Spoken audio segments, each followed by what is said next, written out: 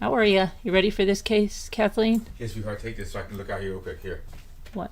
This. Unless you want to plug it in or something. Oh, yeah, yeah, that's good to plug in now. Thank you.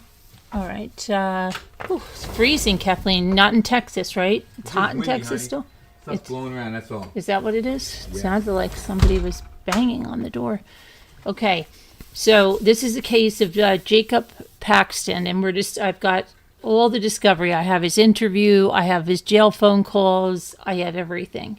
So we're going to start with the investigator report to get the background on it, and then we'll jump to it's over $2 million of baseball cards, and it's in, listen to this one, it's in Strongsville, Ohio, and the investigator, Havasu, that did Mackenzie, is the lead investigator on this. So, let me go into my Jacob file and get the investigator's detective. And we'll go to Havasu. Right there.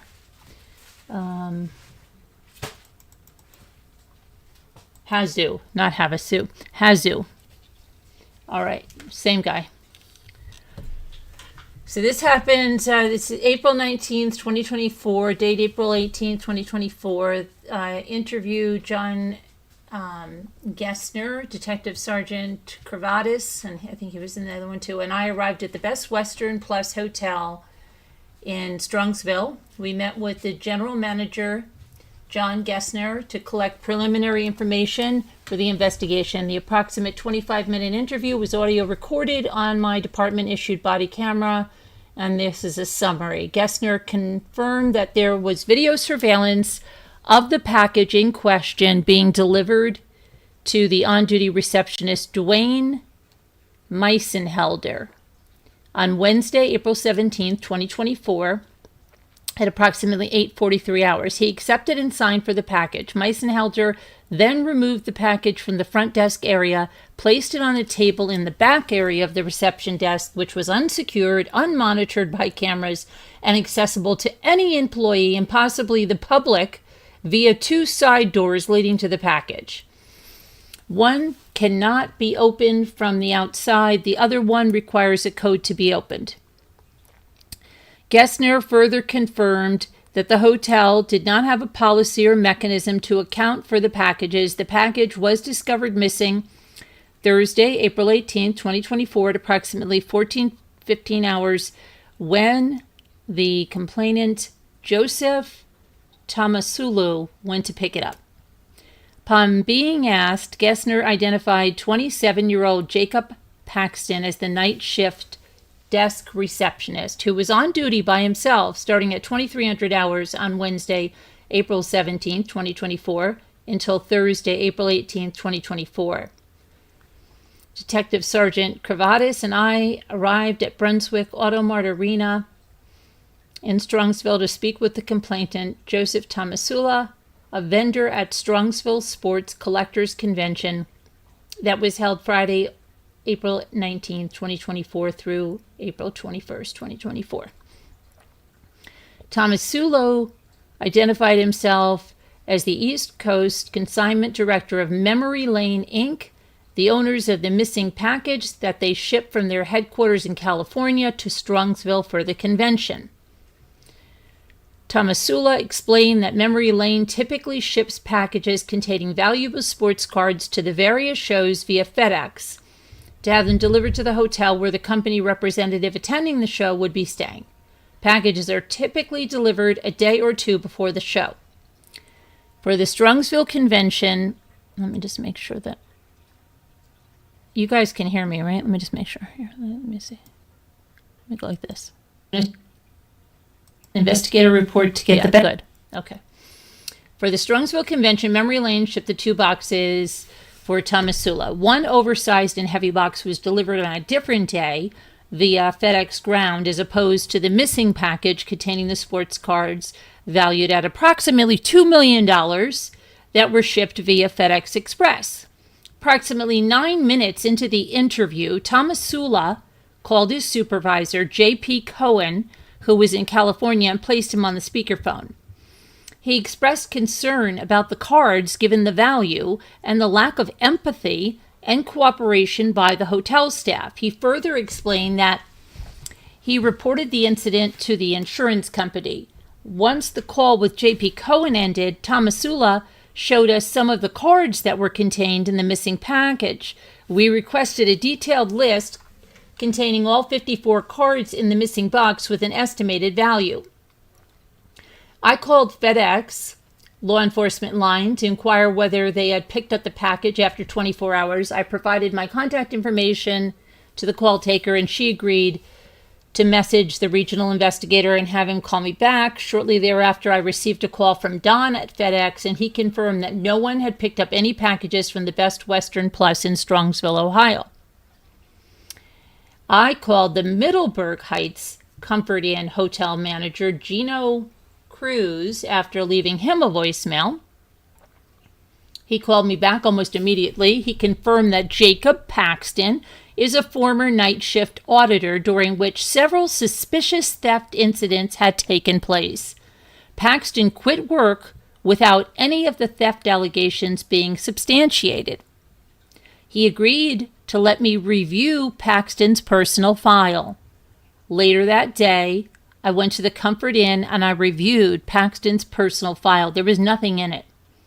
Cruz did mention that Paxton is friends with Chad, who resides at the extended stay in Middleburg Heights. Chad. Detective Glover and I arrived at Chestnut Lake Apartments, building number 5, Whitney Road, apartment number 212, for a knock and talk, the old knock and talk, with Paxton. The address was listed on Paxton's misdemeanor citation dating back to January of 2024, theft shoplifting. The male who opened the door stated that Paxton and his fiancée had moved out in over a month. That doesn't even make sense. Had moved out in over a month. They mean moved out over a month ago? Crazy. Knock and talk. The approximate 13-minute encounter was audio and video recorded on my department-issued body camera. The following is a summary. Detective Glover and I arrived at 1641 Diana Drive in Brunswick, Ohio, where Paxton was staying. The residence is owned by Jeannie Homan, who worked with Paxton at the Best Western. Homan had rented a room in her house to Paxton and his fiancée, Kayla Dickens.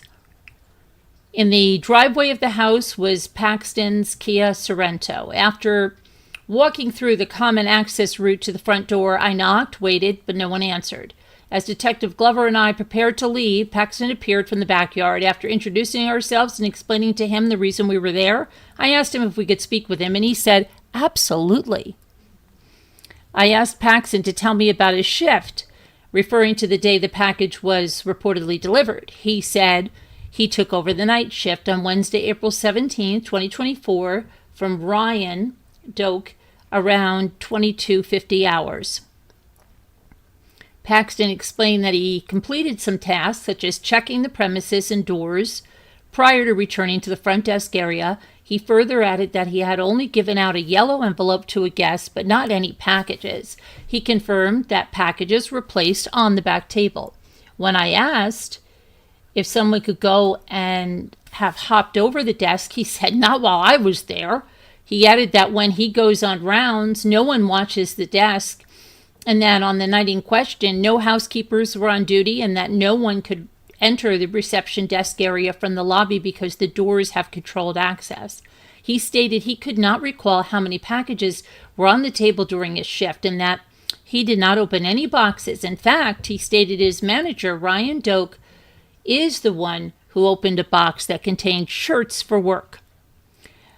I directly asked Paxton if he took the box. He lowered his voice and said, "No," and further elaborated that he does not take items from work. When asked if he would take a lie detector test, he said he would. Okay, so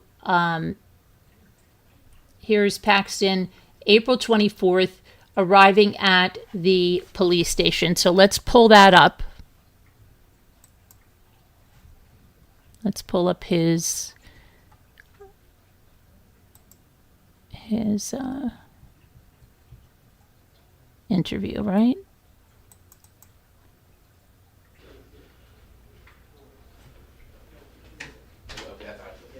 Need water? Water? Please. Well, this can't be this one. We'll go and stand with him while we get the water for him. Hold on a minute. Hold on. We got to go back because... No. This can't be. He's in orange already. So that can't be the one that we have. Hold on.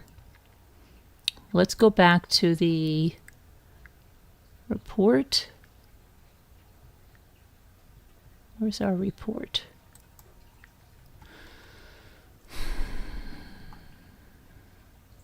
Detective's investigation.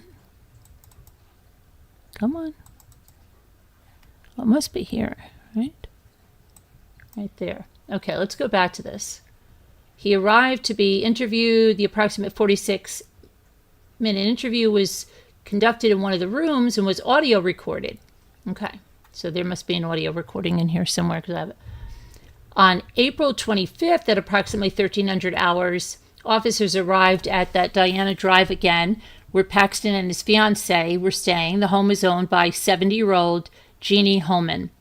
Once on the property, Holman met the officers in the driveway. Detective Glover explained, I remember this Jeannie Holman from something. Maybe I covered this when this happened in another thing. She confirmed that neither Paxton nor his fiancée were at the house. They eventually returned and were interviewed. The search was completed pursuant to a warrant issued by a Medina County judge, but the evidence being sought was not found. Nothing was taken from the home, and a copy of the warrant was given to Holman. During the course of the search, I briefly spoke with Kayla Dickens. After introducing myself to her, I asked her if she knew what was going on. When she said no, I explained to her the reason we were on the property and the case was being investigated. I remember this, even though I feel like I never did. Upon being questioned, she said she knew nothing about the case. She did, however, tell me that they were broke and that Paxton was borrowing money from others to cover basic necessities. In the meantime, Detective Glover spoke with Paxton. May 22nd, 2024, I received a call from Paxton's half-brother, Michael Pierce. He stated that back in April, Paxton went to Pierce's collectibles store called Geek Peak in Cleveland, Ohio, and attempted to sell him a box full of vintage baseball cards.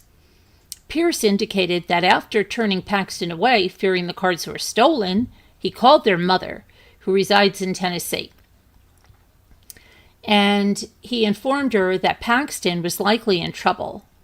Pierce confirmed that he does not deal in sports cards, but he knew enough to immediately identify that they were old, graded, and extremely valuable.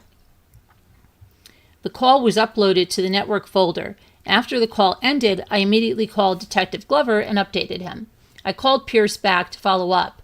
He again stated that he knew his brother Jacob Paxton stole the cards and was trying to pawn them off.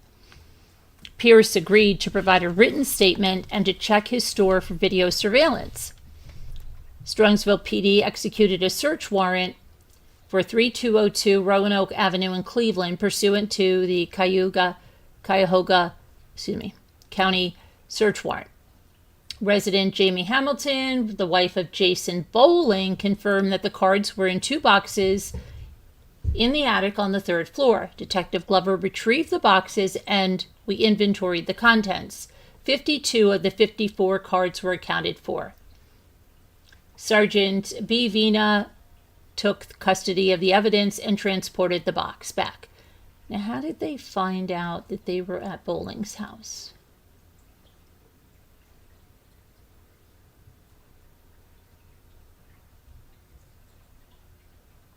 Okay. Bowling arrived at the police station to be interviewed after SPD executed the search warrant at his house. The approximate 25-minute interview was conducted in one of the lobby rooms and was audio and video recorded on my department-issue body-worn camera. Detective Jason Glover summarized the interview in his investigative report, which we have. I called Jason to follow up on the interview and the statement made by Paxton to his cellmate.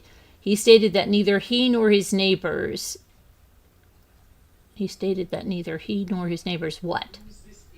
Detective Bartlett and I interviewed Marvin, and he requested to speak with detectives. He indicated that Paxton directed him upon his release from the Strongsville PD jail to Jason Bowling's house in Cleveland. There, Marvin was expected to collect approximately $6,000 from Jason and deliver the money to Paxton's father in order to cover the cost of his bond. Okay, let's see the other Glover's interview, and then we'll get to the, is there something missing here? Let's see.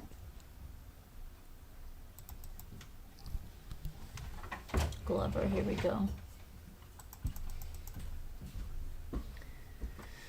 Okay, we're not going to go over the same information, but okay, here's Tomasillo.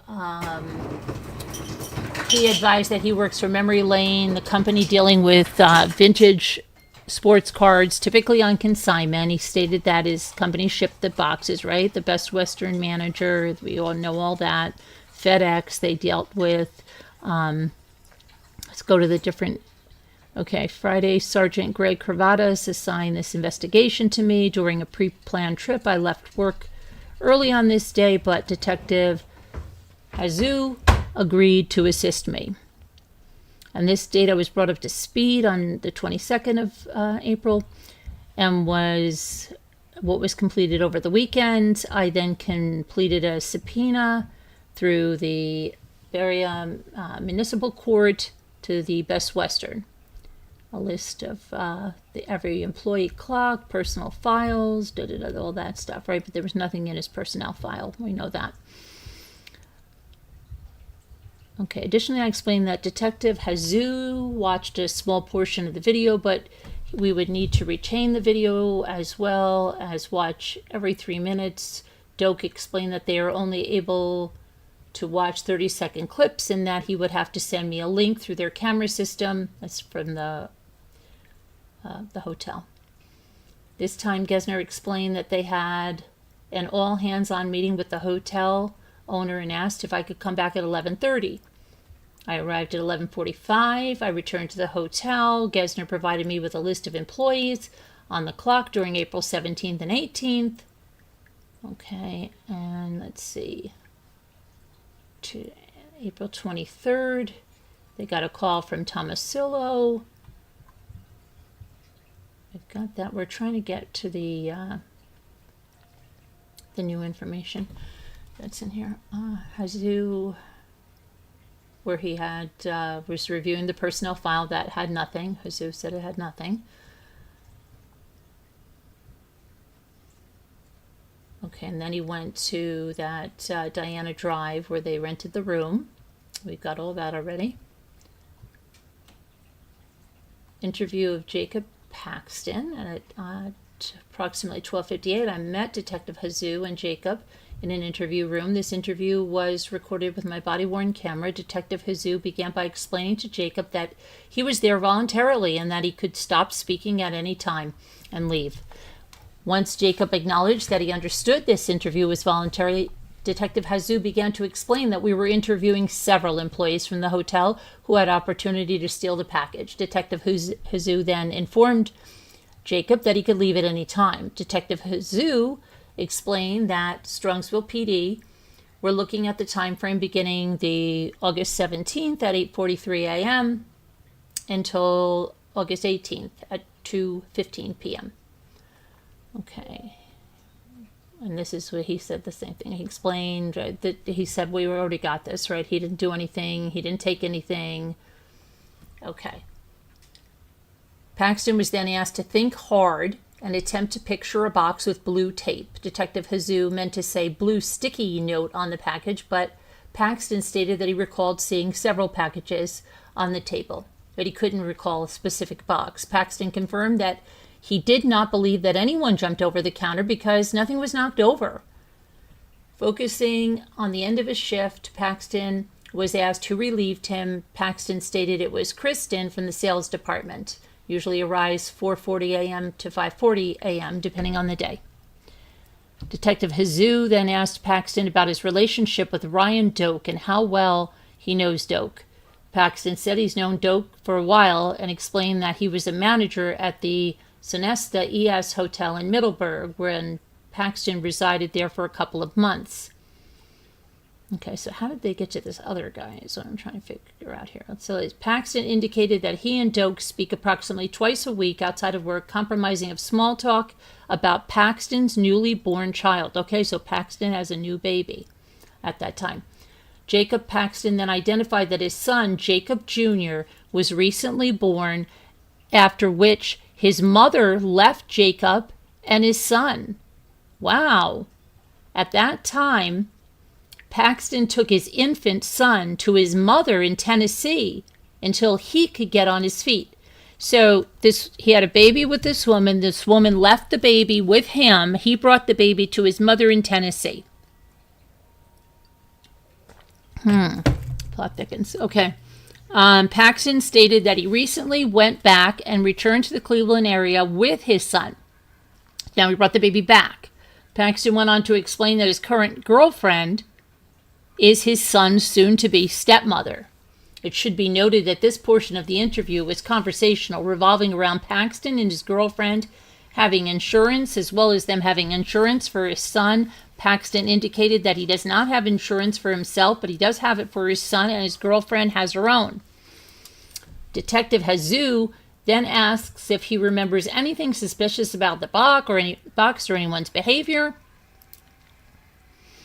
At this point, I thought the fact that a second customer's boxes were found open, and asked Paxton if he remembered seeing any open boxes on the table, considering that they all belonged to customers and should remain sealed. Paxton stated that he was not sure, but that he did not believe that any were open. He did recall that Ryan Doak had an open box on that table which contained new shirt uniforms which were handed out to by Doak to employees. It should be noted that while explaining the above, that Ryan Doak was handing out shirts, Paxton provided unnecessary details. Remember, when you provide a lot of unnecessary details, you're usually lying. The fact that Ryan handed Paxton a large size shirt, and Paxton stated, he said, "Come on, do you think that's going to fit me? And just try it on. Let me know if it fits." The story was given under the context that it matters because they were opening boxes. The extra or unnecessary information is typically provided when someone is nervous and wants to focus on a portion of the story that is truthful rather than deceitful, which is uncomfortable. See? Detective Hazoo then asked Jacob to tell us about Ryan. Paxton stated he knew Ryan. Okay, now this is where they got Ryan. From Sonesta ES, but did not know why Ryan left that hotel. Paxton did state that he has learned of Ryan's past. Investigators previously learned that Ryan, this is still Ryan Doak, was charged with and convicted of child P charges. Paxton stated that he informed the general manager that he did not like working with someone with that sort of history, and that Paxton now refuses to bring his son to the hotel when Ryan's working.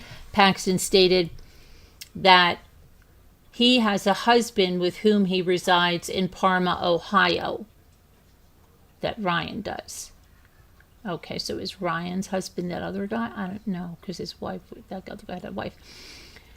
When asked about theft, Paxton states that he knows of instances at Sonesta ES motel where Ryan opened packages that were left at the hotel. Okay, and he learned that from a third party. When Detective Hazoo asked Paxton if he had any reason to suspect Ryan Doak of stealing the package, Paxton said he could not say. Detective Hazoo explained circumstantial evidence to Paxton and alluded to the fact that Strongsville PD had circumstantial evidence in this investigation, such as information we obtained through employee interviews and interviews with former employers. When Paxton was asked what he thought, Paxton stated that he didn't want to point fingers because he did not know. Paxton stated that he did not see Ryan stealing the package, and then he stated that he really didn't know Ryan that well. Just want to make sure that everything is good.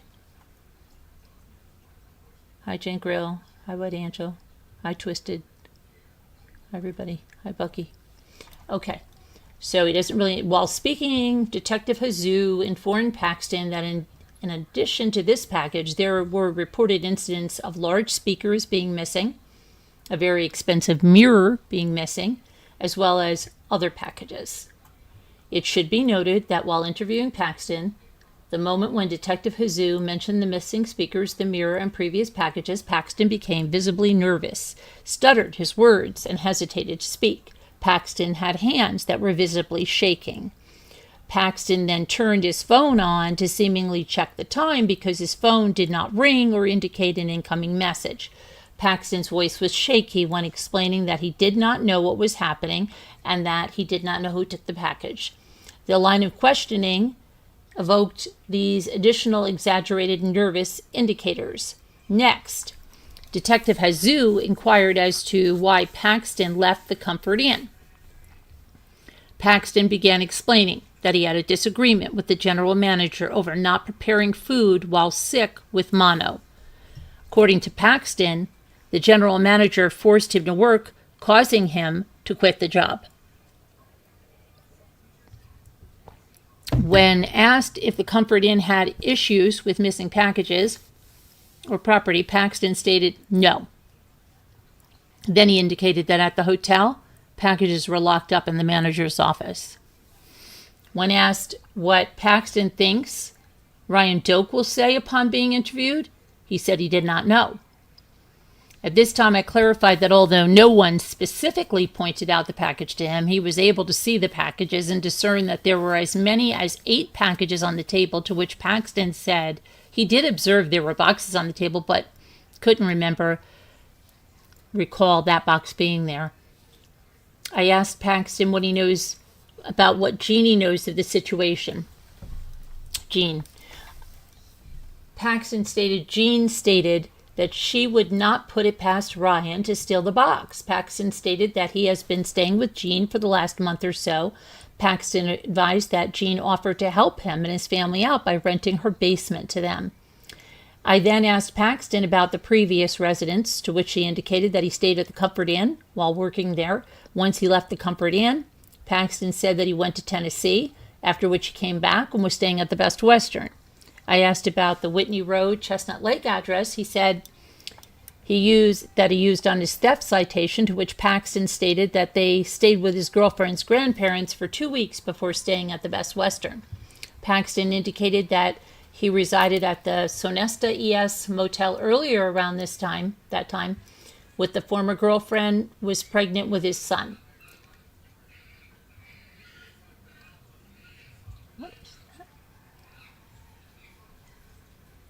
That's weird. It sounds like a squeaky thing.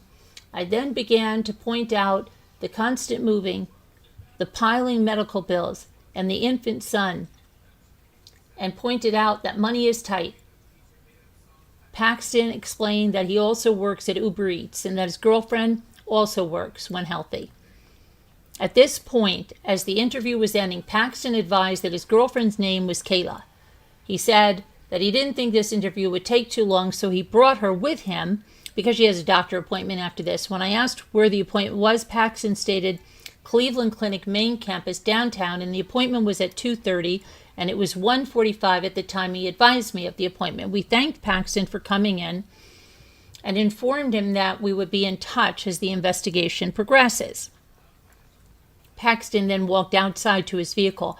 At this time, Sergeant Cravatas was parked outside watching Paxton and reported that Paxton walked to the driver's side window of his vehicle, looked around, put his hood up, and began texting. Paxton was then seen walking away from his vehicle in the direction of the library on Westwood Drive. Seconds later, Sergeant Cravatas indicated that Paxton and Kayla were walking back to the vehicle and stated that she must have walked over there and he was looking for her.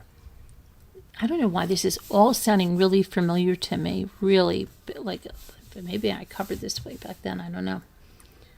At this time, I began surveilling Paxton as he turned from Pearl Road southbound onto Royalton Road eastbound, believing Paxton was heading downtown to the Cleveland Clinic for an appointment.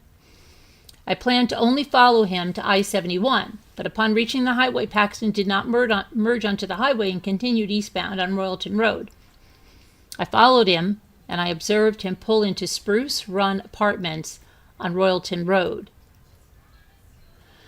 Okay, I observed Paxton park his vehicle at the leasing office and remain inside. I did not see Kayla exit the vehicle, but she is believed to have gone inside the leasing office. Approximately 20 minutes later, I watched as Paxton left and drove to South Park Mall, subsequently parking in front of Dillard's. I watched as Kayla exited the vehicle and began manipulating bags in the back of their SUV. I continued to watch. I observed both Paxton and Kayla enter the department store. At this time, having been approved for a GPS tracker warrant, I parked next to Paxton's vehicle and I executed the warrant by installing the tracker on his vehicle. Following this, I returned to the station where Strongsville began tracking Paxton via the tracker. By not going to the Cleveland Clinic, as previously stated, Paxton was now caught lying to investigators about something that was not necessary to lie about, other than to use that as an excuse to leave the interview quicker. A medical excuse is not one most people, let alone law enforcement, would assume someone lies about, or worse yet, used to obstruct a voluntary interview, but that is exactly what Paxton did. Interview of Ryan Doak. Approximately 2:51, Detective Hazu and I traveled to the Best Western, where we asked Doak to speak privately. Doak escorted us to a manager's office. The interview began, confirming that on April 17th, Doak took control of the front desk. When Dwayne left at the end of his shift, Doak indicated that he took over at approximately 3 p.m. Doak then stated he was supposed to be off, was covering for Jade, the front desk employee. Doak then confirmed that at 10:45 p.m. Jacob Paxton came in for the night shift, thus relieving Doak at the front desk. I then asked Doak about the previous employment with other hotels. Doak informed me that he previously worked at Sonesta ES Hotel, the Kempton Inn downtown, and the Best Western in Canton, Ohio. I then asked how these other hotels dealt with packages. He said the other hotels, they would take the packages and place them on a shelf behind the desk, similar to this one. When I asked Doak why he left Sonesta, he indicated that he quit the job for the one he currently has at Best Western, as well as the pay raise that came with it. Hey, thank you for being a deputy rambler for 1 month, Kathleen. And she says, thanks for all the interesting cases. I'm glad you're appreciating them. I then confirmed that Doak knew Paxton from his time at the Sonesta Hotel. Doak said that he did know Paxton and that he knew Paxton to be kicked out due to unpaid rent. Doak indicated that when Paxton initially applied to the Best Western, Doak hesitated because he knew Paxton from Sonesta, but the general manager, John, wanted to give Paxton a chance because they did not have anyone else willing to work a midnight shift. Doak stated that he has worked out well and that they have not had any major issues. Doak then stated that there have been some small things that have disappeared, but that he would not attribute them to Paxton. Doak then specified food. He also mentioned one incident in which a steak was found cooking in the middle of the night. A steak was found cooking. As Doak continued to talk, he informed us that Paxton was now living with Gene Homan, who felt bad for him. Doak stated that he used to provide Paxton with rides home until they began to work different shifts. At some point, Paxton had an issue with his roommate and didn't have anywhere to go, so the Best Western allowed him to live at the hotel for some time. Once the hotel advised Paxton that he needed to move out, Jean stepped up and invited Paxton into her home. When I asked Doak about the relationship with Paxton, he stated that they have a friendly relationship but are friendly at work. Doak stated that they do not speak outside of work or work-related issues. When I asked Doak more about the steak, he indicated that it was a slow night and that no one would have been working with Paxton. Doak said that he also stated that the food is always left out and is accessible by back doors and that are routinely left unlocked and that it could have been from someone outside the hotel. At this point, Doak did state that while watching surveillance footage around the night of the steak, he noticed Paxton coming into work from outside with a backpack on. And he couldn't think of a reason why Paxton would need a backpack at work. I then asked Doak if he suspected Paxton to be responsible for some of the missing items, and Doak stated that he wouldn't know. I then asked Doak if he would be shocked to hear that Strongsville PD had been informed of missing packages back in March of 2024, to which Doak stated he would be surprised because he knows nothing about that. I then asked Doak if he would be surprised to hear that Strongsville Police Department have a second reported missing package that allegedly contained a baseball card, to which Ryan stated he also had no idea about that issue either. Doak also stated that John, the general manager, also told Doak that he did not know of that as well. When I asked Doak about the missing speakers and mirror from a banquet room, Doak stated that he remembered hearing about the speakers but made no mention of the mirror. Doak stated that he believed the speakers were located. At this point, Detective Hazoo and I began asking Doak about why the hotel failed to investigate internal theft. Doak said he has no real answer for this. We then asked about the background checks upon hiring and what the hotel hiring practices look like, to which Doak indicated that they have never investigated internal theft, and that would fall on the shoulders of John, the general manager. When it comes to hiring practices, Doak indicated they do not conduct background checks and that they do not even ask for references. When asked if Doak contacted Comfort and Paxton's most recent employers, Doak stated he did not, and he stated that the hotel conducts an interview and goes off of the feeling they have from the interview. We then asked Doak if he knew why Paxton left the Comfort Inn, to which Doak stated, as he understood it, Paxton could not live there any longer, so he quit the job. We then informed Doak that although Paxton did quit, Comfort Inn was preparing to terminate him due to missing packages and guest items on Paxton's shift. Doak advised that he was unaware of that information. Doak then indicated that he follows the lead of General Manager John. As the conversation returned to the missing package, Doak indicated that he gave one package to a guest, and the only package he remembered being open was the one containing the hotel shirts.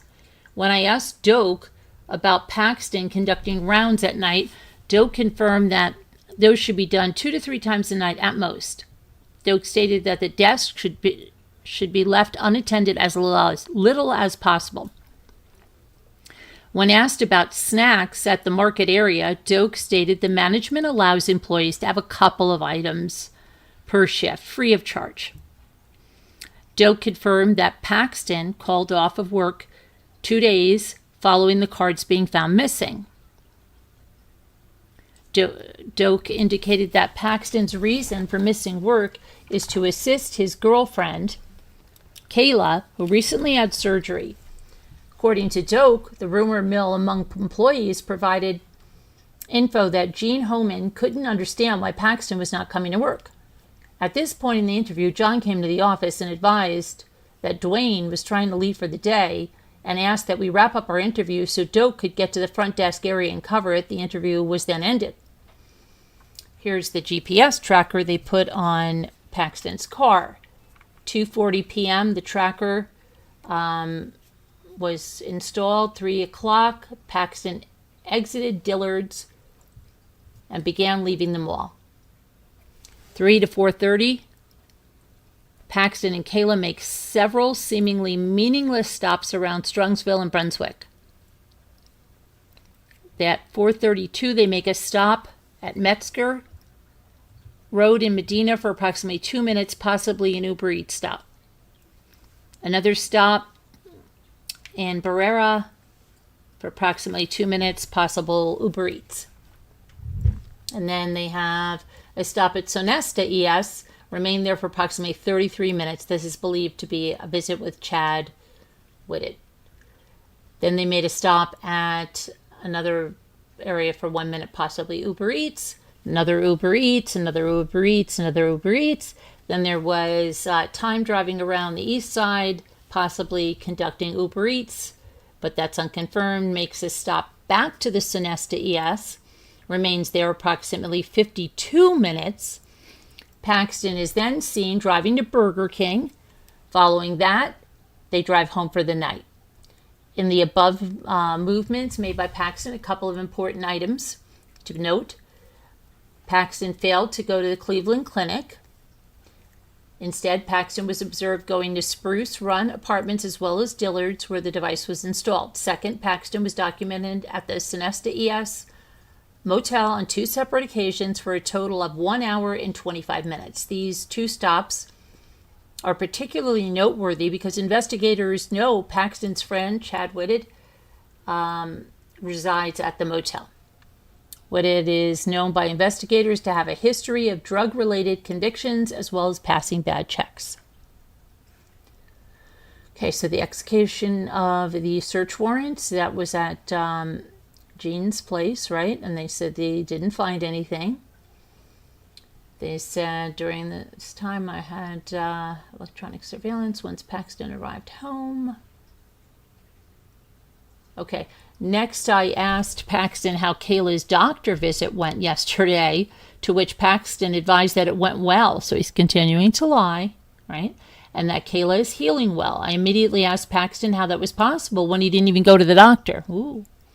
Paxton, with a confused look on his face, doubled down and stated that he did go to the doctor. I explained to Paxton that upon his leaving our station following his interview, I conducted physical surveillance, during which time I followed him to Spruce Run Apartments in North Royalton. Paxton quickly stated that they went to see Kayla's grandmother. I then asked Paxton how they saw her grandmother when they remained in the vehicle parked in front of the leasing office. Paxton then again changed his story by stating that he was nervous and that they were there for Kayla to interview for a job. I then informed Paxton that I followed him to Dillard's, at which point he stated that he and Kayla went to get her ring cleaned. When I asked why he did not go to the 2:30 p.m. appointment, Paxton stated that they were running late, and since it was only to check on her stitches, that they were told they could go anywhere. So they went to the Cleveland Clinic, Brunswick location. Paxton then stated that they did see her grandmother at Cherry Tree Apartments. Paxton then advised that they went to see Chad at the Sonesta Motel, and I took the opportunity to explain that several people at Best Western have pointed their fingers at him as the person who took the package. I also indicated that the Comfort Inn pointed fingers at Paxton as the source of stolen packages and items at their hotel during his employment. Paxton maintained that he has not stolen anything from the Comfort Inn or the Best Western. I then asked Paxton what else he had done the night before. Paxton stated that he did not go out after seeing Kayla's grandmother. I then advised Paxton that he was lying again to me because I surveilled him throughout the evening and that he was all over the place, including the Sonesta Motel, for a second time. Paxton replied that he was nervous.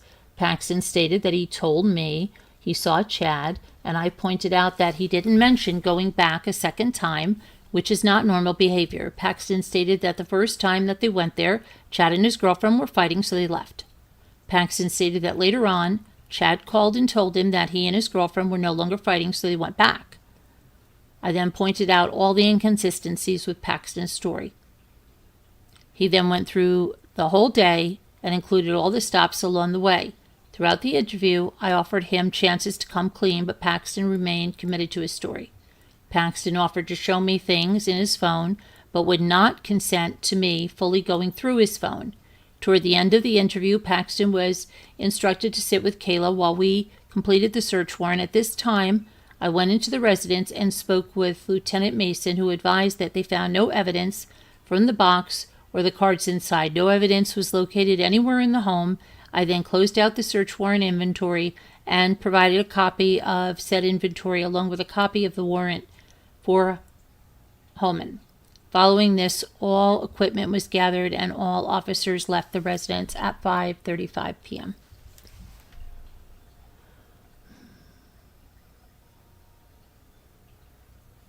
On this date, as part of the investigation, I began going through the surveillance video from Wednesday, April 17th.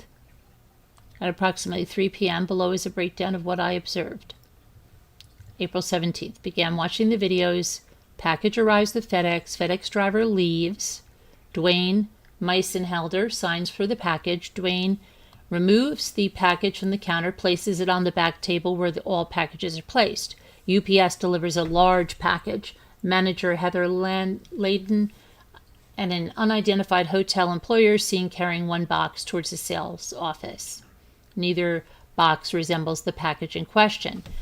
Dwayne, 9:57. Dwayne moves the UPS box to the back table where all the packages are. 9:57 to 1:05. Dwayne is seen helping guests. Nothing suspicious. 1:05. The front desk appears unmanned, but Dwayne can be heard behind the camera. 2:47. Manager Ryan Doak is seen at work for the first time.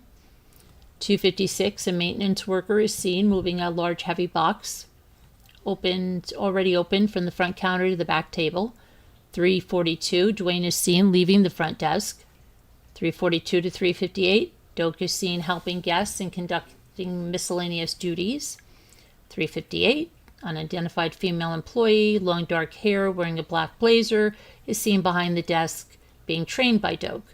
3:58 to 4:25. Doak is seen training an unidentified female employee and helping guests. 4:25. Doak is observed leaving the front desk and walking towards the sales office, but returns quickly. Nothing happens during this time.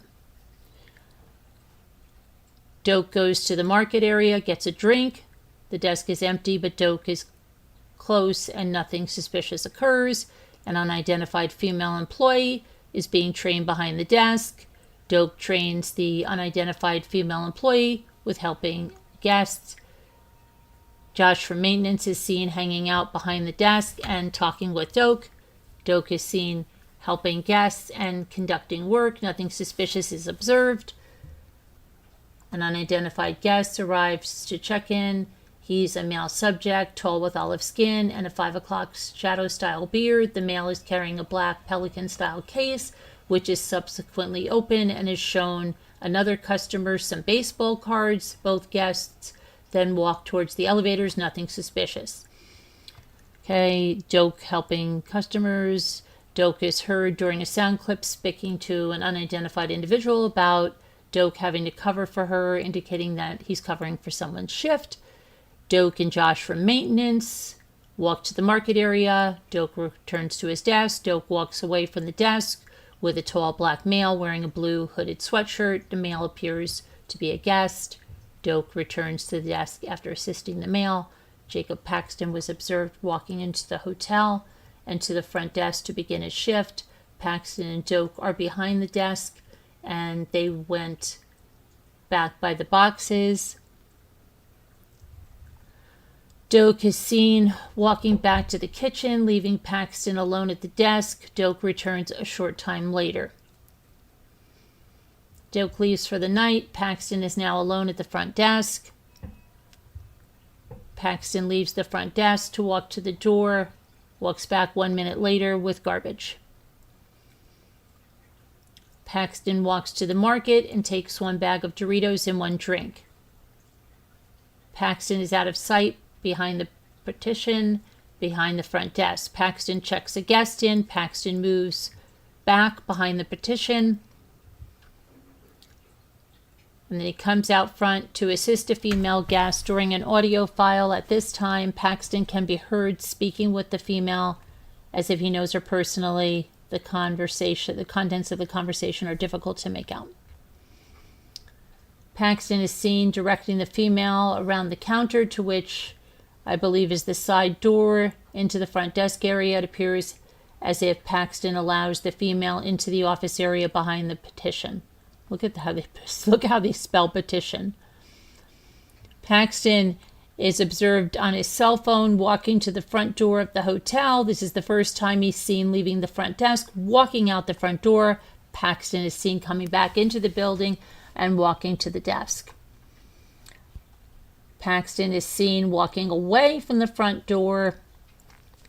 The front desk, out the front door. This is the second time Paxton is seen. Paxton is seen coming back to the building with the black backpack. Okay, so they see him going back and forth a third time, walking outside on his cell phone. Paxton is walking back to the desk, and then the fourth time leaving the desk unmanned while walking out the front door. He is seen walking back inside to the front desk. He's seen checking on a guest. Seen walking from the front desk for the fifth time and headed back to the employee area. Paxton is seen walking out from the back and to the front door, and then he's seen walking back to the front desk. Paxton's seen walking away from the front desk for the 6th time, going out the front door, and then walking into the building and to the front desk, walking out the front door for the 7th time. Oh my goodness. Paxton is seen walking back into the front door and back to the desk. Paxton is seen checking a guest in at 3:49 a.m. He is seen walking away from the desk, out the front door for the 8th time with a guest this time. Paxton is seen walking back into the building, heads to the back employee area, walks back to the front desk. He's seen walking out the front door for the 9th time on his cell phone, and he is seen walking back into the building to the front desk with a guest waiting. Sales associate Kristen Kern is seen arriving at work. Paxton is seen walking out the front door for the 10th time to his vehicle with the black backpack. Paxton is seen leaving the front desk, walking to the sales department. Front desk manager Ryan Doak is seen arriving at work. Paxton is seen leaving the hotel at the end of a shift. Business as normal. Doak is seen helping guests. Several managers and employees are seen. And then Gesner is observed coming to the front desk, which is when the package was discovered missing.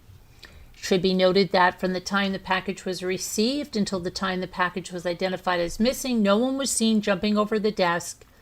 Additionally, the package was not seen leaving the front desk area. Blind spots, such as behind the petition wall, behind the front desk, as well as the door along the hallway leading into the front desk area, cannot be seen, and they cannot be ruled out as ways where the package could have been taken out without someone seen by the cameras. Only 2 employees were alone with the package for extended periods of time, Ryan Doak and Jacob Paxton. Okay, so on this date, I spoke with J.P. Cohen, the manager of Memory Lane. After careful considerations with his insurance company, he would like to offer $25,000 reward for the return of the cards. Cohen stated that the reward would come with no questions asked and that no charges would be pressed against the individual returning the cards. Cohen indicated that he would send an employee in town to meet with and pay the individual and take possession of the cards. Cohen stated that he would put a 48-hour time limit on the deal. I informed Cohen, as the victim, that he could offer the reward. I also informed Cohen that the best method for doing so would go through the general manager, John Gesner, who could utilize the company's mobile application to send a message to all employees. On this date, I attempted to call Gesner at the hotel, but received no return call. I encouraged Cohen to reach out to Gesner himself, as I was not receiving a call back. On this date, I spoke to J.P. Cohen on April 30th, and he indicated that after much debate with his team and his insurance agent, he has decided to offer that. He has decided, okay. In addition, Cohen spoke with the general manager, John Gesner, who, along with the owner of the hotel, Sadish Dougal, wanted to confirm that Strongsville Police Department was comfortable with the reward. After speaking with everyone involved, I confirmed and instructed Gesner to send the message to the employees stating that the company, Memory Lane Inc., has offered to reward and that law enforcement will not be notified. The employees were then told that they could deal with the company directly. In speaking with Cohen, he also wished to put 48-hour time limit on the offer. Additionally, I informed Cohen that I would continue my investigation in case no one comes forward with the cards. But that guy would not, Jacob Paxton would not have got a memo because he didn't work there anymore, right? Between the dates of April 30th and the date I reviewed the GPS tracker locations at which Paxton had spent any significant time, below is a breakdown. Okay. We already went through this, didn't we?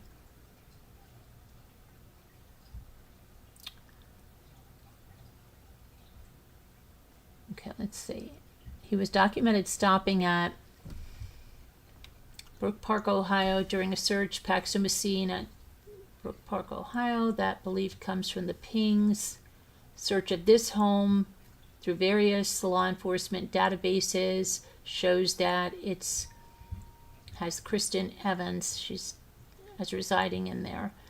Between the hours of 6:43 p.m. and 9:20 p.m., Paxton is seen on Roanoke Avenue.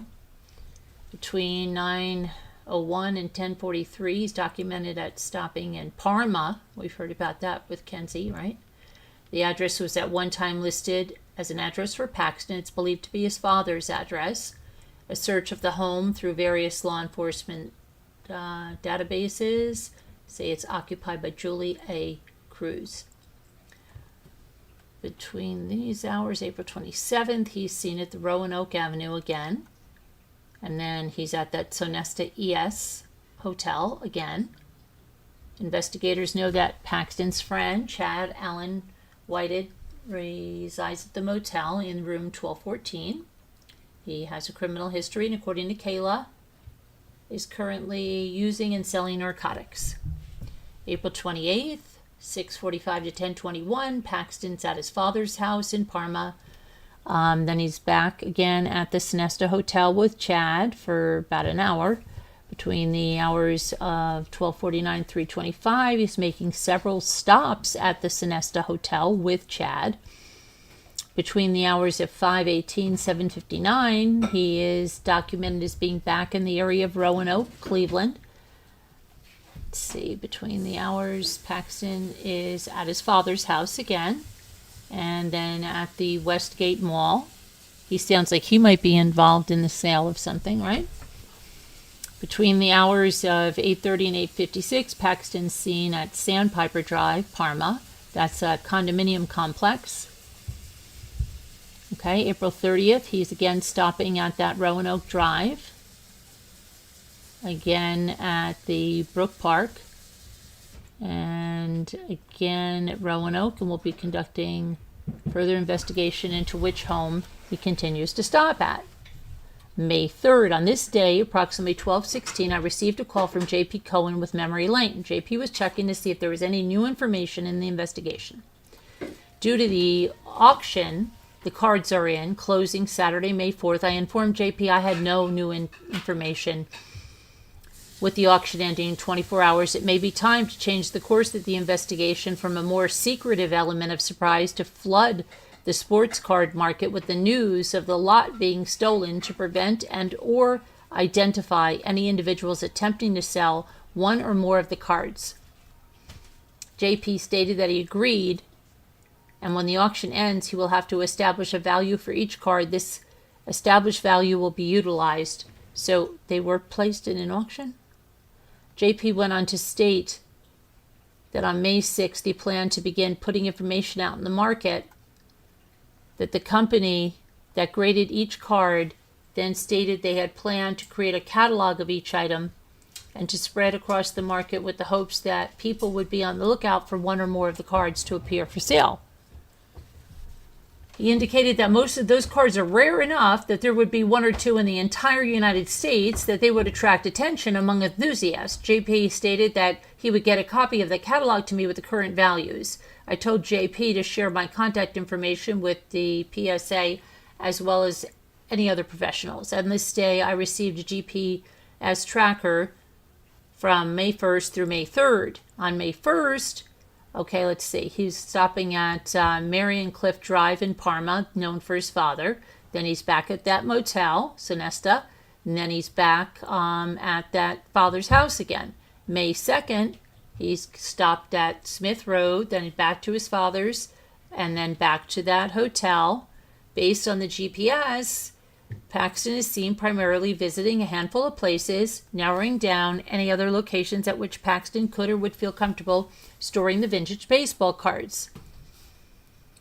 So this residence, known by Paxton as the address of Paxton's father, Charles Paxton, and his suspected significant other, Julie Cruz. Paxton is known to drop his child off here while he works as Uber Eats. This one in Brook Park, this residence has been identified as a rental home, and possible person living there, Kristen Evans. And then the Sonesta ES Suites, specifically 1214, occupied by a friend, Chad Whited. One of the residents on Roanoke Avenue, Cleveland, for yet an unknown reason, Paxton is on Roanoke. The GPS bounces around, showing him as being at several different residences. Every time he is on the street, I plan to utilize surveillance to identify the specific house. May 13th. On this date, I received an email from J.P. Cohen stating that he spoke to the company's software provider and that they logged files and VPNs and IP addresses of those individuals who visited the auction site. On the chance that I could identify a suspect's IP address for their cellular phone, computer, or Wi-Fi. He sent a follow-up email that contained links to some of the data. Okay, 14th of May, I reviewed electronic surveillance. Paxton was observed conducting travels and behavior consistent with him working at Uber Eats and DoorDash. May 4th, he went to a Roanoke house. He went back to the Sonesta ES Hotel, back to that Brook Park address, back to his father's address, back to his father's address. Again, here he's at the father's and at the father's again. Again, on the 6th, he's at the father's. On the 7th, he's documented stopping at Detroit Road. That's unknown where that is, if it's related to Uber or whatever. Then the Roanoke one, then at his dad's again, the Brook Park location, and then back to his dad's. 8th, he was documented at being Broxton Drive, Strongsville. Then he went to dad's again, and then that Broxton Drive again, and then Broxton Drive again. May 9th, he's been seen at his dad's, Broxton again. Wow, what's in Broxton? Brunswick, then his dad's. Between 10:37 and 11:50, he was seen sleeping at the Broxton location. Paxton was observed at the Broxton location again, and then going to the Brook Park and back to Broxton. Between the hours of 10:35 and 10:49, Paxton was documented as being at the Broxton residence. Then he stopped on 5810 State Road, and then he was seen stopping at 6571 Smith Road. Then on the 13th, he's at Diana Drive location. Upon reviewing the aforementioned data between May 4th and May 13th, it appears as if Paxton and his wife have moved out of that home that they had with Jean, and they are now staying either at the father's address or that Broxton address, right, in Strongsville. On the 17th, the investigators spoke with J.P. Morgan in Memory Lane. He wanted to check on the investigation, get an update. J.P. informed me that they learned from Kevin, the front desk manager, that Ryan Doak quit his job that week and that Kevin was promoted to front desk manager. The fact that Ryan Doak quit his job at the Best Western was found to be concerning. During our interview with Ryan, he explained to Detective Hazoo that he takes his job seriously, that his job means a lot to him because of his past. Ryan explained that due to his past, the CP charges, it's difficult to find a secure, good job, so that when he finds one, he takes it seriously. Based on this information, his recent departure from what Ryan described as a really good job raises flags to investigators. JP then explained that he sent an employee to the Cleveland area where they identified as many as 200 local businesses that do or deal with baseball cards, such as card shops, pawn shops, and memorabilia shops. He stated that his employee drove to all 200 locations with pre-printed packets describing each card with a photograph. Also documented the company's contact info along with my contact info for anyone who may have information. JP informed me that in addition, he spoke with Jackie Curell, CEO of Professional Sports Authenticators, who also recently purchased Sports Guarantee Corporation and now makes up approximately 98% of the sports memorabilia authentication market, who also authenticated every card in this lot. JP indicated that PSA put red flags on these cards with their authenticators. Additionally, JP informed me that when PSA authenticates such cards, not only are they assigned a serial number, but they are scanned with new technology that essentially makes the card into a fingerprint, thus identifiable from another of the same card. JP assured me that should one of those cards show up somewhere, they will certainly be able to confirm it as the stolen card.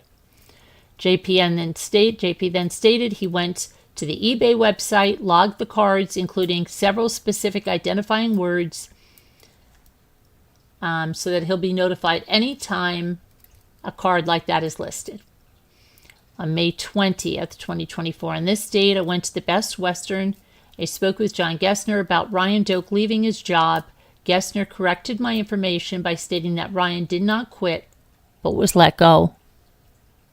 Gessner stated that someone was aware of Ryan's past issues and continued to make a big deal of his employment with the Best Western, as well as the owner of the Strongsville location, Satish Dougal. According to Gessner, Dougal contacted him and forced him to terminate Ryan. It should be noted that Wise cameras placed within the hotel front desk area personally purchased and installed by Ryan Doak with Gessner's permission. Since his termination, those cameras within the hotel were removed. When speaking with Gessner, he also stated that before being terminated, Ryan advised him that he had heard some information that Evan, the current manager of the Sonesta ES Hotel, was talking about the cards, and heard that Paxton's friend Chad Whited talking about the cards as if they knew where the cards could be. While walking out of the hotel through the lobby, I stopped and spoke with Dwayne, the front desk associate, who stated that another guest recently had a package stolen and was very upset about it. To date, Strongsville Police Department has not taken a report of the new theft of the package. I attempted to call Dwayne to speak with him about the most recent incident as well as identify the victims. On this date at approximately 10:30 a.m., I went to the Best Western Hotel to speak with Dwayne about the most recent package that was allegedly stolen from the hotel. Upon arriving there, I learned that Dwayne was off that day and due back at work the following day. Upon leaving Best Western, I traveled to Ryan's residence to speak with him about the recent termination from the Best Western, as well as the allegation made by John Gessner, which referred to Ryan allegedly hearing from Evan at Sonesta ES that Jacob was telling Chad about the cards. I was able to speak with Ryan through his Ring doorbell. Ryan informed me that he was not home and that he was at his new job. Ryan stated that he was off of work at around 4:30 p.m. and that he would call me.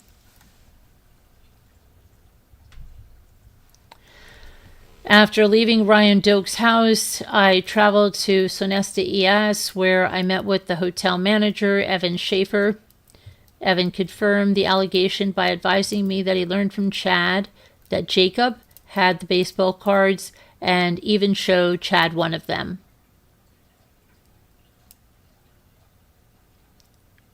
The general manager. Okay, Evan is confirming this. Okay, got it. Following this, I went to room 1214, where I encountered Mildred Millie Thomas out smoking a cigarette. I introduced myself to Millie, and I explained the missing baseball cards. I explained that I did not necessarily suspect Chad took the cards, but I believe that Chad had information about the whereabouts of the cards due to his relationship with Jacob. Millie paused and stated that she could not lie, and that Chad and her daughter and Chad's girlfriend, Brianna Spangler, I've heard all these names before. I must have hit this case. I remember the thing about the car thing. Did not need this trouble. Brianna Spangler. Millie informed me that she had heard rumors from Evan that Jacob may have been involved in the card theft, so when she asked Chad about it, Chad admitted to her that he opened the package, saw the cards inside, and intended to take the package, but decided not to and left the package in the mail area at the hotel. According to Millie, she explained to Jacob that she too made mistakes when she was younger, and she owned those mistakes, and that if he took the cards, he too needed to own them and return them to minimize the trouble. Following this advice, Jacob insisted that he left the box and he did not steal the cards. While I was speaking with Millie, her daughter Brianna walked up to the room. This time I introduced myself to Brianna Spangler, and I explained why I was there, to speak to Chad about Jacob and the baseball cards. Brianna learned that Millie informed me of Jacob's confession to looking in the box but not taking it. When I informed them that the box was never put back and was taken, Brianna stated that one night Jacob was over and had one of the cards, which he showed to Chad. According to Brianna, Jacob had a small, odd-looking card in a plastic sleeve. Brianna stated that she was approximately 10 to 15 feet from them, but that the card did not look like a normal baseball card, stating that it was smaller and looked like an old guy on the card. Brianna then stated that Jacob did show the card to Chad. At this point, Brianna called Chad at work and told him Millie was coming to pick him up because he needed to come home and speak to me. It should be noted that several of the stolen baseball cards are tobacco cards or cigarette cards, which used to come in packs of cigarettes or tobacco when purchased from the store. These cards were often odd sizes and appeared different than other cards of today. These older cards were often square in shape or tall and skinny, more so than traditional or present-day cards. Additionally, these cards often labeled the cigarette company from which the card was obtained. When Brianna stated that the card she saw was smaller and skinny with an old guy on it, I knew it to be similar in nature to the 27 of the missing cards from the lot. Additionally, Brianna stated that she overheard Jacob mention Babe Ruth, which is particularly important since one of the smaller tobacco-sized cards was Babe Ruth. When waiting for Chad and speaking with Brianna, I took a moment to call Detective Hazoo and asked him to bring the case file to the Sonesta Hotel. I advised Detective Hazoo that I had a good lead on the cards and that I needed the list of cards provided by Memory Lane. Approximately 15 minutes later, Millie arrived back at the residence with Chad. I introduced myself to Chad and I explained that I was there about the baseball cards and that I wanted to speak with him regarding some information I learned.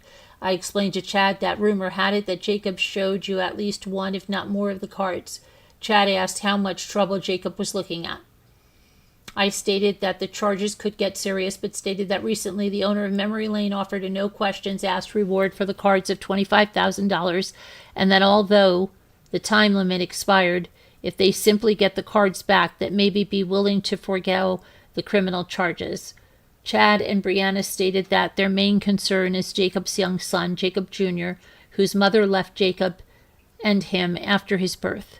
I explained to him that although I had no control over what happened to the child, I would advocate on their behalf. Based on that information, Chad stated that Jacob did show him one of the cards and that he knew Jacob took them. Chad stated that, according to Jacob, the cards were stashed at one of his father's properties. At this point, Detective Hazoo and I stepped aside to call Detective Sergeant Greg Cravatis and update him with the information. Okay, so Chad and Brianna, their main concern. Did they give the name of that guy's house yet? This Detective Hazoo and I stepped aside to call Detective Greg Cravatis. After speaking with Cravatis, Chad stated that Chad, Brianna, and Millie spoke and they had more to tell me.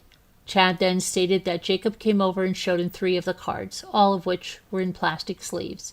According to Chad, Jacob then stated that those 3 were what he believed to be the most valuable ones and that there were a bunch more which are stashed. Chad stated that since then he wanted to separate himself from the cards and never asked Jacob about them again. When I asked Chad why he didn't say anything about the cards before this, he stated that he didn't want to snitch on his friend, but now he cannot afford the trouble coming to him, so he is sharing the information. When I asked Chad to write a statement, he stated that he would rather not and that he would like this to be off the record. I explained that it could not be totally off the record and that it was now evidence of a crime. I explained that he did not have to write out a statement, but I would have to use the information which Chad stated that he understood. When I asked Chad when he saw the cards, Chad stated about a week or so ago and that he may have been last Wednesday. At this point, I asked Chad, Brianna, or Millie if they could call Jacob and attempt to convince him it's in his best interest to hand the cards in. They all stated that Jacob likely would not answer and that he had been avoiding them for the past few days. Brianna then stated that Jacob's girlfriend, Kayla, was working at a new job at Spruce Run. Brianna told Kayla that the Strongsville police were at their home questioning them and that they had to be honest. Brianna begged Kayla to convince Jacob to hand the cards in, and after a few minutes, Kayla asked to speak with me. Upon speaking with me, Kayla asked how much trouble Jacob was looking at. I informed her the same thing that I told Chad and Brianna, that the longer this goes, the less sympathetic the victim's going to be.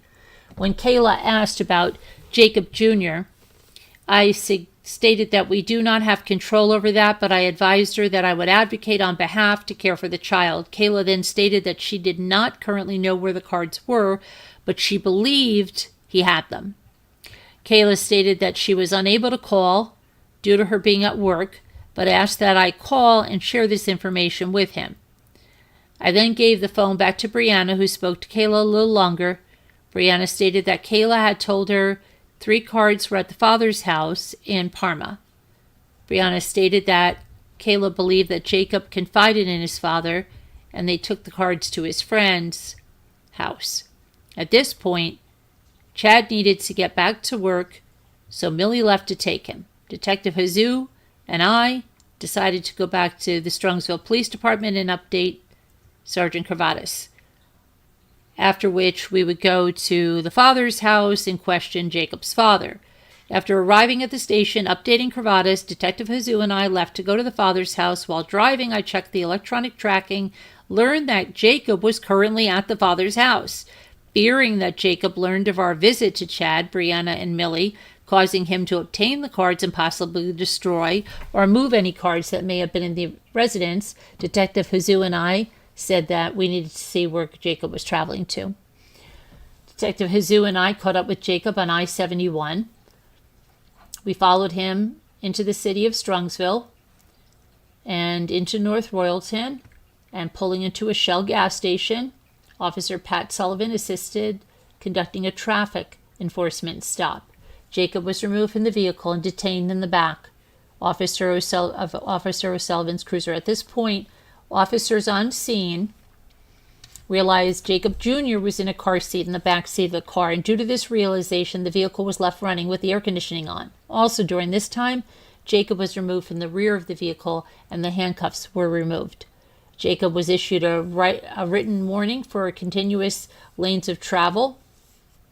Jacob was advised that he was being detained for the theft of the baseball cards. Jacob maintained that he did not take them. I informed him that we had new information. Jacob was allowed to, and I'd like to discuss it at the station, Jacob was allowed to use his cell phone and plan for his son, but his phone was taken as evidence pending a search warrant for his cell phone. At this time, Detective Jesus, Sergeant Cravatis, with permission with Jacob, searched his vehicle. We did not uncover any cards. Short time later, Jacob's stepmother arrived at the Shell gas station and took Jacob's vehicle and his son back to her home. Jacob was then transported on investigation detention to the Strongsville Police Department for questioning. Once Detective Jesus and I returned to Strongsville, we set up the detective interview room to be recorded, and I went into the jail and escorted Jacob out to the interview room. So now I think if he is in the jail, then he's in the orange, right? We can watch that interview now. You think we're up to par on this?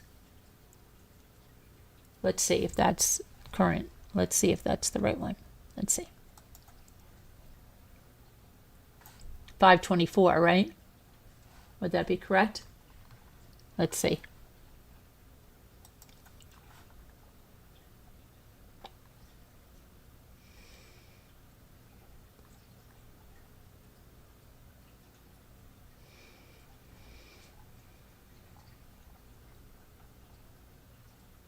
Tuesday, May 21st.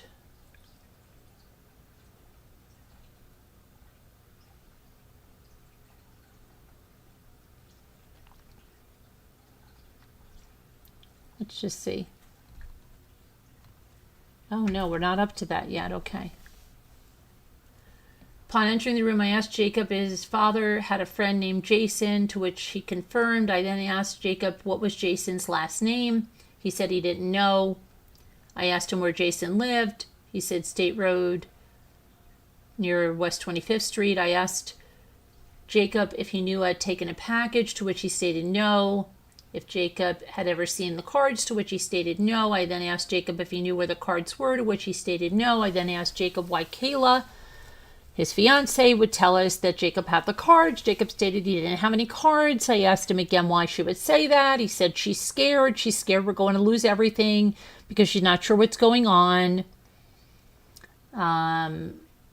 I explained to Jacob that I had a conversation with Kayla before detaining him today, and then I asked Jacob if Kayla had begged him to turn the cards in, to which Jacob confirmed that and stated that Kayla told him that if he had the cards to turn them in. Jacob stated he informed Kayla that he didn't take anything. When I asked Jacob if his father owned property somewhere in the state of Ohio or the state of Michigan, he stated that he did not.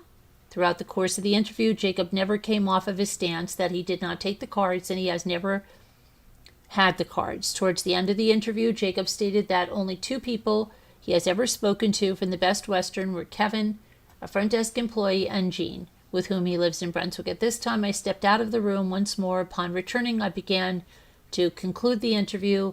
I explained the process, and then I would be taking to present charges to a prosecutor. I informed Jacob we were seizing his cell phone, for which I would be applying for a search warrant to break into and download the contents.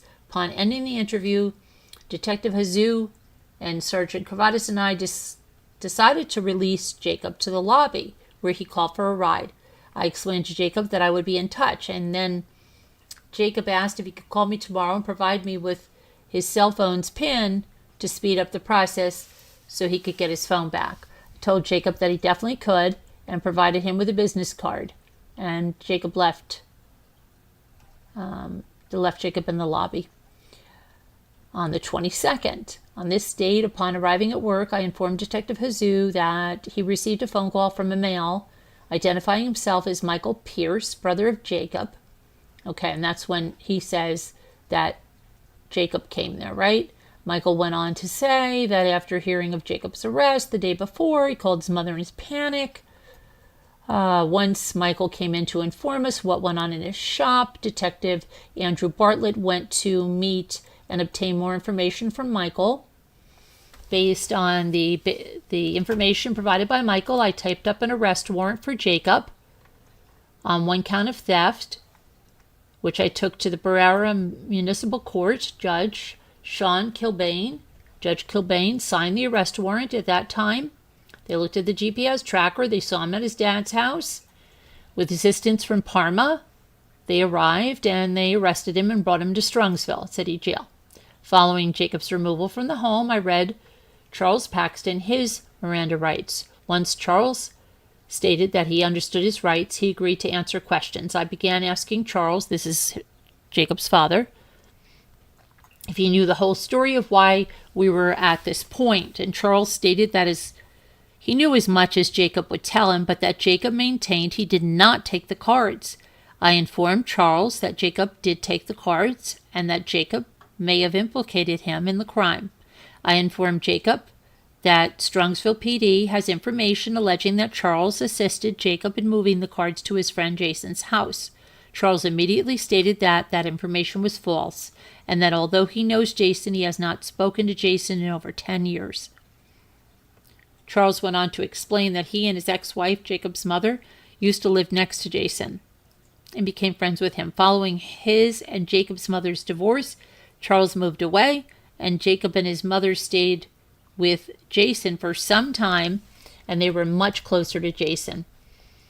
I then asked Charles what Jason's last name was, to which he stated Bowling. Oh, that's how they got to the bowling house, okay? Charles stated that he didn't have a current number for Jason, and he was last aware Jason was living in Roanoke in Cleveland. Okay. It should be noted that hearing that Jason resided in Roanoke triggered alarms, because now they know He stopped at that location 8 different times with that GPS. As the interview of Charles Paxton concluded, he informed me that he wished he could help Jacob, but deep down he knew Jacob took the cards and that Jacob was lying to everyone. Charles also told us law enforcement to be careful going to Jason's, as he's unpredictable, as Charles put it. Once officers left the father's house and returned to Strongsville PD, they met with Detective Andrew Bartlett, and who was returning from his meeting with Michael Pierce. That's the half-brother of Jacob. Detective Bartlett stated that unfortunately, the surveillance video inside Geek Peak, that's Pierce's store, writes over itself every 2 weeks, meaning there is no longer any surveillance video of Jacob inside the store. Detective Bartlett then continued to say that in addition to Michael Pierce, there were 3 other independent witnesses who could corroborate Michael's statement, as they were present, saw the case with all the cards, and listened to the conversation. In Michael's written statement, he identifies the individuals as Jill Bressnaker, who is his fiancé and partner in the shop, Jonathan, last name unknown, and Josh Mamek. Michael informed Detective Bartlett that on April 19th, he and the aforementioned 3 witnesses were inside the shop playing a card game when Jacob came in. According to Michael, Jacob asked Michael about purchasing some old, rare baseball cards for a few thousand in cash. But they were worth $2 million. He wanted a few thousand, okay? But Michael refused, at least until he could see the cards. Jacob informed Michael they were in the car. He'd bring them in. Michael stated that as Jacob walked in, everyone in the shop who collects cards immediately observed the PSA writing on the black case. It should be noted that PSA Authenticator is a world-renowned collectible grading company that is estimated to own 95% of the market. It is also known that every card stolen was graded, serial numbered, and scanned before being shipped and subsequently stolen. Michael went on to explain that once Jacob opened the box, he witnessed several cards, all in plastic and graded by PSA.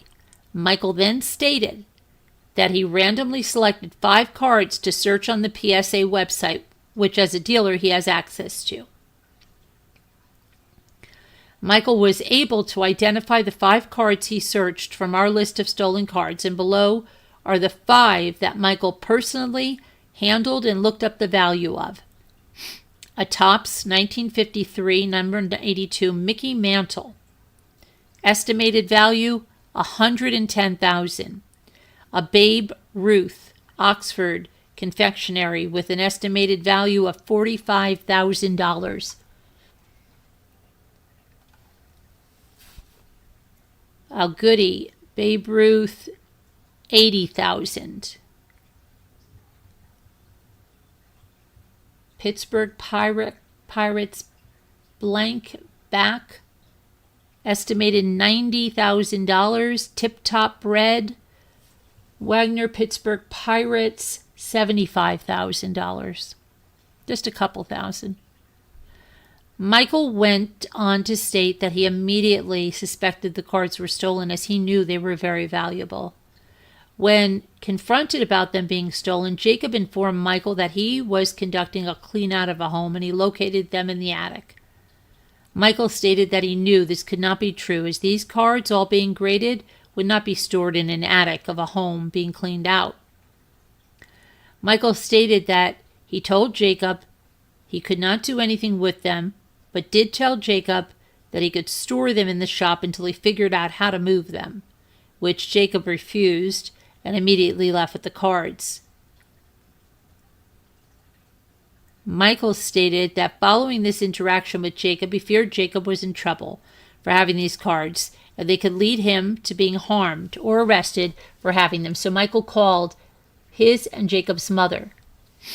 Following Jacob's detention on May 21st, Michael's mother contacted him and informed him that Jacob was not officially arrested, but that she feared Jacob could could have implicated Michael and his business by bringing the cards in. Michael stated that he and his fiancée have and continue to work to maintain a legal operating business and that they too deal with theft in their shop.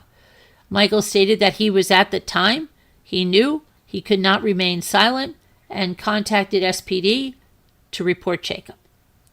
Detective Bartlett obtained a written statement as well as had Michael's initial next to all 5 cards.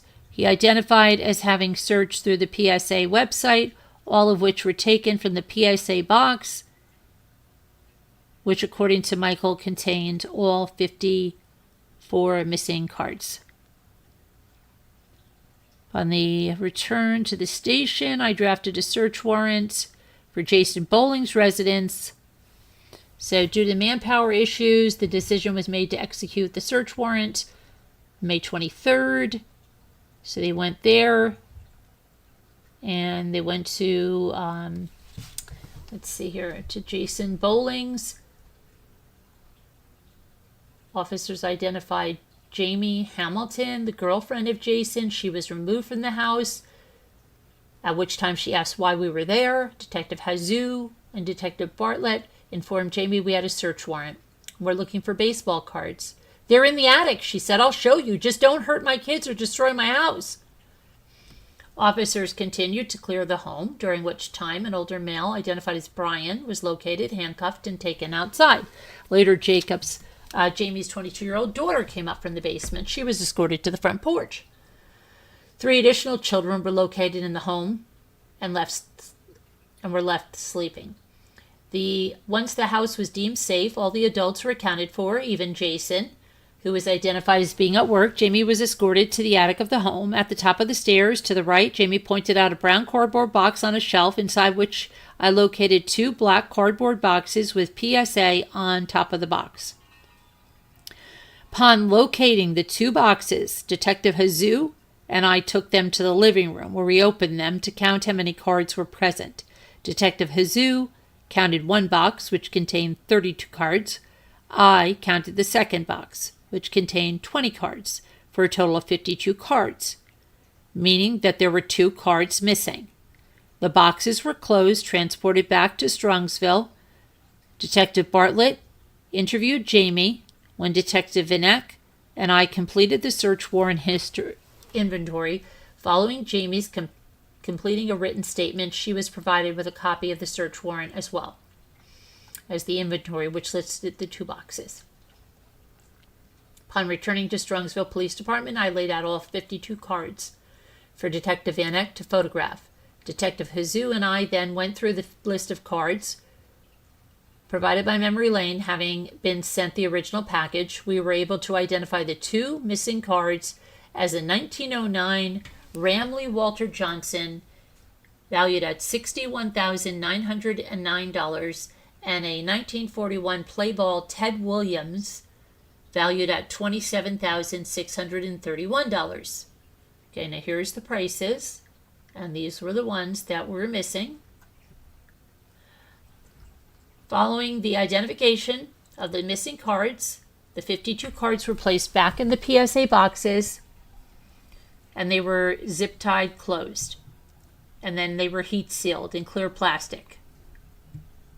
At this point, I spoke with J.P. Cohen, the owner and manager of Memory Lane, and brought him up to speed.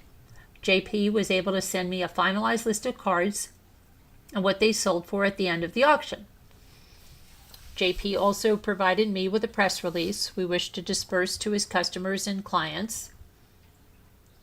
Okay, so here's all the cards and what they sold for here. Final price, $2,123,447. On this date, at approximately 3:30, I received a voicemail from Dawn Paxton, Jacob's mother. Upon calling Dawn back, she asked about Jacob's status, and I informed Dawn that Jacob was currently under arrest and will be formally charged with the theft of the baseball cards on the 24th. It was then explained to Dawn that this charge is based on the value of the cards was a felony of first degree with presumed prison time, meaning it is assumed Jacob will go to prison for some time. Depending on the outcome of the court proceedings, at this point, Detective Hazoo and I explained to Dawn that Jacob continues to lie to us about the status of the cards, even though we recovered 52 of the 54 cards. Dawn asked if she could speak to her son, and we advised Dawn that up to this point, Jacob has not been allowed to use the phone, but we would allow him to call her. At approximately 5:20, I received notice from a correction officer that Dawn would like a call from me. Upon calling Dawn, she stated that Jacob was scared and informed her that Jason Bowling and Mike Caniglia threatened to kill Jacob's son if he told anyone about the cards, which is why Jacob was lying to us. During this call, I learned that Dawn was still on the other line with Jacob, so that she was told to finish her conversation with Jacob and that we'd speak to him about these allegations. Also on this day, at approximately 4:45, I spoke with Jason Bowling, who advised that he was out of work and on his way to SPD to speak with detectives. At 5:30 p.m., Jason had not arrived.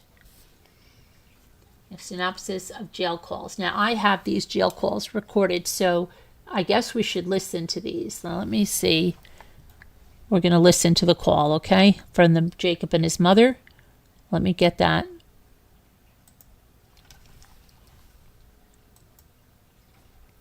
Okay. Jail calls.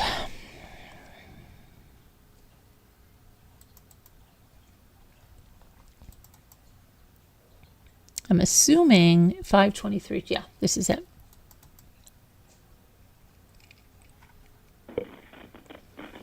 Hello? Hello? Oh my God, Jacob. Mom, I'm scared. I know you are. I didn't do it, though. You didn't do it. No, I didn't. I did that for my boss. I didn't take them, though. I even gave them back to my boss. Well, they found them all but two, Jake. Where are the last two? I didn't. You could save yourself if you get the last two. He said he subpoenaed or did search warrants or something. I think that's how he said it. They went to 6 people, and they're all pointing the finger at you.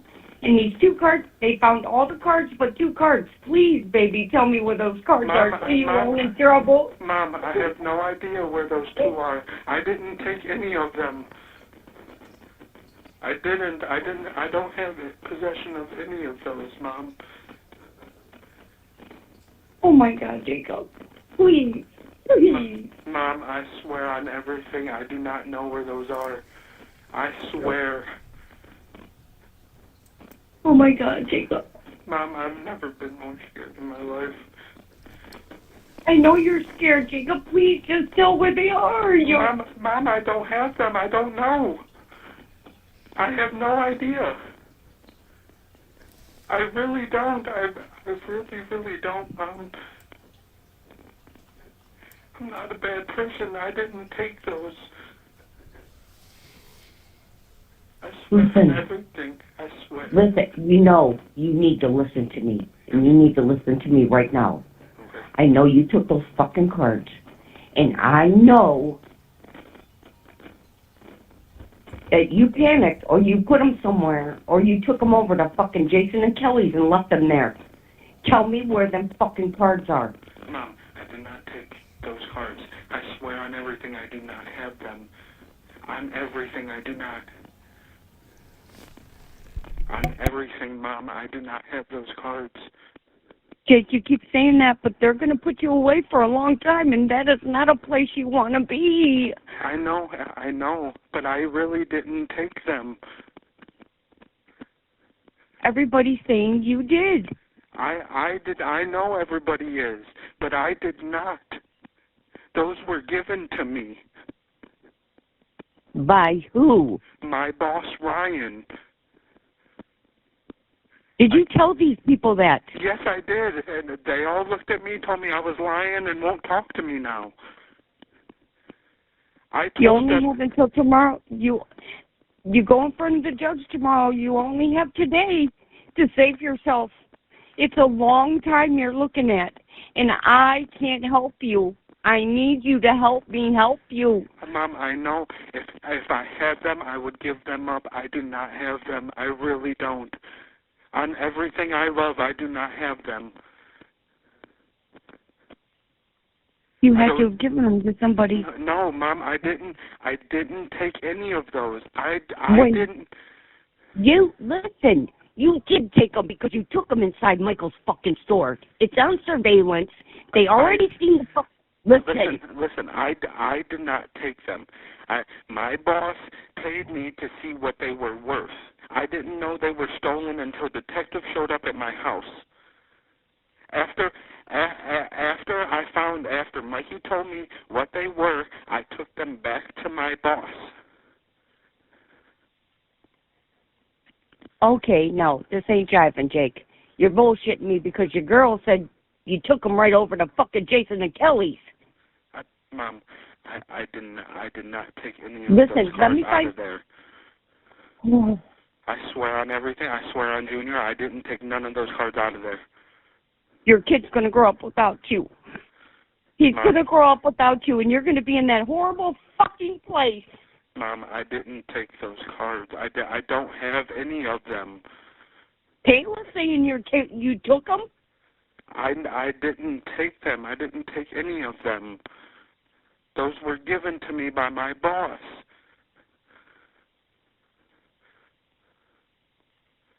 And who the fuck is this? You said Ryan. Ryan who? Ryan Doak. He was my boss at Best Western. Why would he have you take those cards? He paid me $200 to see what they were. I took the $200. I took them to see what they were worth. After Mikey told me what they were, I took them back to Ryan.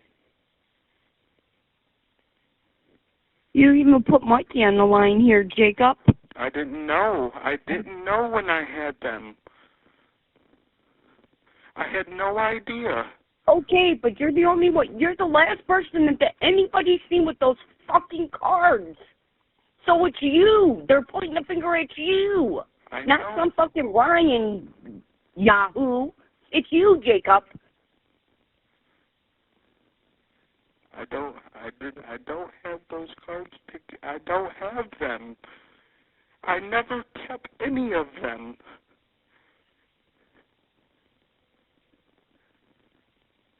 Quit saying you didn't take them. You showed up at your brother's shop, and your brother... I did not take them. My boss paid me. Yes, I took them from my boss, but I didn't steal those cards. Well, why isn't your boss brought in here? I've tried to tell these guys that. I don't know. Those can never be sold. I know. After Mikey told me what they were, I knew that. And the person who's been collecting those forever, ever and a day, those are somebody's prized possessions. That might not mean nothing to you, Jacob, but they mean something to somebody else. That does mean something to me. I panicked when Mikey told me what they were. That's why I left Mikey's shop. And they think or thought Mikey was involved. That's just unreal. Mikey's more straight-laced than anybody in this fucking world. I know. I didn't know about them until detectives showed up at my house. You didn't tell me that they weren't rated jeans. Why you been keeping this all from me? Because I didn't want you to worry. I didn't do anything wrong. I didn't know how to tell you that they raided my house and stuff.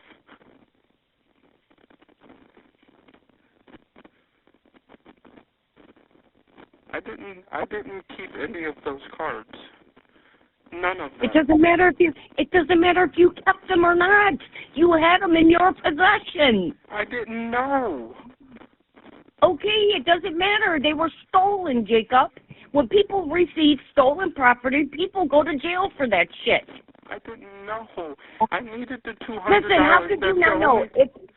Listen, your boss is going to tell you, here, go take these $1 million cards and go out here. Hold on. He didn't tell me what they were. He told me he had some baseball cards him and his husband had been collecting. And then he told me that he didn't want his husband to know that he was trying to get rid of them. He said, if I pay you, will you go see what they're worth? I told him, yeah. He handed me the $200, and I left. That was it. That was all I did. I didn't know that they were stolen. I had no idea, and I didn't keep any of them. When you panicked, what did you do with the cards?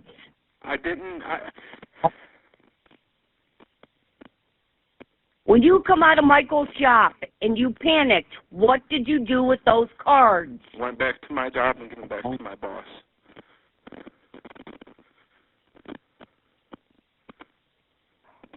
I didn't keep any of those cards. When Mikey told me, I freaked out and I left. That was it. Why is Taylor saying you took him over to fucking Jason's? I don't know. I did stop there, but I didn't take them there. She told me the last place they were seen was there. You shouldn't even be around them fucking scumbags. Mom, I didn't know that they were stolen. I didn't know. On my life, I didn't know. Okay, now how do we get you out of this, Jacob? You tell me exactly how we're supposed to get you the fuck out of this, because you agreed to take stolen cards and go figure out how much they were worth. I didn't know that they were stolen. I was broke. I needed that $200 to get Junior shit. I didn't know that they were stolen, Mom. I didn't know.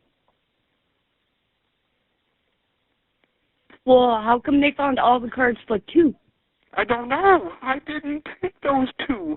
I never touched them. I never kept them. That was the only... Jacob, yes. Please tell me you are not fucking protecting them scumbags over on Roanoke. I am not. Did they threaten you? Did they threaten you and say because this is worth a lot of money that if you talked that they would fuck you up, him and Mike Caniglia? Did they tell you that? They told you that, didn't they? Mom, I'm scared. They told you that, didn't they? You're tight-lipped for a reason. Who the fuck are you scared of? Is it Mike Caniglia and Jason Bowling?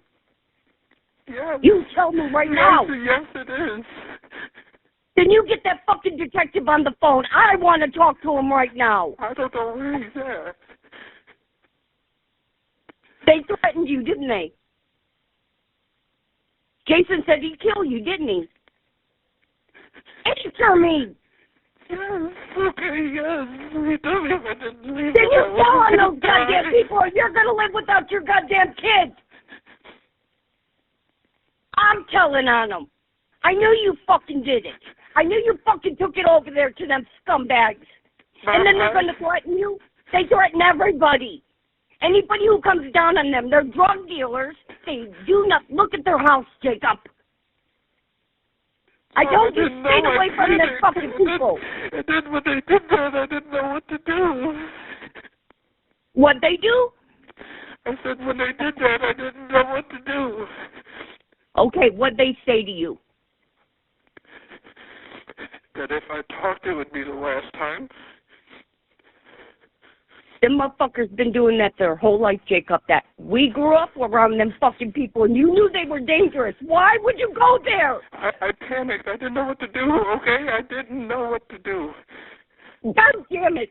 And they're not going to give up them fucking cards because they don't give a fuck, Jake. They'll burn them and see you rot in hell. They don't care about you.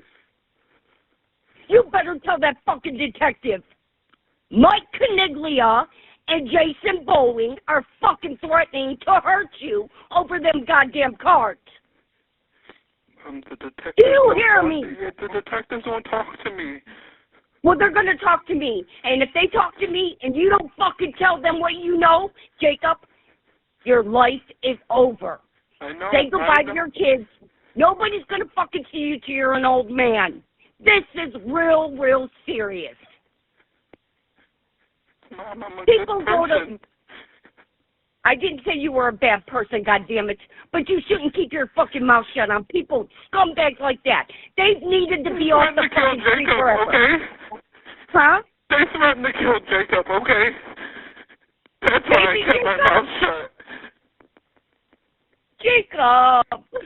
I didn't know what to do. This is my kid. Why wouldn't you just tell the detective that? Because I didn't want Jacob if I...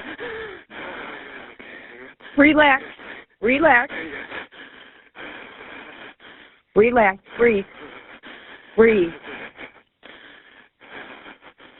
Breathe. This is so bad they got Michael gonna... They're making Michael testify against you. I know they are. And you have to tell, Jacob. Your baby... I didn't want my baby Because to you die. I don't have anyone to protect him.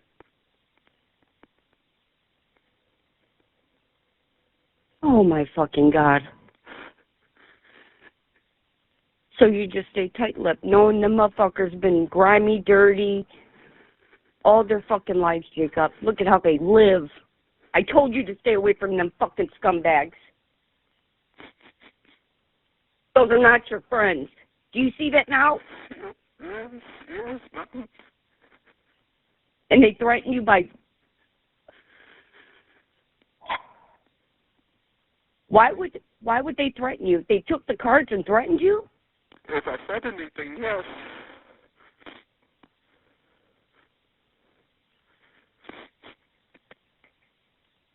Yeah, I'm going to need to talk to that detective. Are the cards with Mike Caniglia? I don't Well, know no, where they they're got... After they took him from me, I don't know where they went.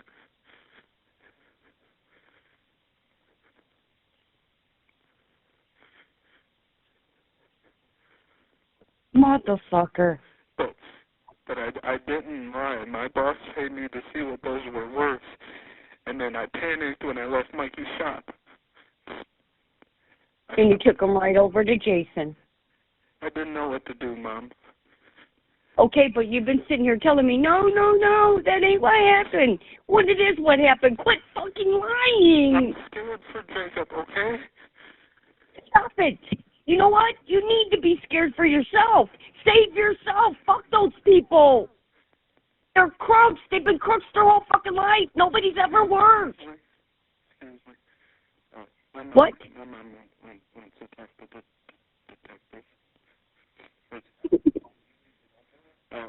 You have to tell them that, Jacob. They won't talk to me. It's because you sat there and wanted to be a little wise guy. Nope, I ain't had nothing to do with it. You ain't got nothing on me. That's how you acted. You treated them like they were fucking dummies. And they ain't fucking dummies. I didn't say they were. Well, that's how they took it as you treated them, Jake. I can almost bet it. Because you act like a cocky little fucker. No, I wasn't. And goddamn it, quit lying. I didn't. You did lie. Then you should have told those cops that. They could help you, Jacob. You're about to give your whole fucking life up on fucking scumbags who never worked a day in their life and did nothing but steal from people, who do drugs and sell drugs out of their house. Those are your friends? Why would you take your baby over there? I didn't. And who the fuck in their right mind threatens a baby?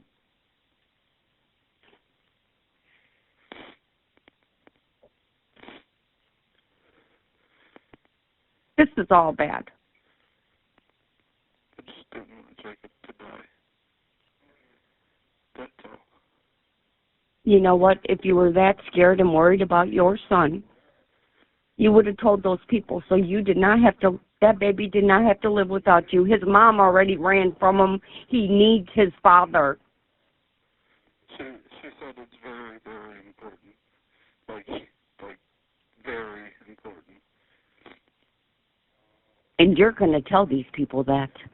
Do you have his number? What? Do you have the detective's number? I don't. I called Lawrenceville City Hall and left a message for him to call me back. Mom, I'm scared. Huh? I'm scared. I know you're scared. Oh, hold on. Okay? Yes.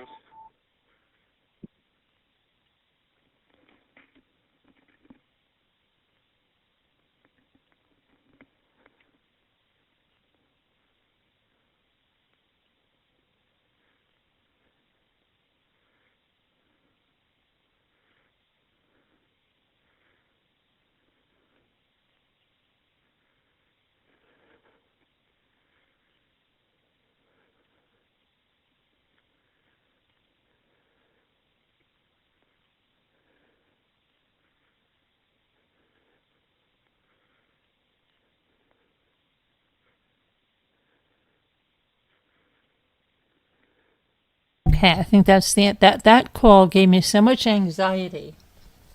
Oh my gosh. Okay, so this is the call we just heard. And then call number 2. Let me get that call queued up.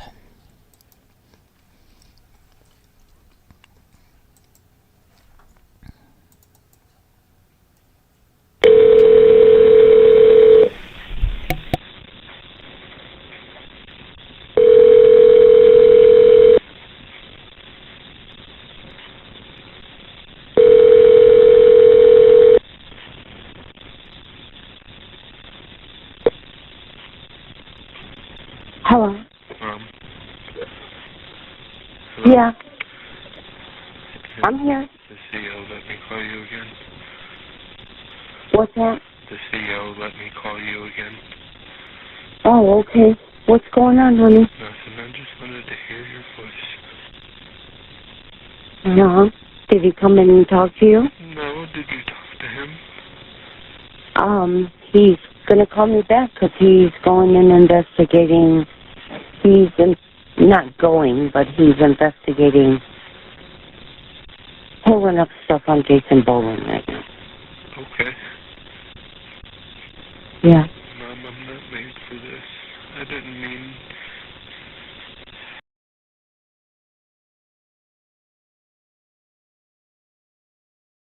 I get it. We all do stupid shit. But this is so much money. So much money that... No, I did not know. I know, but once you did find out, you... I was scared, and then they got... I get... You get what I'm saying? I was scared because I was... And why'd they take them from you? They thought they were going to get that kind of money? I guess. His exact words were, you talk, that'd be the last thing you do. He said, you know them pretty blue eyes? He said, no more. And what, after he seen it on the news? No, this was before that. When When he took him? Yeah, when I talked to Mikey about him. I panicked after that because of what Mikey said. Mm-hmm. I went to Jason. I asked him, what do I do? He said, about what? I told him, I showed him. Mm-hmm. That's when he told me that he was taking them, and if I talked...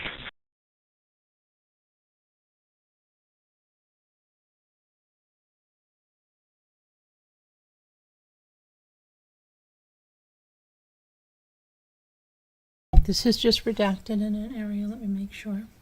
Mm. There we go. You need to tell them. Okay, but you need to tell them everything. I will, I promise, as soon as he comes to talk to me. Everything, Jacob, because he told me tomorrow when you go to court it's too late.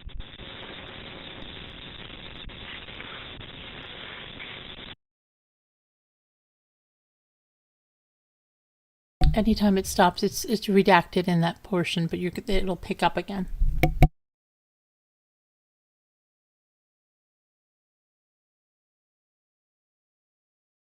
Kelly ain't telling me that story, so.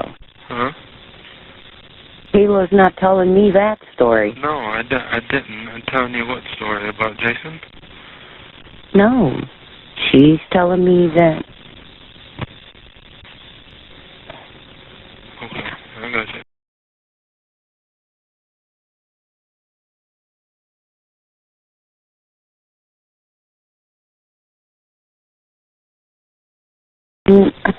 This is all just dumb decisions. I was only trying to make a couple extra dollars. I didn't know. Panicked.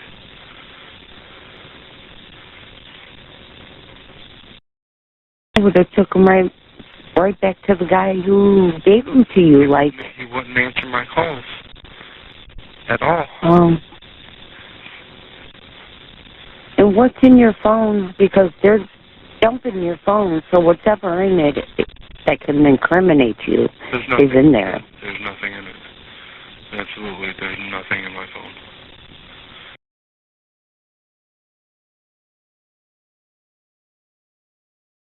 Just wish you would have. I understand you're scared, but you should have thought about that baby, because I did. After I had planned on giving them back. I had planned on doing that, and then they were taken from me.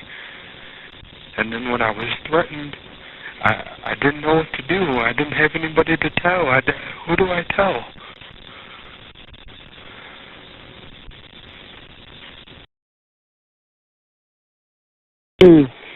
Like, what do I do in this situation, Mom? I understand I fucked up, but it's like, I didn't want my son, or Kayla, or you, or Dad, or anybody. I get it. But you know what? You've been. I know, but how many times did I tell you to stay away from those people? Have you seen everybody that goes in and out of there? They are out of the gutter, or they've been drugged into the gutter by those people. Jason is not a good person. Kelly is not a good person. You know that, Jacob. I know, Mom.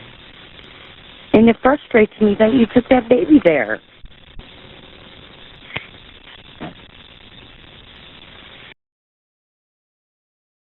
And I don't really know how to help you.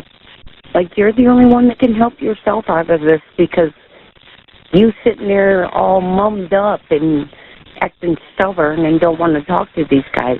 No, you need to fess the fuck up. I did try to talk to the detective yesterday. And then I was actually telling him the truth, and he stood up and looked at me and told me I was fucking lying.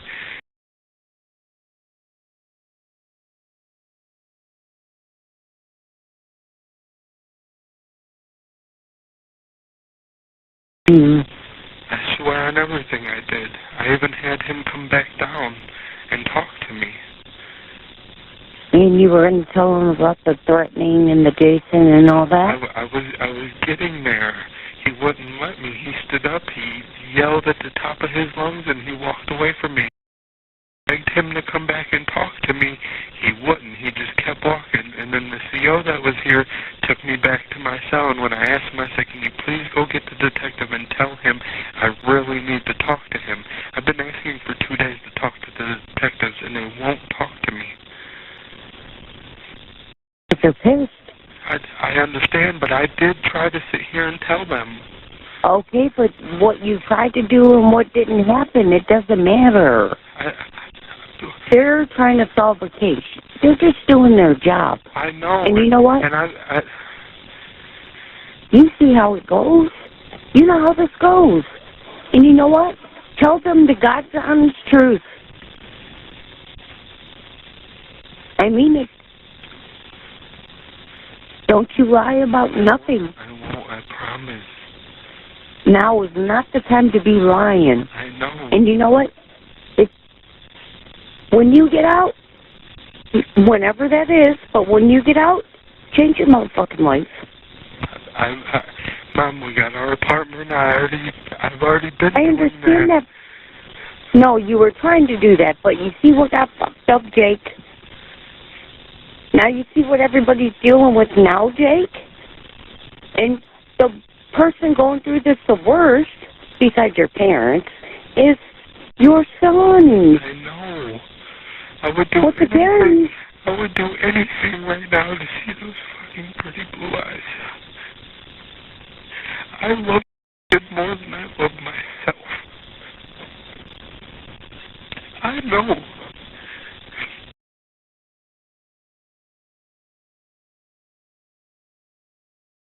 Yep. And you need to tell them you know you fucked up. But, well, however it went, the truth, you know? Yes. I'm not going to sit here and say, tell them this, tell them that. No. You need to tell them that God's honest truth. Because, Jake, you were raised better than this. I know I was. I didn't, Mom, I swear I didn't. I know. Just stop saying that, yes. Have you talked to Yeah, a couple times. How is she doing? She's doing okay. She had her mom? Her mama very much, I forget which one, but she's been pretty weepy and don't know what to do and missing you and all that stuff. But her family is beyond fucking pissed off.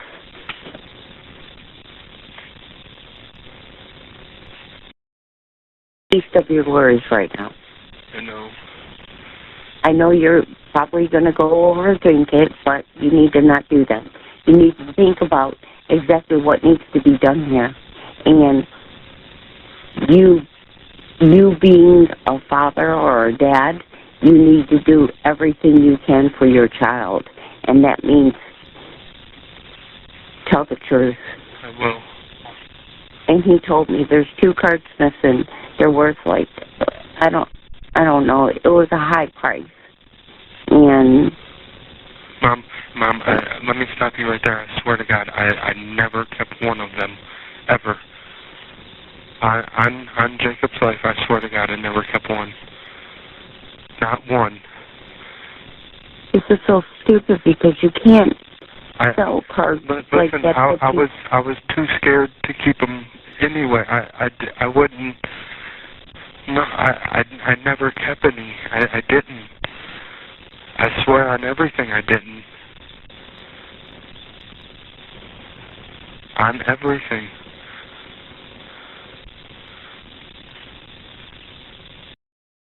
Jacob, where they're wanting to take you tomorrow, you think where you are now is bad and you're scared? Be prepared, because it is not a fun place to be at the Justice Center. I know. I go to Zoom court in the morning, and I get my bond, and if I can't pay it, they send me there. Yeah, and they're making it, from what I was told, they're making your bond very high so you can't post it. Like, how high?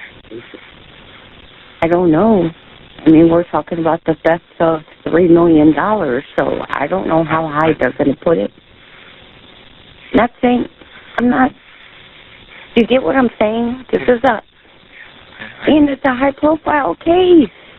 I didn't keep any of them. Okay, I hear that you're saying that, but you really need to sit down and have a conversation with that man. And you better pour your guts out no matter how scared you are. We've been through worse.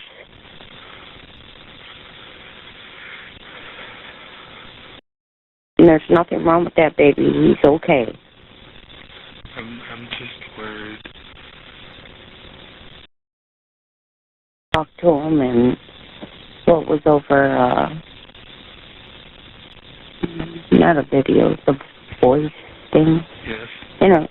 Yes, because he heard my voice and was like, Grandma! That's my grandma. Hold on 1 second, Mom. Yeah, that is the CEO question.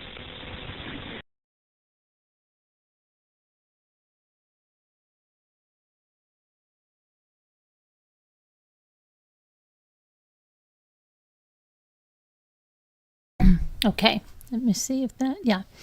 All right, so that was the second call. And then there's an interview. Wait, are you hearing me again? I just want to make sure my mic's working because, let me see. Let me make sure myself here. Hello, hello, hello. Let me see. About the bond. Okay, all right, there it is. Okay. That was the second call. Now we have the interview with Jason Bowling. That's where the baseball cards were found. On this date, 5:15, Jason Bowling arrives at Strongsville Police Station to speak with Detective Hudson. Sorry. And Uncle Brian called up there worried about you and talked to the detective too. What did they do? He just wanted to know what they were sending you, and he said, I can't really say that, but say what it is. He said, but I could tell you that it's first degree something, and he goes, and that's as high as murder.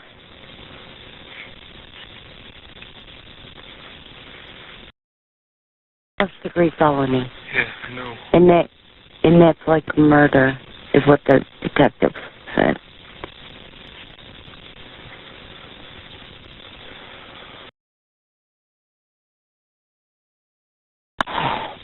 Jacob, you have to make better life decisions. I know, Mom. This ain't about just you. The baby's suffered enough. Anyway, you'd be able to add her. Hold on. Huh? Anyway, you'd be able to add her just Oh, no, that's illegal. I can't do that. Oh, it's not, but okay. No, it is. They, will restrict your phone calls if I do that for you. No. I can't.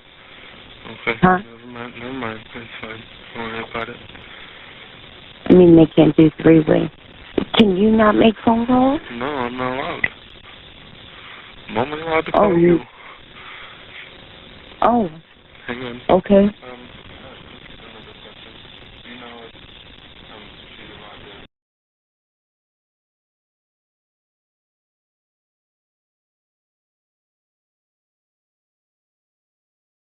Okay, I think that, let me see. I'm not sure. I thought the phone call was over before, and I started talking, and then it started up again. So let me see. Hang on. Add her to the line. You guys better be okay? Oh, okay. Do you know a number? Yes. Okay. Hold on, let me figure out how to do this.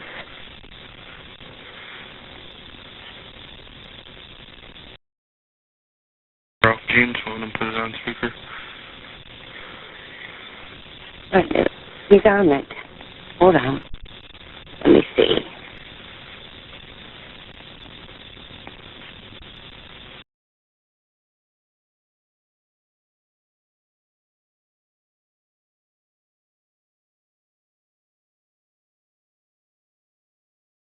Okay, what?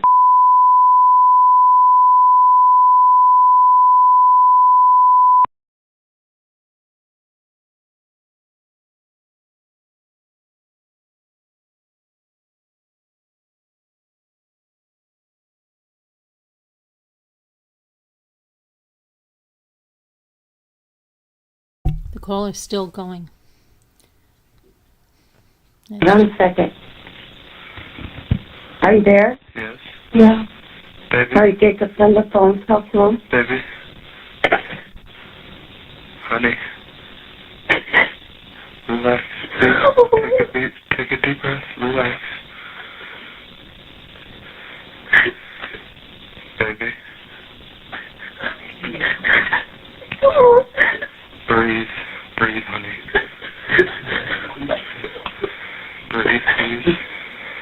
You're okay. You're okay. Just take deep breaths. Yes. I love you so much, Kayla. Love you. Alright, listen to me, okay? You just take a deep breath and listen. I go to court in the morning where they give me my bond. If I have to call the bail bondsman, figure something out, I will. But I will fix this, I promise. Do you hear me?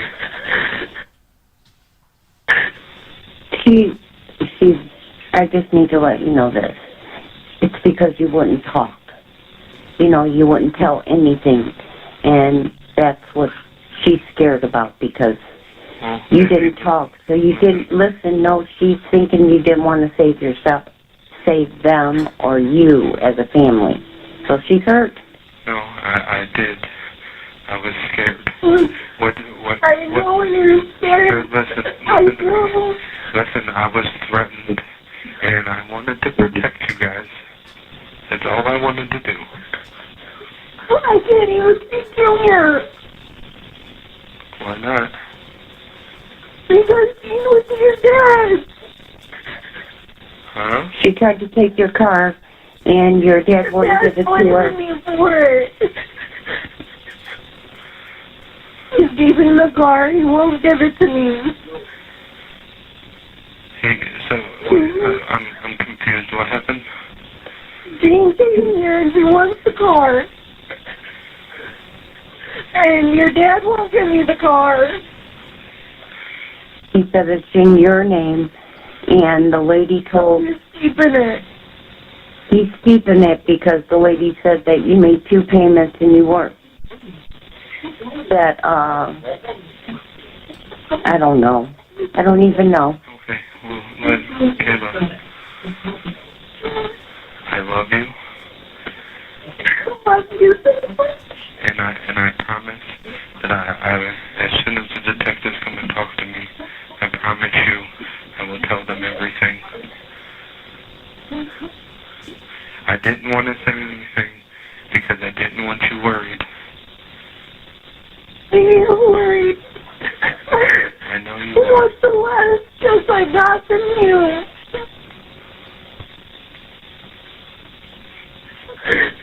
I can't. I don't want to do it without you. I know, and you don't have to. Listen. You need to change. I know I do. And I have, you can ask Kayla, I've been working on it so much. I just want this to go away. I know, and I will do everything in my power to make that happen. Do you hear me? Yes. But baby, I'm gonna have to go back to my cell.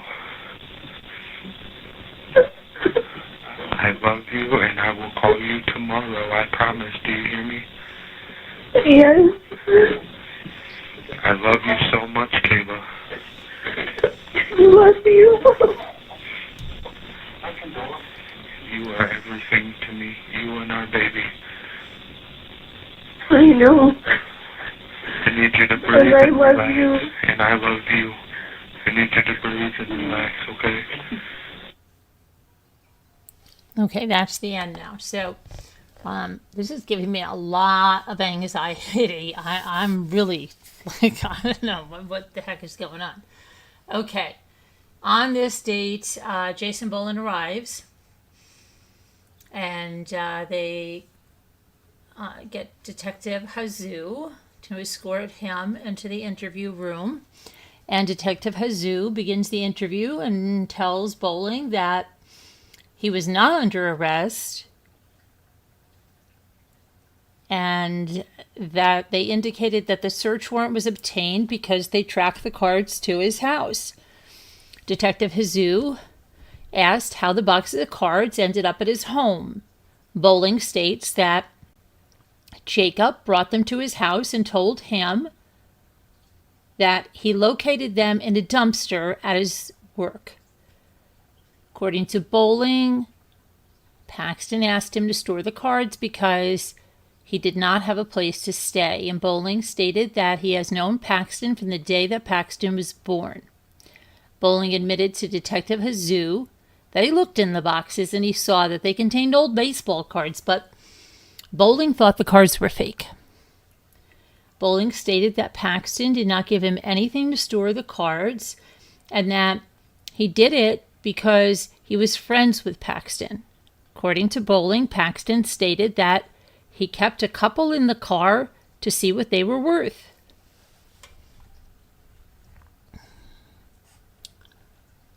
Detective Hazoo asked Bowling to see a photograph of Jacob Paxton from Bowling's cell phone to ensure they're talking about the same Paxton. Bowling provided Detective Hazoo with a photograph of Paxton. Bowling indicated that Paxton borrows money from him and usually disappears for a couple of months before coming around to borrow money again. Bowling described the money as a 20 here and a 20 there, stating that it was not a significant amount of money. When asked if he thought Paxton stole the cards, Bowling indicated that he couldn't see him doing that.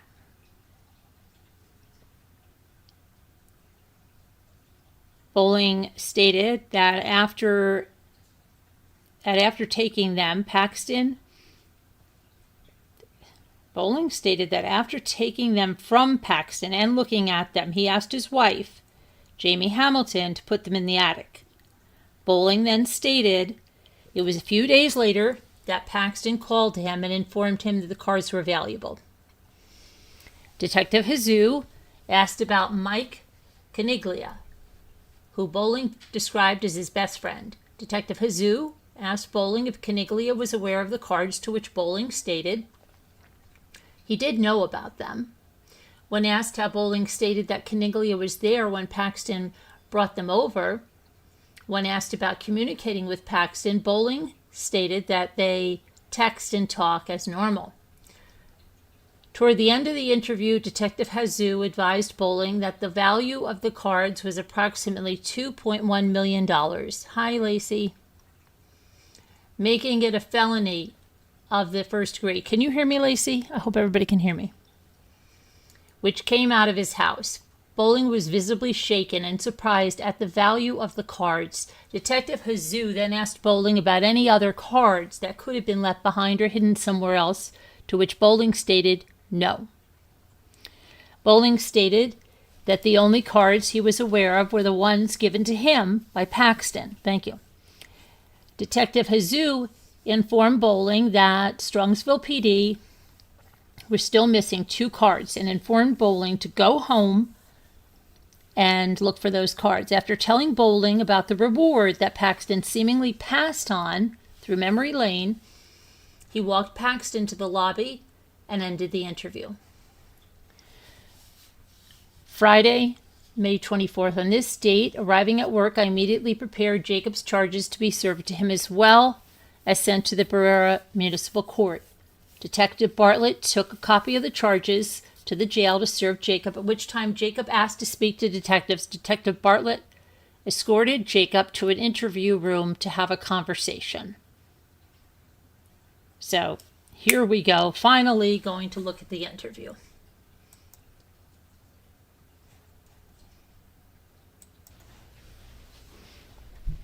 Here you go, bud. Thank you.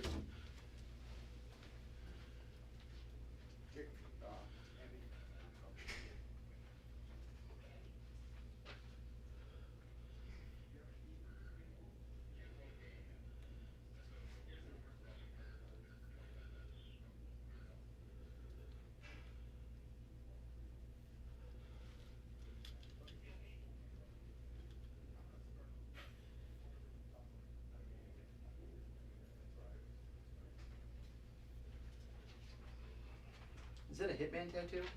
Yeah, the game? Yeah. Yeah, it's when that I got Gotham City on my wrist, the Batman Superman. Oh yeah, right I on. got the Riddler question marks, the Joker's eyes. Just Like nobody recognizes a Hitman. right, right. They were. Oh, you're taking them off. Yeah, I'm taking them off. Okay. Let's get comfortable, okay? Okay. Alright. Cool. Good to go? Yep. Alright, thank you. This shit, you know what? I'll be right back. Alright. You know what? Yeah, I figured.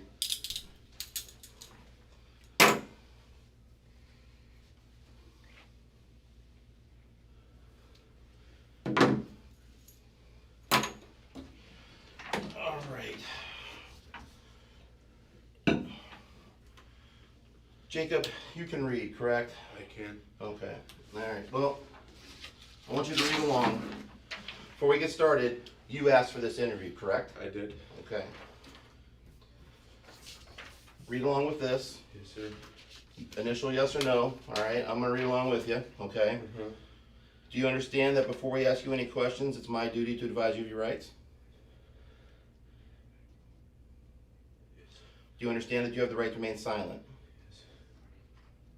Do you understand that anything you say can be used against you in court or any other proceedings? Yes. Do you understand that you have the right to consult an attorney before making any statement or answering any questions? You may have him present with you during questioning. If you cannot afford an attorney, the court will appoint you one. Yes.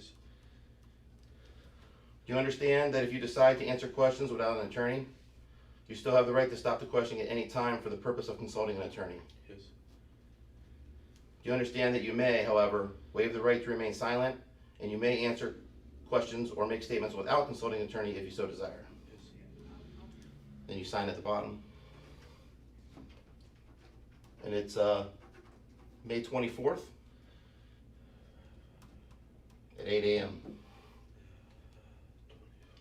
24. Okay.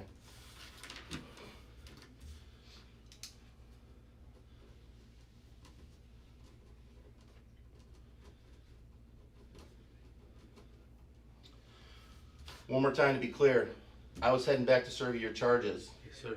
I don't want to talk to you. You Okay. want to talk to me? I do. Okay. So go ahead. What do you want to talk about? I did. Go ahead, take a deep breath. We got plenty of time. Just relax. It's okay. This is the first we've met. Yes. Okay. I didn't lie about how I got the cards. I was paid by my boss, Ryan, to see what they were worth. Who's Ryan? Last name? Doak. Okay. He was my manager at Best Western. Okay. Make sure you speak up. Yeah, okay. Okay, so we're Yes. After I took them, I stopped at my brother's shop to see what they were, because I had no idea what they were. When he told me what they could be worth, but they could also possibly be fake, I panicked and I stopped at my dad's old friend, somebody that I grew up with, you know. I stopped there to ask him what I should do, because I was in a panic. I didn't know what to do, and that's when me and him discussed, like we talked about it. who's me and him? Me and Jason, my dad's friend. What's Jason's last name? Bowling. Okay. I talked to him, and that's when he grabbed the cards, and I told him, I said, I need to return these, but I don't want them to think that I took them from the hotel, because I didn't. I was paid that $200 by Ryan to see what they were worth. So when I said that, he looked at them and he grabbed them. He said, "You talk, it'll be the last thing you do." And then he looked at me and he said, "You know those pretty blue eyes?" And I said, "All I did was shake my head." He said, "No more." And the only one that's got pretty blue eyes is my son. And I didn't take them from that hotel. I swear on everything I didn't. I did take them from my boss. Okay. I didn't try to sell them. I panicked after my brother told me what they were worth, and I went to Jason's house. That's when he took them from me and told me if I talked, it'll be the last thing I do. And then he threatened my son, and I got scared. They're dangerous people. I didn't know. I didn't know what to do. If I have no way to protect my son, you know, that little boy is all I have. Like, that is my everything. I'm not made for this. I didn't. Take a deep breath. You're fine.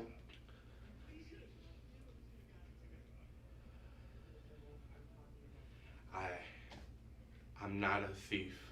Yes, I got charged with stealing the sandwich from Sheets. I was hungry. That was it. Okay. That was all that I've ever done. I don't have a background other than that sandwich. Right. I'm not a bad person. Uh-huh. And that's why I was so scared, because I knew once Ryan had told me that they were his and his husband's, that they had been collecting for a long time. He didn't want his husband to know he was trying to get rid of them. That's why he had asked me to do it. So I did it, and when I found out what they were worth, I knew that those weren't Ryan's. And that's when I went to Jason and asked Jason what I should do. And that's when he took the cards from me and told me that if I talked, it would be the last thing I do. What did you think that meant? That's a very vague statement. The last thing you do. That he would harm me and my kid. He said it would be the last thing I do. And then he looked at me and he said, "You know those pretty blue eyes?" I said, "Yes." He said, "No more." And he turned around and he walked away from me. That's why I was scared to say anything. Promise me my son is gonna be okay. Like, I don't want nothing. I told you his name. I don't want nothing to happen to my son. Right. Look, this is an investigation. We keep everything secret. I don't. Right. So I don't even know how he would have access to your son. I can't make a promise that I can't keep. Okay. But I have no indication that your son would be in any kind of trouble. He knows where my dad lives. He knows He knows. So where's your son at currently? With my dad. He's with your dad? I thought he was with your girlfriend. No, he's with me. He stayed with my dad at my dad's house when they arrested me. Okay. My dad kept him just so he would be safe. And, right.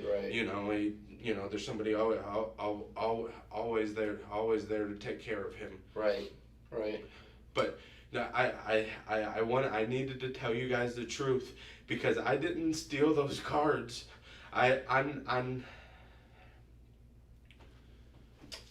So, let me give you a copy of your charges here, okay? Yes, sir. You're being charged with theft. Okay. You know why you're here, but this spells it out formally, okay? Go ahead and read that over real quick and tell me if there's something that you don't understand.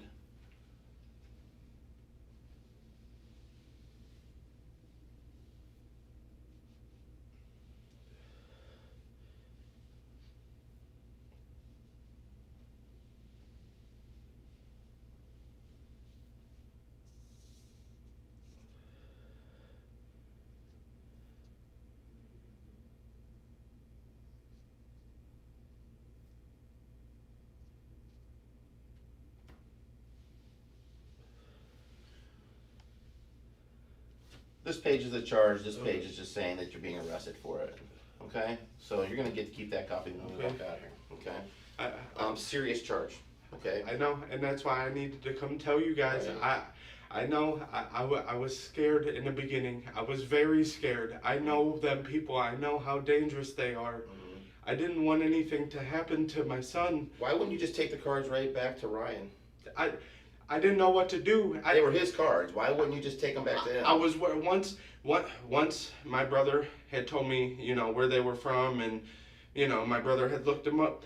I panicked. I knew what Ryan had did, and now I had them. I was scared. I didn't know what to do. How'd you know what Ryan had done? Why would you know that? My brother had looked it up. He said they were. Right. Okay, I get all that. But look, he gave you the cards. He said they were his. Yes. You took them. Yes. When you found out something didn't seem right to you, why didn't you just return them to Ryan? Why didn't you come to the police? I didn't. Why do you go to this Jason guy? I stopped to ask for advice. That's all I did. I stopped to ask. I stopped to ask him what I should do. I told him exactly. Why not ask your father for advice? Or your mother, or your girlfriend, or anybody else close in your life? Why this guy? He's helped me with court stuff before, like with my misdemeanor. Like he's the one that helped me with my court. That was the only reason I had asked, because he knows a lot about this stuff. That's the only reason I had stopped to ask. I had every intention to take him back to Ryan, and then Jason took them from me. Okay. And that's when he had threatened me and told me that it would be the last thing I do. And then that's when he told me, those pretty blue eyes? He said, no more. Mm-hmm. And he gave me a grin and walked away. Mm-hmm. That was it. That was what he said to me. I was worried then. I had even stopped at his job a couple times to ask him to give me the cards back. Uh-huh. More than once. He works at the Shoreham on Lake Road. Right. So you asked him for the cards back, and you're saying that's because you wanted to return to Ryan. I wanted, after I found out that they were stolen, and after detectives called me, I had asked Jason for the cards back, and he said it was too late for that. Yeah. I told him, I said, they're gonna charge me with that if I don't return them. And that's, I had talked to Detective Glover, I believe it is. And that's when I had even showed up at Jason's work unannounced and asked him for the cards back. Like I told him, and like that's when he told me, like, what's this business like? What's that? What's this business like? I've never been there. The Shoreham? Yeah, what's the building like? It's an apartment complex. Okay. But so where did you meet him at that complex? What did he do there? He maintenance. I met him outside, right at his truck. My woman could vouch for that. Like she knows we stopped there. She don't know that I asked him for the cards, but we had stopped there. Okay. On what dates did you stop there? And what were you driving when you went there? My Kia. You're driving your Kia. Yes. So your Kia would be on any kind of video camera. Yes. Okay, so you drove your Kia. Yes. You were Kia. Girlfriend was with you. Yes. Okay. She watched you meet with Jason. Yes. So this is outside in the open. Yeah, we were. He was painting curbs. Okay. And we had talked while he was doing that. Okay. What dates were this? Let's start with how many times. That's an easy. Honest. Twice. Two times. Twice. I had stopped there and asked him for the cards back. Twice. Next week it won't be 3 times. No. 2 weeks from now it won't be 1 time. No, twice. It was you twice. You won't be mistaken on the location. No. It was at the Shoreham on, I believe it's Edgewater or Lake. Okay, at least 2 times. You don't remember the exact date. That's fine. It was midday. I'd say between 11 and 2. Okay. All right. What else could I tell you? He was painting curbs outside of his building. I had done a couple Ubers that delivered over there. That's why I had stopped over there to ask him. Like I had talked to Detective Glover, and then I had stopped there after my Uber to ask Jason for them back, and I was told that it was too late for that. And I started to panic then, and he pretty much turned around and walked away from me. I stood there for a second, and I walked back to my car. But no, it was only, I stopped there twice and asked him for those cards back so I could bring them back. I had every intention of returning them to Ryan. I swear on everything, and then Jason took them from me. I didn't. Okay, so you go to meet with Jason a couple times. Yes, sir. To get the cards back. So how about communication with Ryan? What's going on with that? I had messaged Ryan a couple times on Crew, on our app for our work. I told him that I wouldn't be able to make it in to work the next day. I really did. I was really messed up.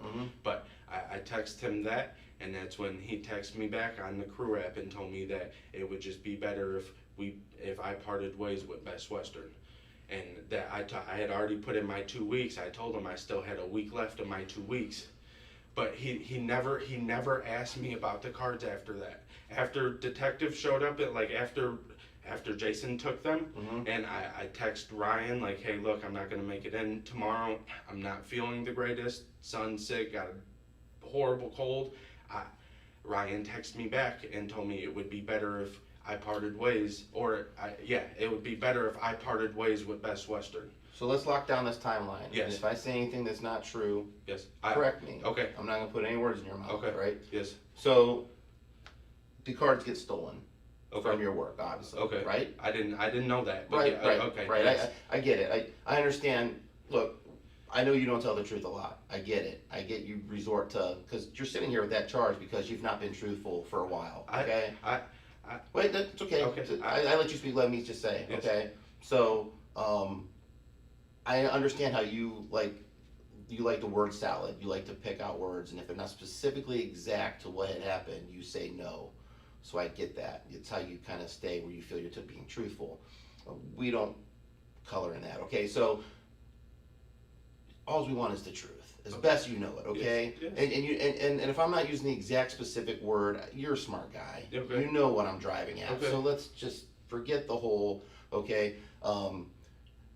You didn't take the cards, they were given to you. I get it, it doesn't matter, you're in possession of them. Okay. Receiving stolen property, whether it's a theft or receiving stolen property, it's a felony charge. They're just as bad. Okay. Okay? Okay. So let's get around the semantics Okay. of all that, okay? Yes, sir. You're not sitting here wearing that with us off this picking apart words, okay? Okay. So let's just have the whole truth, right? Okay? I think you've been pretty truthful with me so far, because I'm letting you tell a story.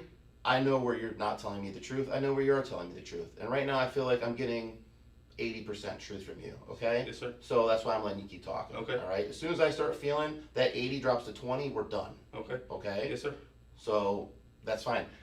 I know where the truth is and where it's not. Okay. And I know where there's some play. Like maybe something could be what you're saying. So let's just work through a little bit of a timeline.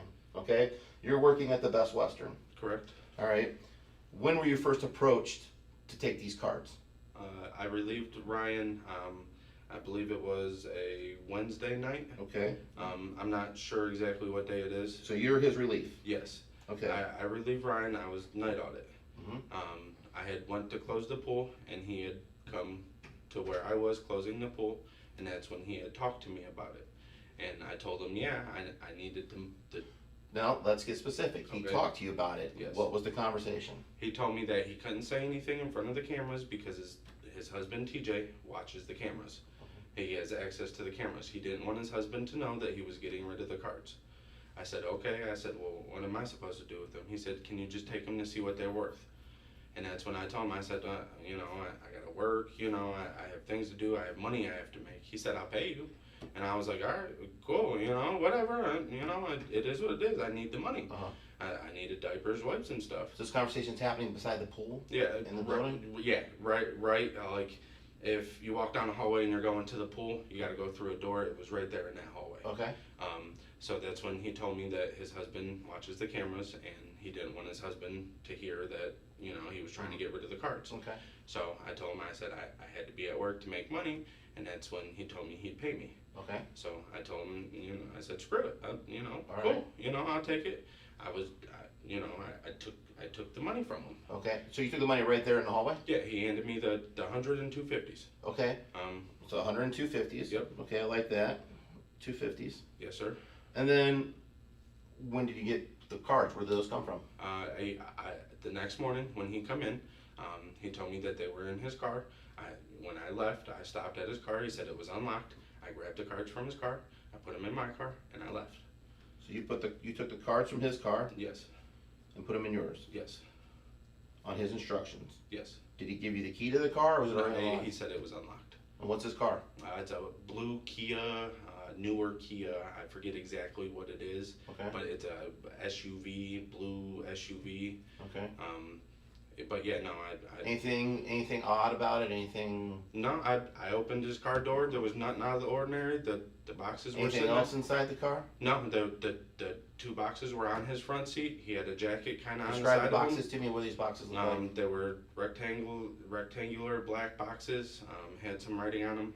I don't remember exactly what they were, Okay. what was written on them, but they were rectangular black boxes. I grabbed the two boxes and I headed to my brother's shop. Okay. And that's when I had Directly to his shop from there in the morning? Yeah. No. I stopped to get gas. Okay. Grabbed a pack of cigarettes at Shell right there. Gas at the Shell? Yep. Okay. And what time of the morning would that have been? That was at 7. And that's the one right there by the... Yeah, right in front of the hotel. Okay. I stopped there. Did you go inside for anything or did you just get gas? No, I went in and I grabbed a pack of cigarettes. Okay. I come out. I stopped at what restaurant was it? Chick-fil-A. I grabbed myself breakfast. Strong's Chick-fil-A? Yes, sir. Okay. I grabbed myself breakfast and I headed to my brother's shop. Mm-hmm. He wasn't open that early. Mm-hmm. I headed back to my house Okay. out in Brunswick. You got a lot of places you live, so where's your house specifically? Brunswick, where I live with Gene. The place where you stand in the basement kind of thing? Yeah, that place. Okay. All right. I headed back to Gene's. I took a nap for a couple hours. I got up. I went to my brother's shop. By yourself? No, my son was with me. Okay. I went to his shop. Stopped at his shop. I took the cards in. He told me exactly what they were. What they were worth, and he said they could be fake because nobody really has cards like this. Mm-hmm. And that's when I panicked. I didn't know where Ryan had got them from. I didn't know anything about them being stolen from Best Western. I stopped as I was leaving, I stopped at Jason's to talk to him to see what I should do. I had these cards, and as we were talking, I was telling him my boss gave me these. Now it looks bad on me. And he was like, well, if you talk no more, as he's grabbing I didn't give him permission to take these cards. As he's grabbing these cards out of my car, he's looking at me saying this stuff. Mm-hmm. If you talk, that'll be the last thing you do. All right, let's rewind, okay? So this is where your story just kind of doesn't make sense. Okay. Okay? Yes, sir. He tells you that he collected baseball cards with his husband, and he was going to be mad that he was selling them. Okay, that's your story. That's what you have. Once you take them to your brother's shop and he tells you you're valuable, or they're or they're fake, whatever. He doesn't tell you they're stolen. He did tell me they could be stolen. Okay, all right. He had looked up something on the card. But let's listen to this. You have 3 options at that point. Okay. Okay. You believe your boss's story. He's your boss. My manager. Okay, your manager. Yeah. You believe his story. Okay. Or you don't. Okay. Or you believe they're fakes. Either way, they're still his cards. Right. Okay? Or they could be stolen. If you think they're stolen, you call the police. You didn't do that. Wait, let me finish. Yes, okay, you didn't do that. That's your bad right there. Yes, sir. Okay? Or you return them to who you think is the owner. You've done your chore. You've taken them. He's asked you to do exactly what you were supposed to do. You went and you found out, hey man, sorry, thanks for the $200, I took them. These are either good on you, you don't want to sell these because your husband has a hell of a baseball card collection here. Right. Or you're going to break his heart because they're probably fake. Or they're stolen and I don't want to have any part of that. Okay? But since 2 of the 3 options could be maybe plausible, here's your cards back, I'm done, thank you for $200. You're done with this. You don't do that. You go to somebody you know your whole life as a known criminal, not a good dude, for advice on where to move next. That doesn't make no sense to me. That's okay. That's where you're starting to look like a criminal. Okay? You look like a guy. You look like a criminal going to another criminal for help with your criminal crap. Okay? That's what you look like. Okay? So help undo it. If that's the truth, if what I'm telling you is the truth, that's fine.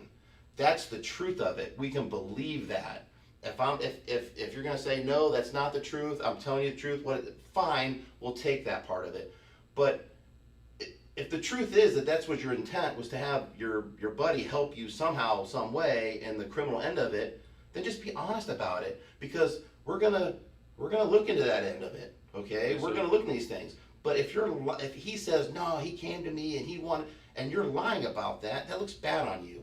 The only way your word matters is if it's 100% truthful. Do you understand? Yes, sir. Because people, once you're painted a liar, you're a liar. I know. How are you going to go to court and try to convince a judge and a jury that you're telling the truth when we're going to present even a lie?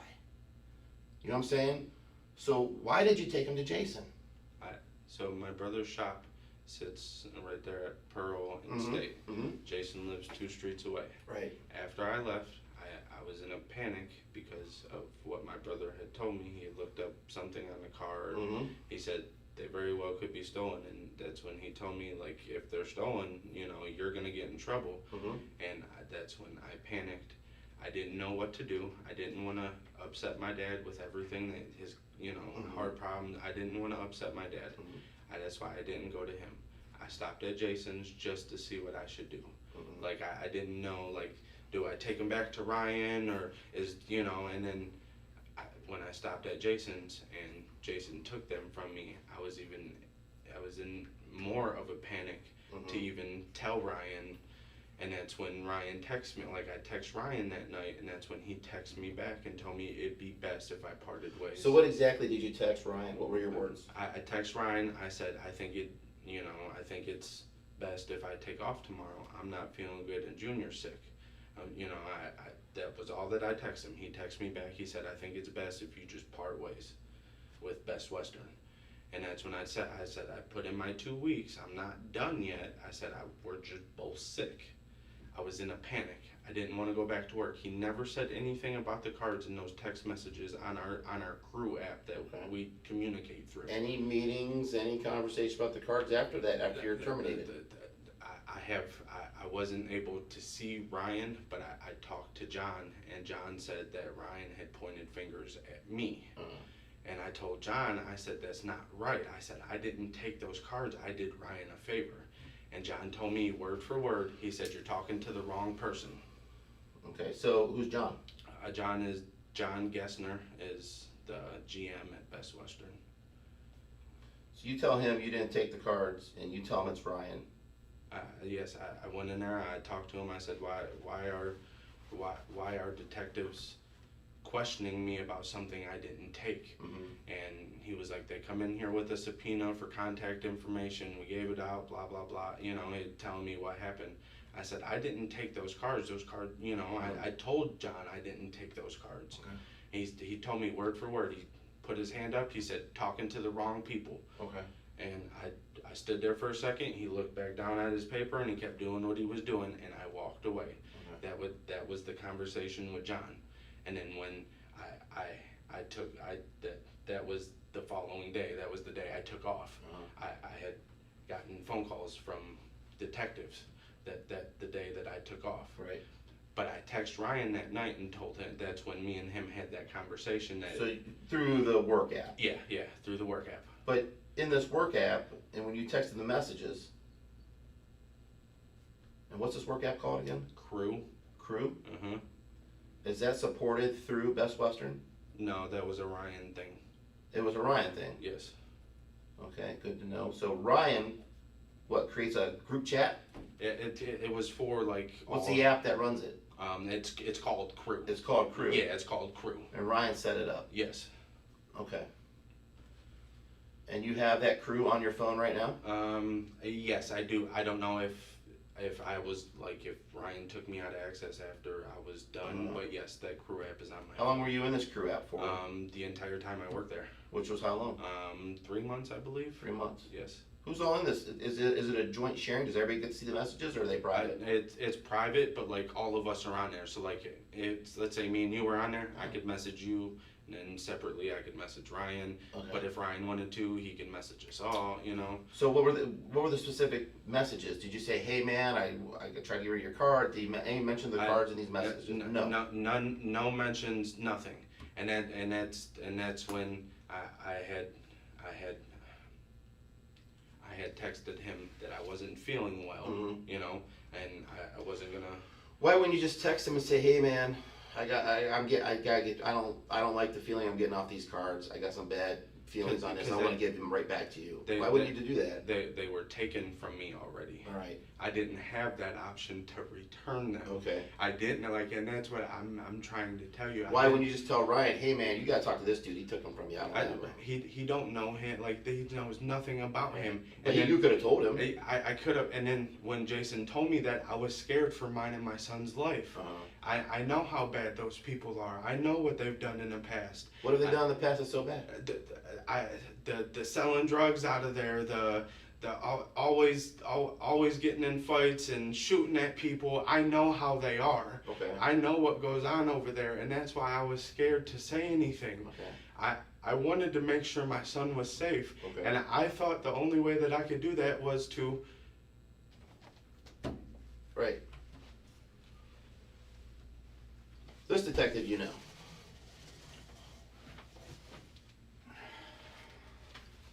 Okay, do one more question? Yeah. So, obviously, this is not the first time something's been stolen out of this Best Western, okay?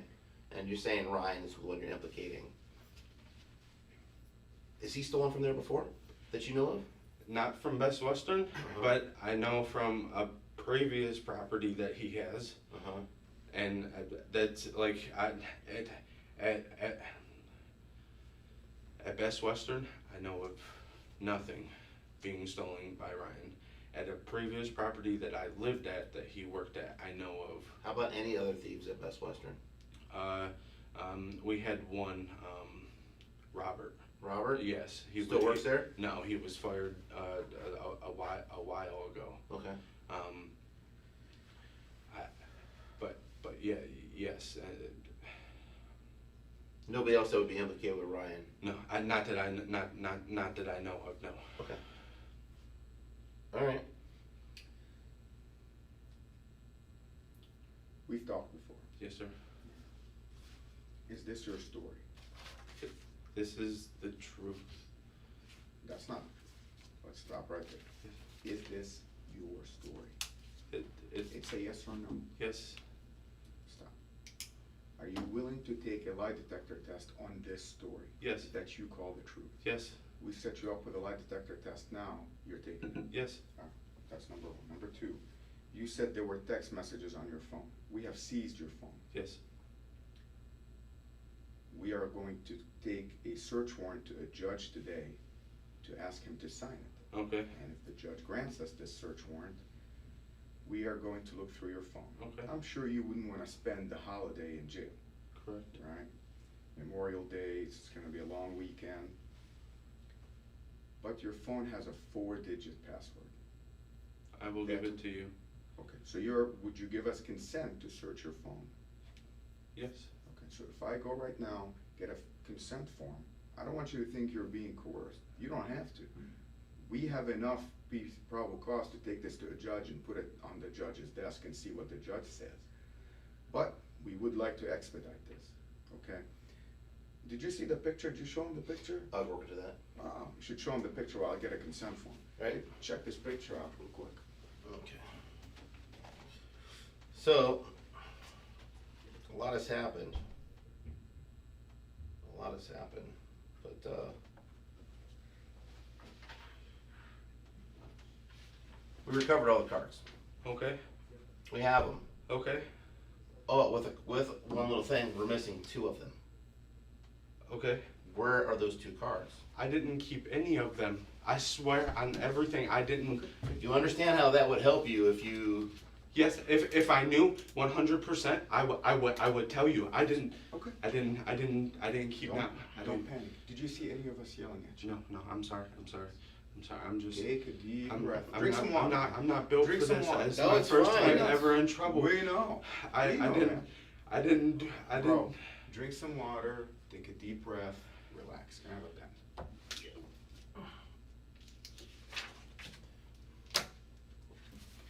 First of all, you remember these Miranda rights, right? I do. With this in mind, are you willing to let us? I have nothing to hide. Okay, at this point, you've got nothing to hide, right?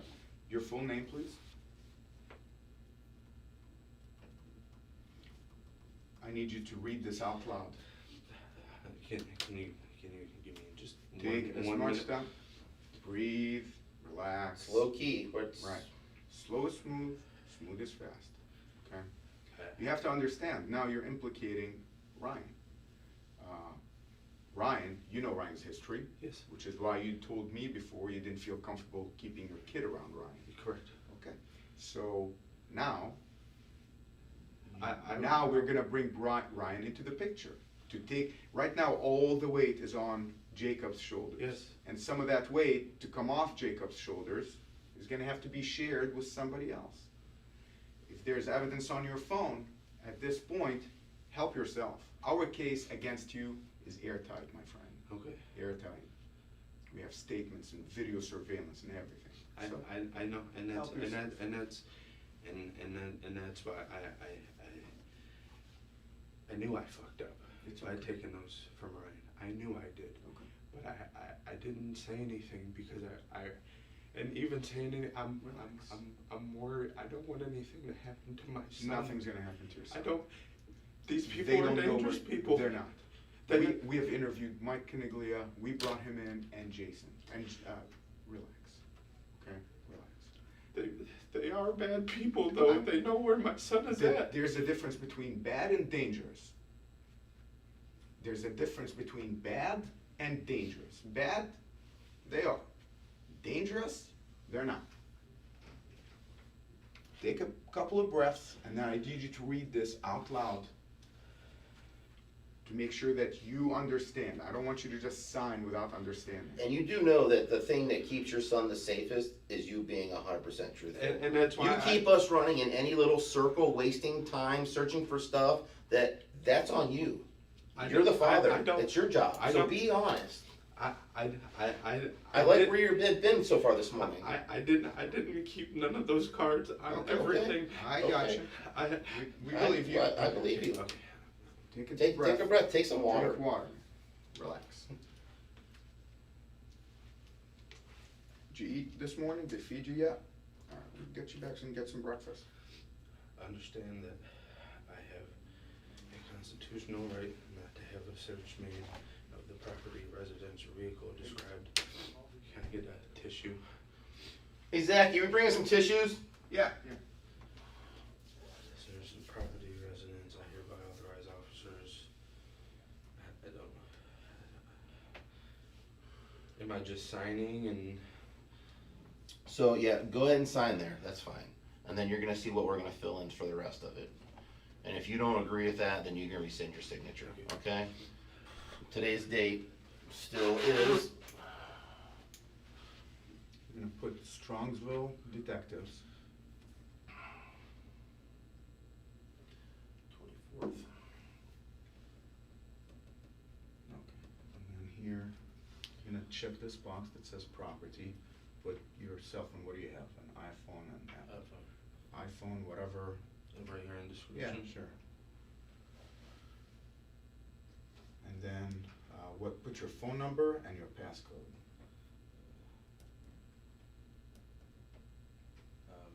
And off the top of my head, I don't know the last four. Okay. I mean, you guys We it have on your it. phone. Put your passcode. It's my son's birthday. Okay. And then today's date is 24. 5/24. We can get you your breakfast, relax, drink some water. Like I said, right now, from here on out, you're just helping yourself. You know, Okay? and that's why I come down to talk to you guys. That's all it is. I Right did- now, you're just helping yourself. All right, have a seat, relax. Is there a passcode for the crew app? Once he gets in, is he gonna need a passcode to access? No, the crew app? he shouldn't. He should be able just to get into it. Okay. You want him to go get for his breakfast now, We're or? gonna bring his breakfast here. Okay. Can I wait a little bit? I'm a little nauseous. Okay. Well, he doesn't want the breakfast yet. Okay. Okay. We'll bring That's it. fine. and you can see. That's fine. I tell you what, it's the line that sends us in all these circles and directions, you know. I know. We've been working this case ever since those cars went missing. So you know that we've been tracking the car, you know, we know where you've Yes, been, we yes. know, it's no weird coincidence that we come to get the baseball cards back, okay, cause we've been on it. People expect fast results, but No, we lay around and we're working in the background. Well, you're all going about your lives. Okay, so, but we've given you multiple opportunities to do what you're doing now, okay? And based on that history, you haven't earned the most trust with us, I right? understand. So we have to verify what you're saying to be true. You know what I'm saying? So you're not gonna come off any of this today, okay? It'll be like a continuing cooperation type deal. Will I still have court today? And you're still gonna have court today, Okay. all right? And then it'll be that whole process of whether you get bond or not, or I'm sure you'll get bond, how high the bond's gonna be, okay? It doesn't help, so that these cards are missing. So can you help me understand where would they be?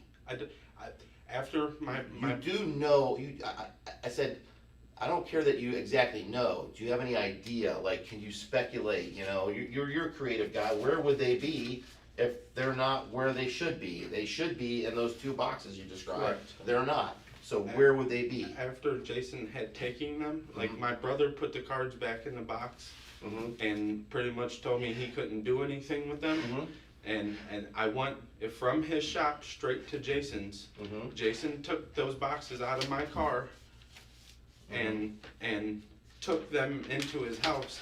I didn't even open them from my brother's shop to Jason's house. I didn't even touch them. Like I didn't even pull the boxes out. I just showed Jason the boxes. So I said I don't know what to do. So your speculation is that Jason has these two cards? I would have to be, because I didn't keep anything out of that. Okay. I was so nervous and so scared. I drove 2 streets up just to try to talk to somebody I know to calm down. And that's Who's that somebody? Jason. That was Jason. Okay. And like I was hyperventilating in the car. Like I was scared. You know, after my brother had told me everything. You know what the cards were. I was scared. I didn't know what to do. I drove to Jason's house to take a breather, to get a cigarette from him. You know, I had already smoked a pack that day. Like I was, that's when they were taken from my car, but they were never opened from my brother's shop to Jason's house. Right, it's not a far drive. No, it's not a far drive at all. I couldn't even see straight. I shouldn't have even drove. Like I sat in the car next to my brother's shop for a good 10-15 minutes trying to get myself to breathe while Junior was crying in the back seat. Like Do you understand how that seems a little like not plausible in this story? Okay. The news you got shouldn't have put you in that big of a panic. When my brother, that news should have been like, okay, they either are really valuable because the story you got, again, I'm rehashing what I've already said. Yes. Okay. The story you got doesn't put that weight on you. It doesn't make sense to throw you into that kind of a panic unless something else in your story is not true. No. Or you're omitting some kind of information, like maybe you've been taking and selling stolen items from the hotel for a long time, and now this one's too big, or what's going on? But I just don't understand. That doesn't translate to me. But okay, you know what I'm saying? That doesn't make sense. What freaked me out, the last thing my brother said to me is, if they're real, he said they're most likely stolen because they were supposed to be at auction. Whatever he had looked up, he told me they were auction cards. Okay. That's when I panicked. That's when I grabbed the boxes, and I had every intention of taking them back to Ryan. I made one stop just to try to calm down so I could drive, and that's when Jason had taken them from me. I didn't even open the boxes. I went straight to the car, and straight to Jason's house. Let me ask you a question. Yes, sir. You're like Andy said, in that 80% telling the truth, there's some wiggle room. Now, have you ever been to Jason's house? Yes. Have you ever seen the surveillance cameras he has? Yes. Okay. So are you aware that there's a video of what you're talking about? Yes. I'm well aware of that. Okay. So what you're telling me is if I review that video, I'm going to see what you're describing. Yes. Versus you handing him the boxes. When we were standing at the back of my car, I was explaining to Jason what had just happened, and that's when Jason had told me to give them to him. And then when I was standing there, he started to reach for the boxes. He grabbed one, I gave the other to him, and I'm listening, go ahead. and I had stood there with him. You don't have to eat it. Okay. But it's there, it's an option. Okay. And that's when he said what he had said to me, and I took that as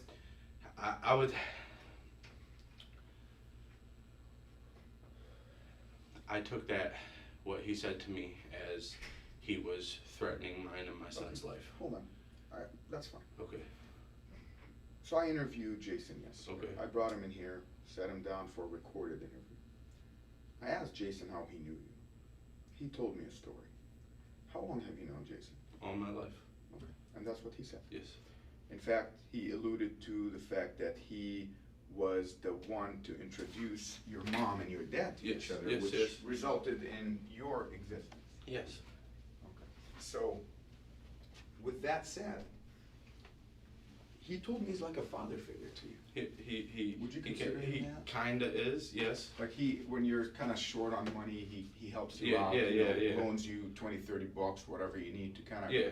Every now and then you stay at his house. No, I don't. You've never stayed at his house. I mean, a long time ago I lived at it. Long time ago I lived at his house. Yeah.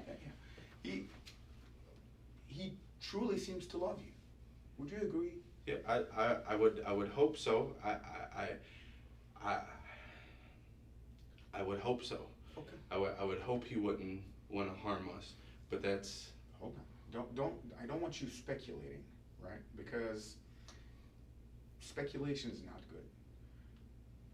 Based on the facts, we have established that Jason is kind of like a proxy father figure for you. Not your dad, but kind of like a father figure for you. He has no interest in hurting you or your son. I didn't know how to take that. I was already in a panic, and when he said that, I didn't know. I didn't know what he meant. Okay. I know the things they've done in the past, and that scared me. That scared me even more than I was already scared. So if you and Jason tell your story to a jury, do you think a jury is going to believe you, or you believe him? What do you think? I would hope they would believe me. It is the truth. Like I wouldn't. I know you guys have not wanted to talk to me because I beat around the bush, and I wouldn't tell you guys exactly you what don't beat around the happened. bush. You lie straight up. You lie. Let's be real. Bro, You've taken us around. This case you could have made $25,000 and not be in this jumpsuit today. You could They have. were taken from me. It doesn't matter. You could have said, detectives, I'm gonna tell you what. Ryan took him. I took him to this guy. His name is Jason. Jason has him in his house at this address. I would like my $25,000. And you would have $25,000 and we would have the cards. And no criminal charges. We would have the cards. And he would probably be sitting in that orange suit right now. Instead, you from when Jason, my partner, and I came down to talk to you in Brunswick in the driveway, it's been a lie after a lie after a lie after a lie. Your best friends, your closest people, Chad, Millie, Kayla, your brother, James, Mike Caniglia, they're all pointing the finger at you. So now they put you in a corner. At this point, the only thing you can do, and Best Western, they don't give two fucks. Let's be real. If they gave a fuck, they would have hired a lawyer to defend you. They want nothing to do with you. And they fired Ryan. Ryan's not off the hook. Jason is not off the hook. This is too big of a deal. Did Andy tell you how much those cars are worth? I've read it. That's as of yesterday. Read it out loud. 1,800,000. No. That was yesterday's figure. That's the official value. The red is the official value as of yesterday, my dude. After we brought you in, after we recovered the cards, this company, want to show you. Can I come next to you? Yeah, I don't want you to feel absolutely. scared. No, you. All right. The red are the value of those cards. I got you. This number is $2,123,447, my friend. 2.1 million. You know what I'm saying? You see, the thefts are classified by value. This is a felony of the first degree, as you see on your paperwork. At this point, you are so deep in the bullshit. The only thing you can do to help yourself is help us find the 2 cards, whatever information, that we can go to the prosecutor and say, yes, he did something wrong, yes, he was scared of the police, but he at least helped us recover these 2 cards that are worth almost $100,000. That is a charge in and of itself. If you get 10 years here, each of these can slap 10 more years on you. So I didn't. relax. I know you didn't steal them. Help me find them.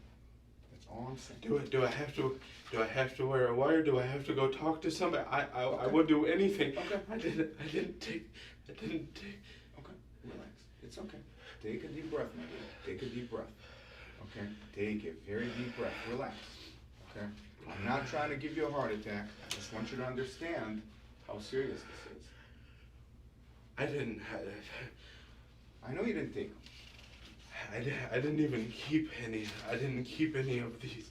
So let me ask you a question. Yes, sir. When you here's this card, right? Card Yes. number 2. This card alone, what's this number? $26,000. 316. Yes. All right, that's this card. Okay. This Lou Gehrig card, you know Lou Gehrig, right? They named a disease after him. He's that big of a deal. I did a report on him. Did you really? Yeah, back in like 5th grade, I did a report on him. Okay.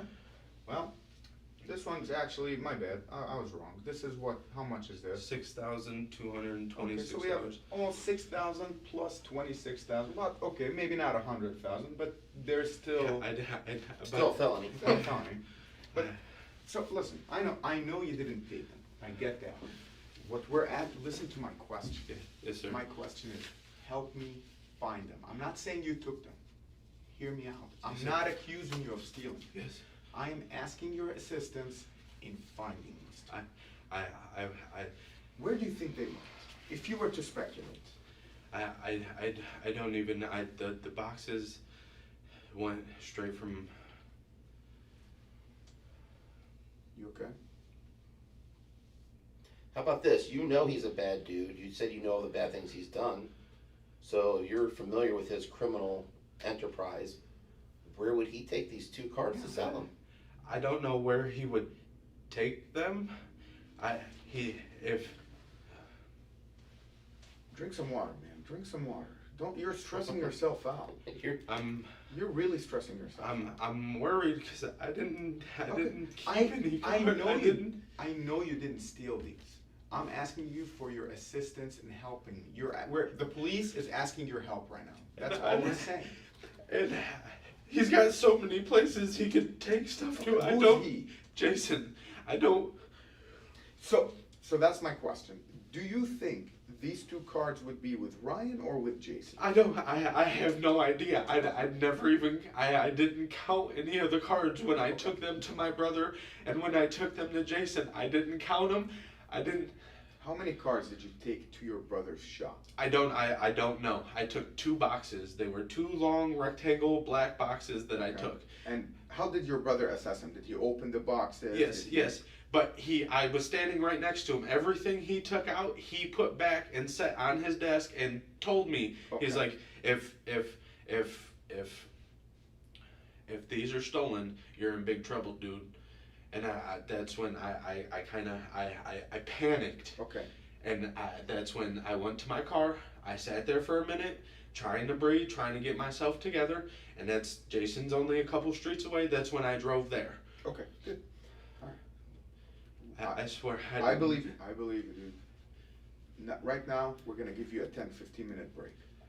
I just need you to get your breathing under control, relax, Eat something, just snack on something. I don't want you to pass out from not having eaten. I'm Snack on something. I want to sit here with you. We're not going to ask any questions about this Right. case. I'm going to check some things on my phone. You're going to, if you want to eat, don't eat, take some water, Just relax. Whatever you want to do, just breathe, okay? And then we're gonna do a CVSA. We're gonna specifically ask you about Ryan's involvement. Okay. Okay, that's it. Okay. And then we're out of here. And then you go back and we'll appear before a judge and take care of this, okay? Please understand, we, Andy and I and Jason, are putting a lot of faith in you telling us the truth. Yes. But as you found out, we might not find the truth right away. It might circle. We might have to do a lot of digging and get to the truth. Yes, sir. If you're telling us the truth, it looks good on you. But if you're not telling us the truth, it's just going to look bad when you go before a judge and the judge says, after everything, you still kept. So that's all we're saying.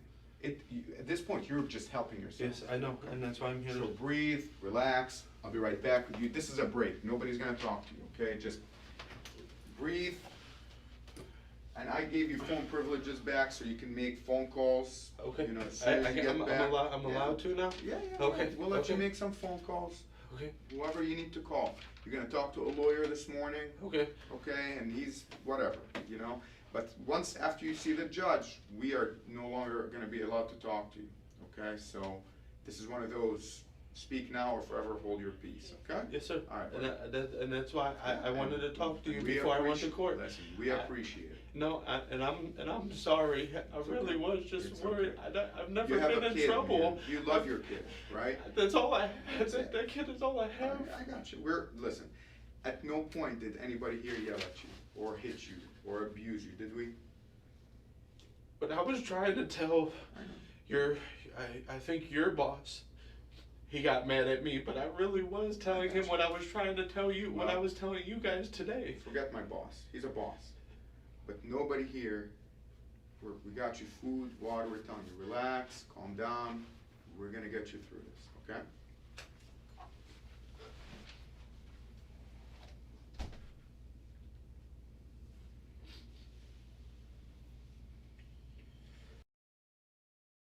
Okay, I probably sound like Scooter now, but I'm starting to feel kind of bad for this kid. And after listening to those phone calls with the mother and listening to this, is it possible that he didn't understand? Like, did he know that these cards were worth $2 million? Did he know they were going into a convention? Or was he, how old is this kid? How old is he? 20-something? Was he just stupid?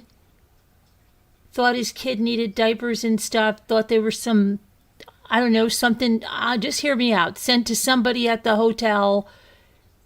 Just some baseball cards, nothing big. Then he brings him to the brother's store, and the brother's like, oh my gosh, these have freaking serial numbers. These are all freaking tracked. What the hell? Do you know that these are probably stolen? Right? So now he's freaking out, and he goes to that friend of the family, and that friend of the family's like, whoa, man, just calm down. I'll put them in my attic. Calm down. You're too hyper about this. Right? And maybe that guy took those two cards. Maybe that guy had those two cards in his car because they never I don't think they searched that guy's car. And now this kid is like, crap, right? I only ever took a sandwich because I was hungry. I'm starting to feel bad for him. And it's giving me a lot of anxiety. Okay. Think about it.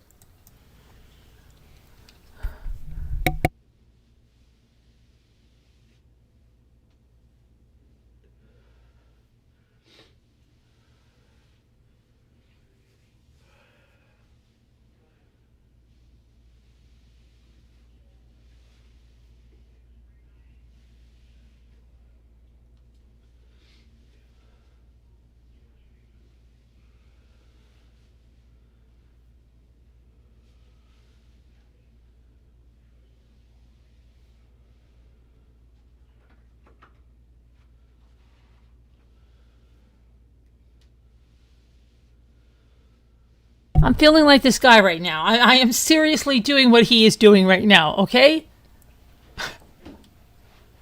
You have any hobbies? I like to, give me 1 second, I'm sorry. I like to golf. I'm just looking at the weather for golf. I gotcha. That's why I asked. I'm big into like races, you know, like crash 'em up derbies and NASCAR? I have another theory for those two cards. What if, again, he didn't know the real value of these cards and he sold them. What if his brother has them? What if his brother has them? His brother wasn't searched, right? What if his brother said, leave these two here. Let me keep these two over here. You take all those back. Let me keep these two. I don't think he has those two cards. There was nothing in his car. Or what if he sold them to somebody like those street people that lived at that hotel? Maybe that guy said, oh my gosh, Lou Gehrig. You know, Lou Gehrig is a hero for a lot of people.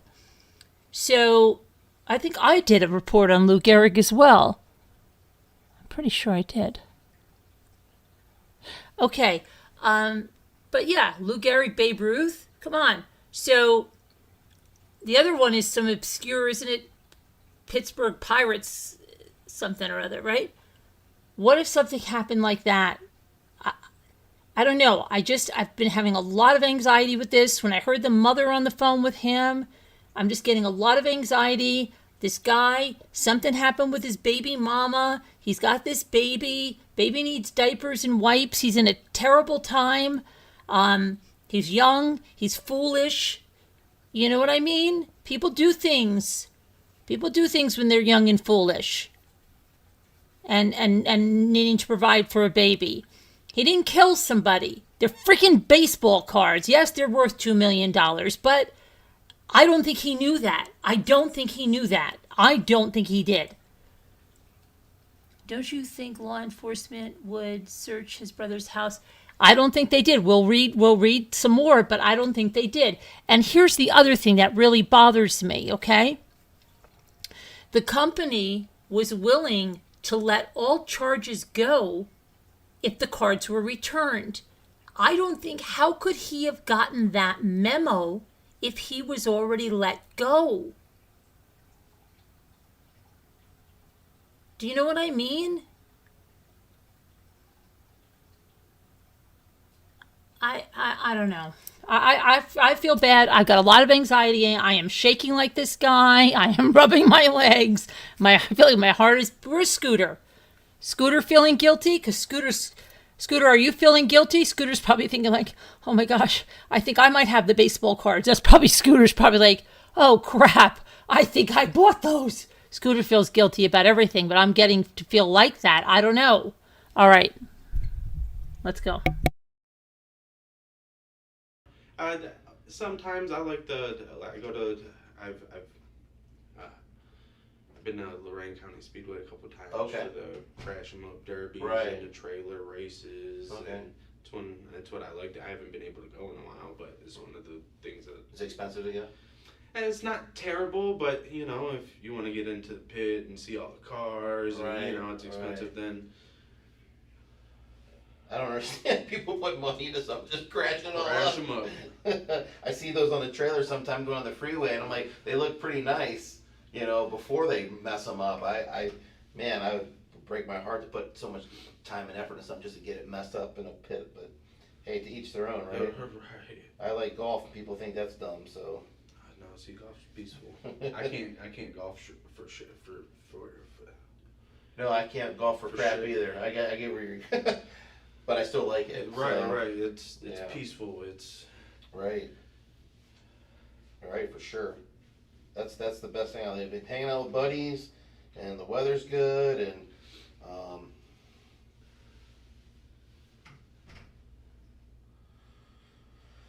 trying to figure out golfing with buddies this weekend, and I don't think the weather's going to cooperate. That's what, it's not looking good.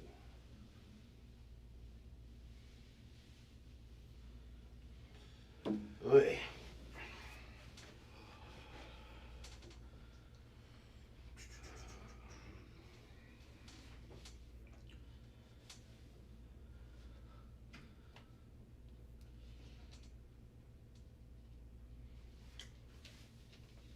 I'd love to know what those guys do for a living that they can spend all that money on them cars to just go turn around and go do that. I wish I could. It was a struggle to buy my car I drive, you know? Right. What jobs have you done in the past? I used to work on cell phone towers. Okay. I didn't climb them, Uh-huh. but it like if I could ever get back into it, like What got you out of it? I got electrocuted. Holy cow. Yeah, if it wasn't for the fiberglass ladder I was standing on, I'd been done. Holy cow. How'd that happen? So you gotta. I'm trying to call myself. No, that's fine. That's why we're not talking about this case. I just want I know. You ever seen the little shelters at the bottom of cell phone towers? Right. I worked in those. And Okay. Those house all the electronical equipment to run the cell phone tower. So I come in, I install all the equipment, program So all you've the been equipment. trained in electronics and all that? Oh yeah, Okay. I program all the equipment. FYI, all our telecom is ran overseas. Oh, okay. I'd have to call people overseas, give them connection, which is just We're at overseas. India and what's the other place? It is Islamabad. I don't know. No shit. They run all our cell phone towers. I'm telling you, they work on all of our telecom. Okay. So I was running power lines. Right. For the equipment. Well, the tower crew, they have backup batteries at the top of the towers for when power goes out or something. Right. The cell phone towers still work for DOD, Department of Defense. So when I was running power lines, I shut the site down, which is shut all the electronical equipment off, run my power lines. Well, the tower crew left the backup battery on at the top. And when I touched that, I had the negative, I was already in, I touched that positive, and I took my ratchet to tighten it down.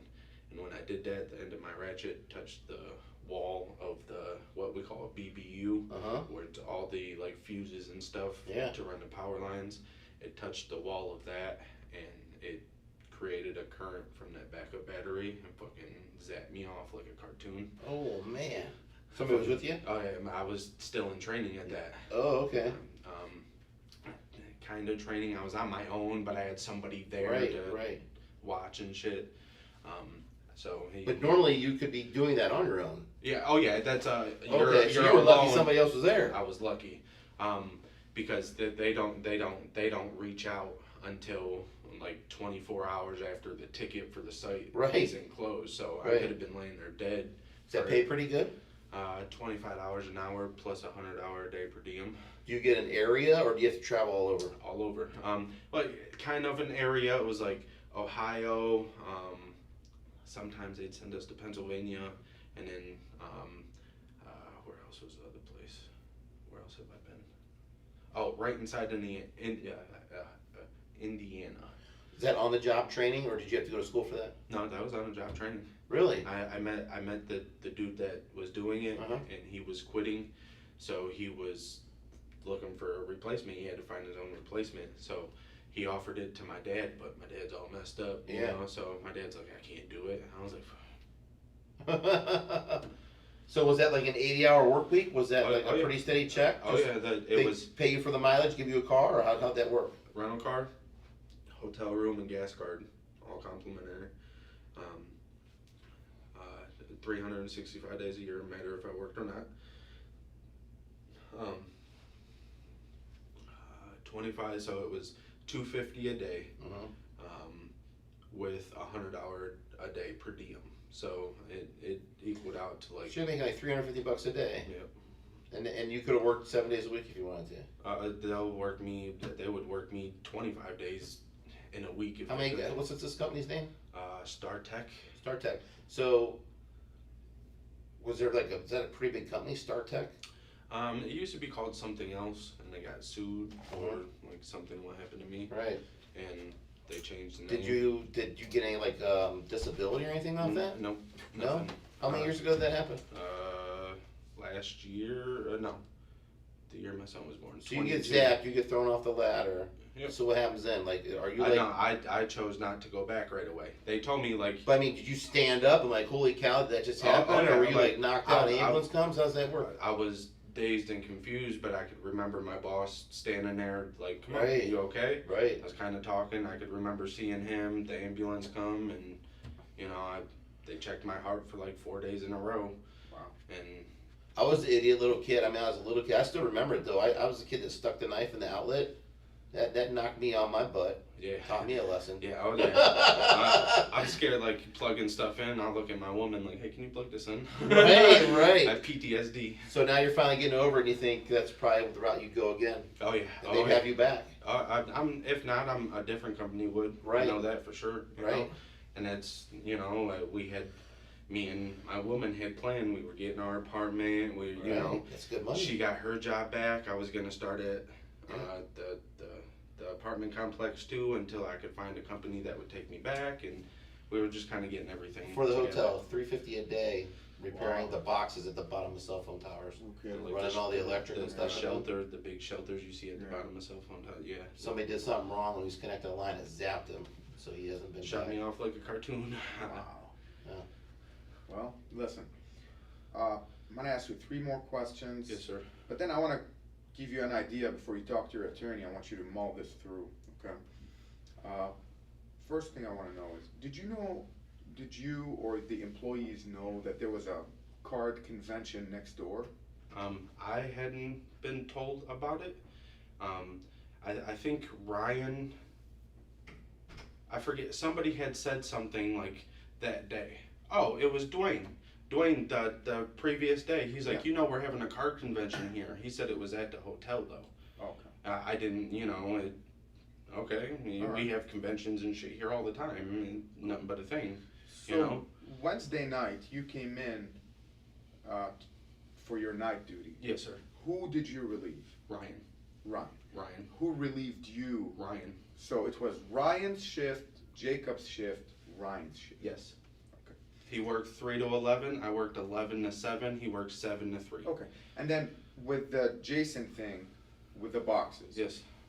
What did you tell Jason about how you came across these boxes? How did they become in your custody? I told him that I was in a panic over the cards. Yeah, but how did the cards get? Yeah, I'm getting there. When I told him I was in a panic over the cards, he said, "Do I want to know?" And I said, "I got them from my boss." I said, and now I don't know what to do. And that's when he had told me. Okay. All right. Go ahead, I'm sorry. No, you're good. This is your opportunity to ask us questions. Okay. What do you want to know? What's on your mind? Besides maybe your kid.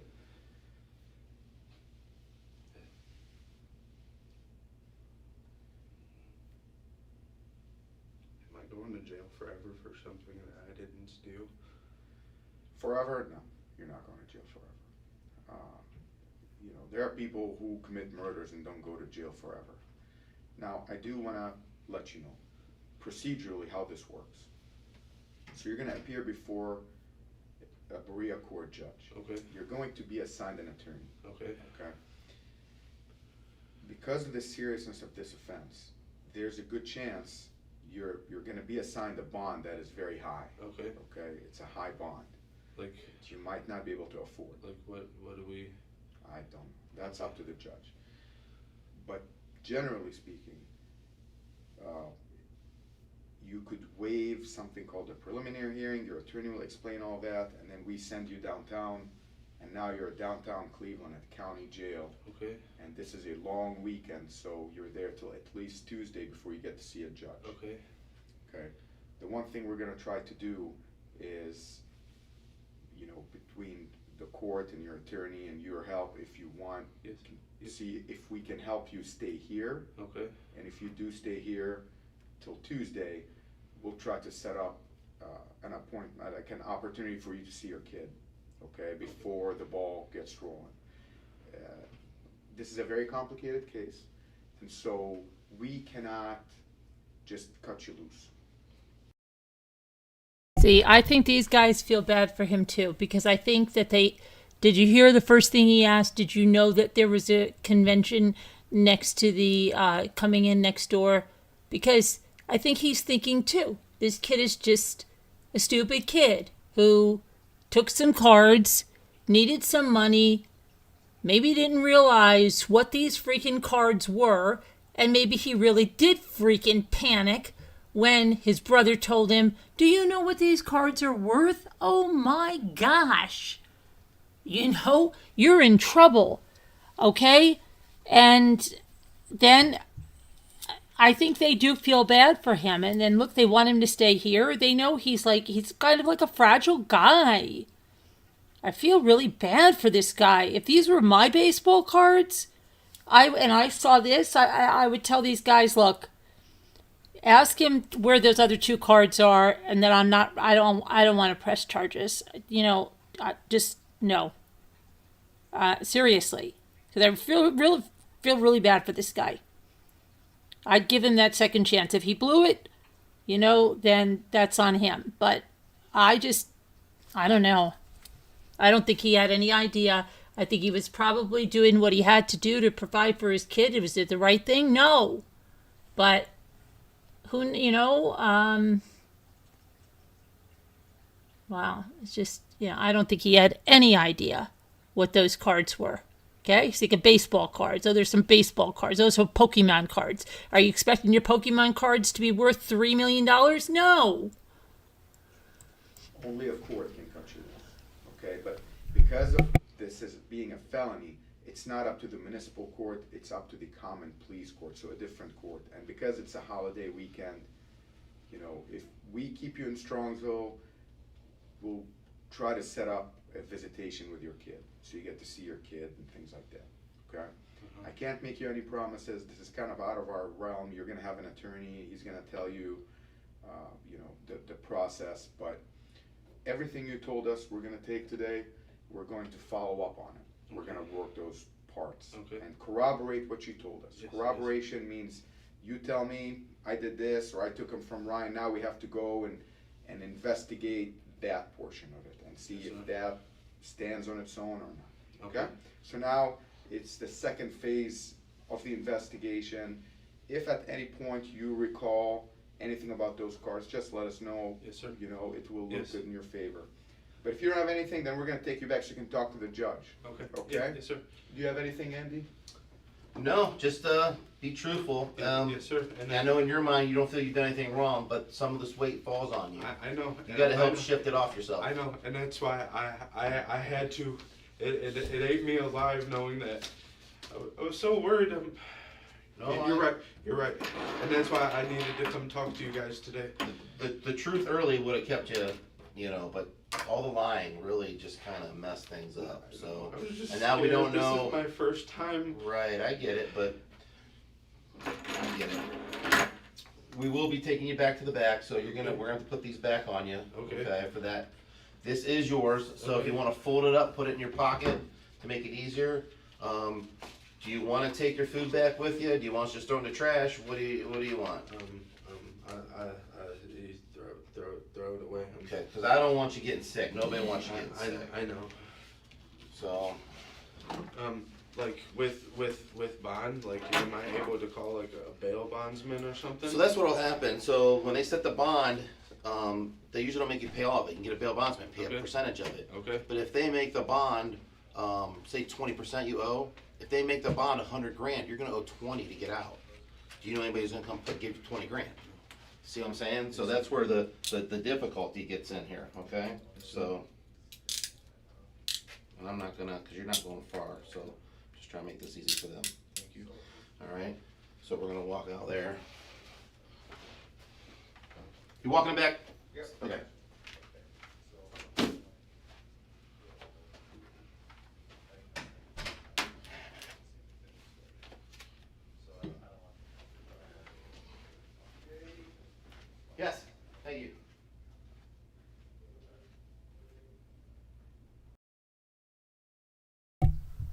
Okay, so, let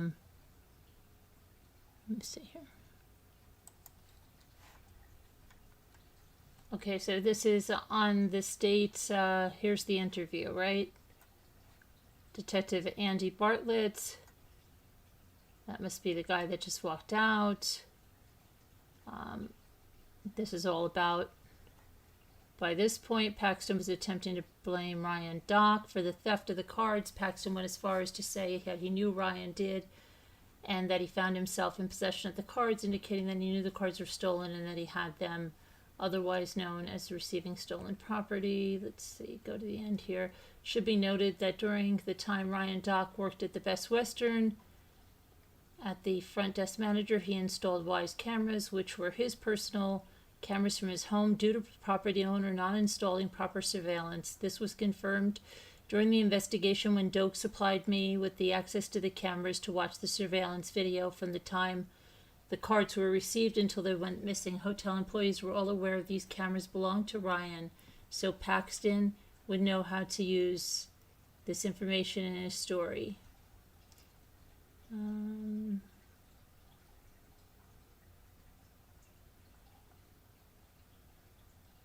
Should be noted that during this interview with Paxton, after agreeing to supply investigators with the PIN code for his cell phone, Detective Hazoo obtained a Strongsville Police Department consent to search form, which Paxton signed and on which he provided the PIN number.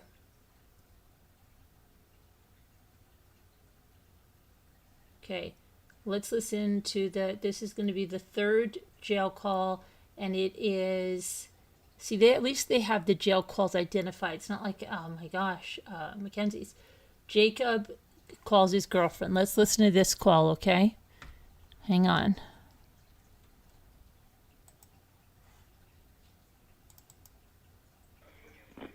Hello. Hi, baby. Hi, love bug. Baby, I just want to come home. Huh? I just want to come home. I know you do. What are they saying? I'm waiting in court now. You need to calm down, okay? I was told my bond's probably going to be high. I know. I don't know how I'm going to make it. Jacob Ryan, you are going to be... What if I can't make bond, baby, and then I have to stay here? What if I never get to come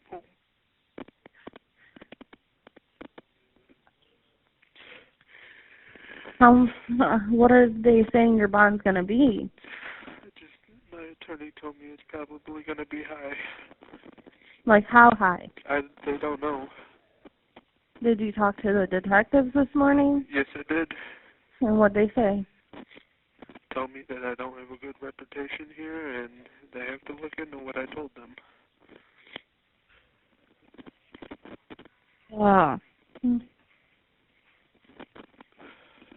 Listen to me. Yes? I love you. I love you. With every ounce of me. I love you with every ounce of me. And I promise you, you will get through this. Okay? You just got to be truthful. I was. I told them how Ryan gave me the cards and $200 and asked me to get rid of them.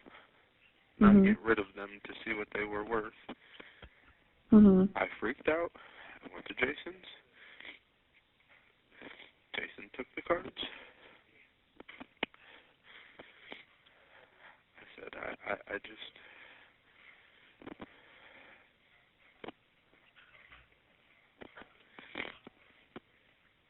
You can never... I never should have took that money from Ryan to do it. I didn't even know you did that. I didn't want you to know.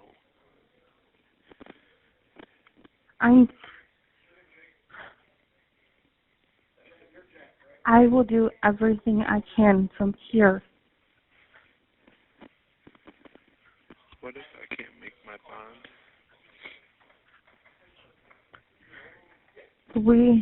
Your family will try to figure it out.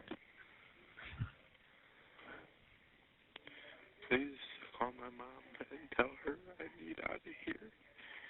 When they set my bond to help me, please. I will try to get a hold of your mom. I will try to get a hold of anybody that can help.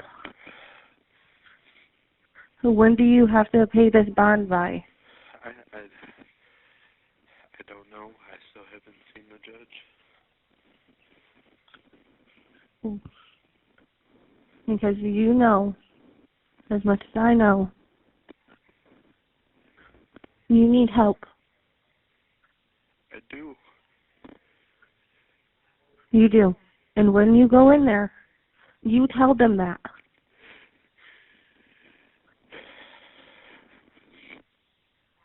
You hear me? You have to be strong. Okay?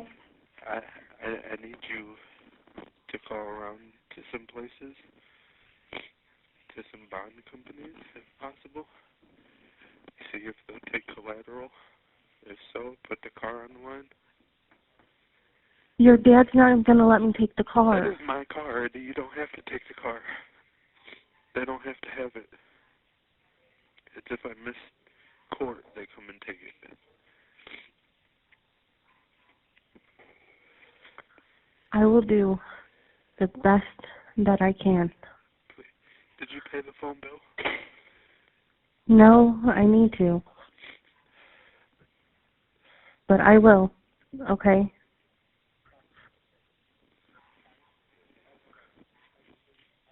When are you supposed to be going into court? They delayed it because Berea Court caught on fire. So we're waiting on them to come back in now.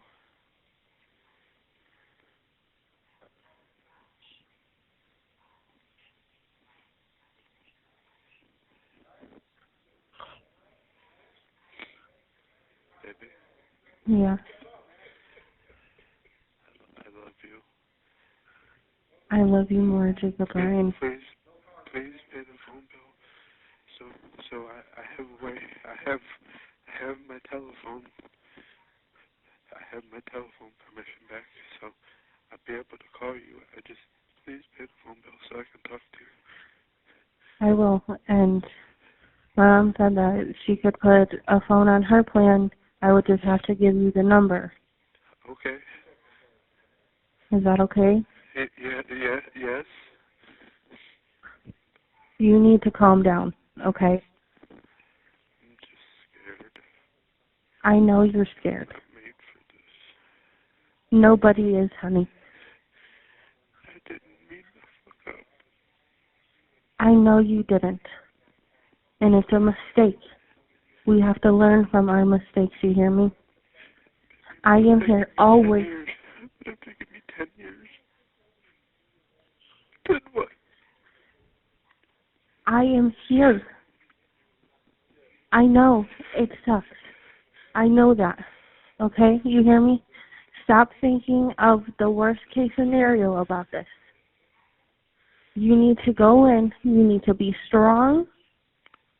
You need to tell them that you need help. Because you do. And you know this.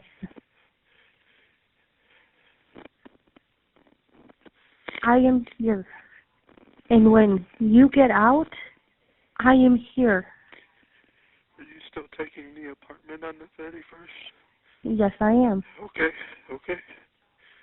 Please don't give that up. I'm not giving it up. This is the first thing we've ever had together. Yes, and that is the thing that we will have together. Okay. You hear me? Yes. What are we doing with Junior? For right now, he's staying with my dad until I can figure stuff out. Do you want him staying with your dad? He's fine there right now. Are you sure? Why? Where else would he go? He would come with me, but I need permission from you for that.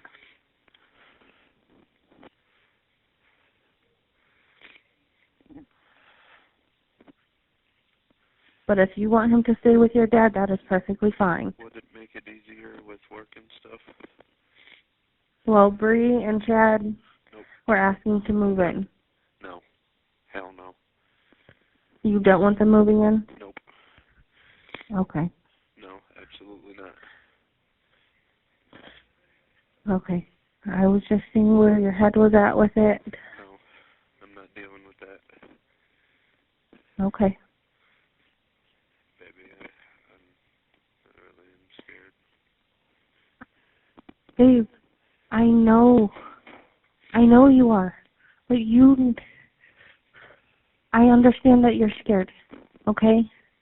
Please work with these people. Tell them the truth, honey. I did already. I did. Now I'm waiting on court. After court, I can't talk to the detectives no more. I told them everything. Who did you talk to? Which detective did you talk to? Zachy. Who? Zachy, the Mhm. skinny bald one. What about Jason? He wasn't there. He wasn't here today.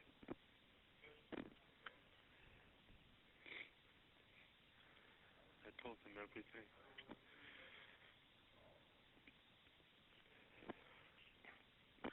When you come home, we are getting married. Do you hear me? Yes. It is me and you. Listen, What? if I go to jail, promise me we'll get married while I'm in here. Yes, Promise? I promise you. Yeah, I'm okay. Yeah, I got you. I'm almost done, I promise. All right, baby, I'm gonna go in here and go back to court, okay? Okay. I love you, and he said Thank you. I can make a phone call when we're done. Okay, you call me, please. I will, I promise. I love you. I love you too, sweetheart.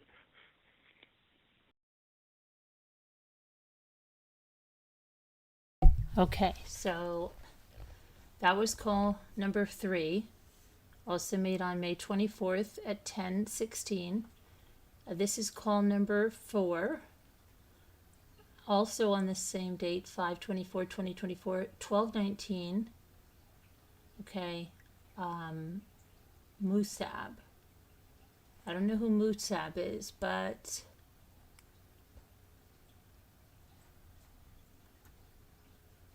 let's see what happens with that call.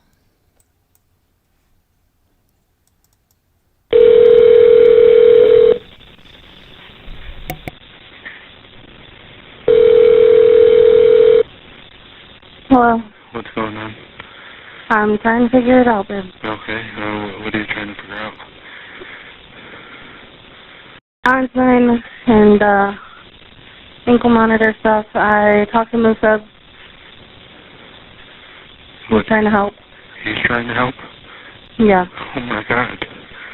Really? Yes. You said Musa? Yes.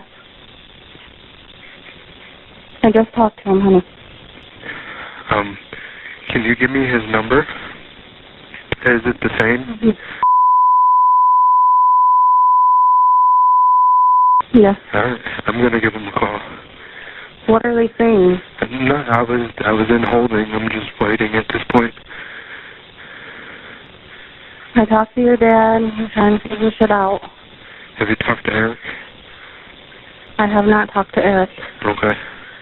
We're trying to figure this out for you. Okay. When is your next court date? Tuesday.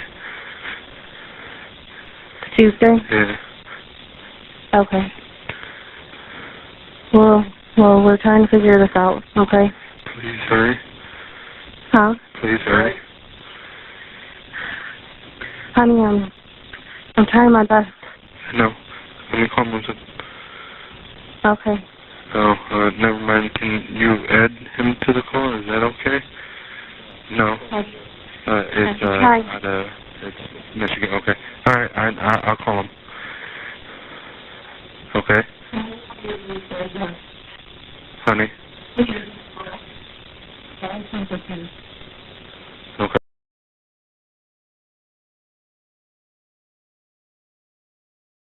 Okay, so let's listen to call number 5. 1 second. Hello? Hello. Hey. Adding,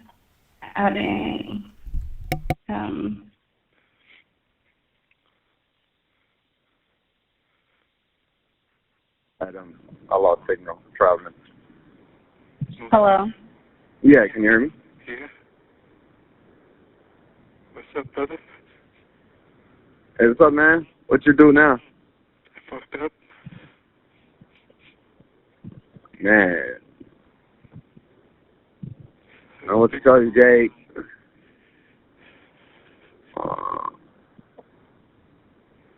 Okay. But, yeah, can you guys hear me? Yeah. Yeah, I can hear you. We'll see what we can do, man. You know what I'm saying? Try to figure this out. I'm willing to put my car up.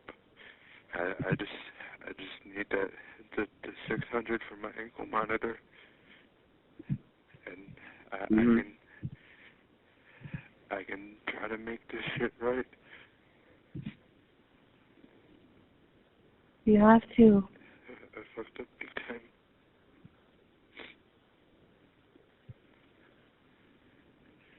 Yeah. You gotta be strong.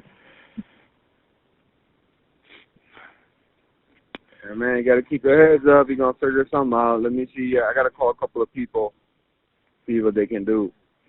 But where you at right now? They got you in Strongsville or where did they? Yeah, no, I'm at Strongsville, yes. You need to Like you at relax. the precinct or are you at the county? No, I'm at when you call Strongsville police, like if they wanted to call it to just pay my bond or whatever, they call it Strongsville. Okay. All right. Let me. Yeah. See. Okay. Like 10 minutes, but if you want, we'll go in the restroom and have a conversation here now. Okay. Yeah. Okay. Yeah.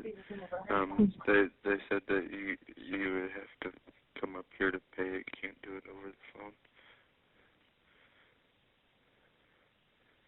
Hello. With the hello. Yes. Musa, you still there? Yeah, I'm here. Okay. He said he'll let me know what he can do and trying to figure everything out for you. I'm looking at a paper at a couple different bondsmen. I can give her names off here, right? Or like my woman. So your dad called ABC. No, I wasn't on three-way. She's next to him. That's who I was talking to. She told me to call his phone. I called his phone. It didn't go through. She's standing right next to him. I wasn't on three-way, though, I swear. I love you. Hey. I have bail bonds numbers here. If you need them. Do you want them? Yes. Okay. ABC bail bonds. Do you want the number? Your dad called bail bondsman on Bel Air. Your dad has called them too. Okay. Okay, and what'd they say? They said they can't take a title. Okay. All right. I'm going to call around to see what I can do. Please do, baby. Okay, I will. I love you. Calm down, okay? Yeah, I can hear it in your voice. Okay. You need to calm down, Jacob. Okay. Do you hear me? Yes. I love you. I love you too, baby. You will get through this, I promise. Okay. Okay? I love you. I love you.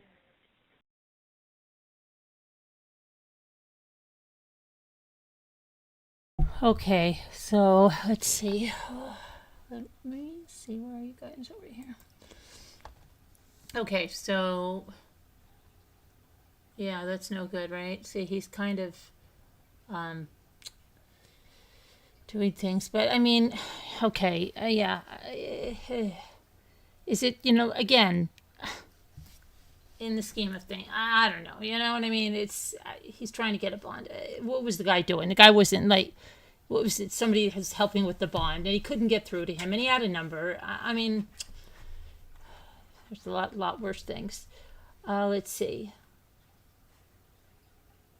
Okay, so we'll listen to the call with his dad, and then we'll probably stop there and then continue tomorrow, because there's a lot in this case that I have. We're not even halfway through the first set of calls.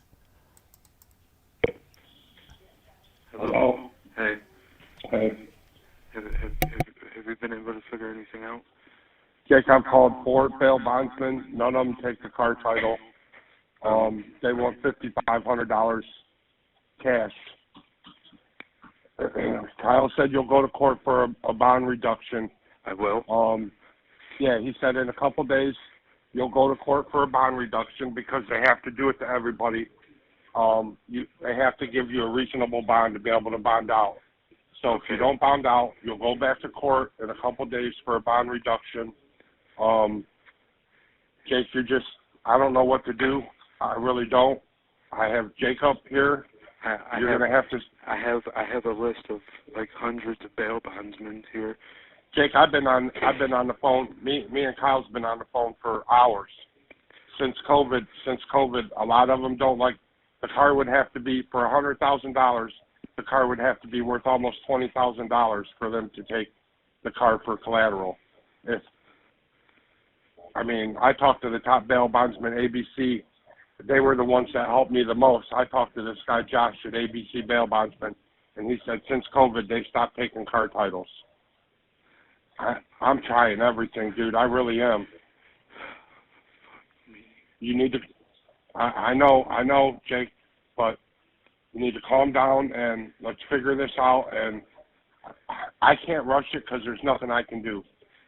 Your mom's not going to give you any more money. All the shit that you've been through with your mom, she's not going to give you any money. And I don't know what the deal is with Kayla, but you need to worry about you and your baby and not Kayla, because that bitch was ready to be done with the day you got arrested.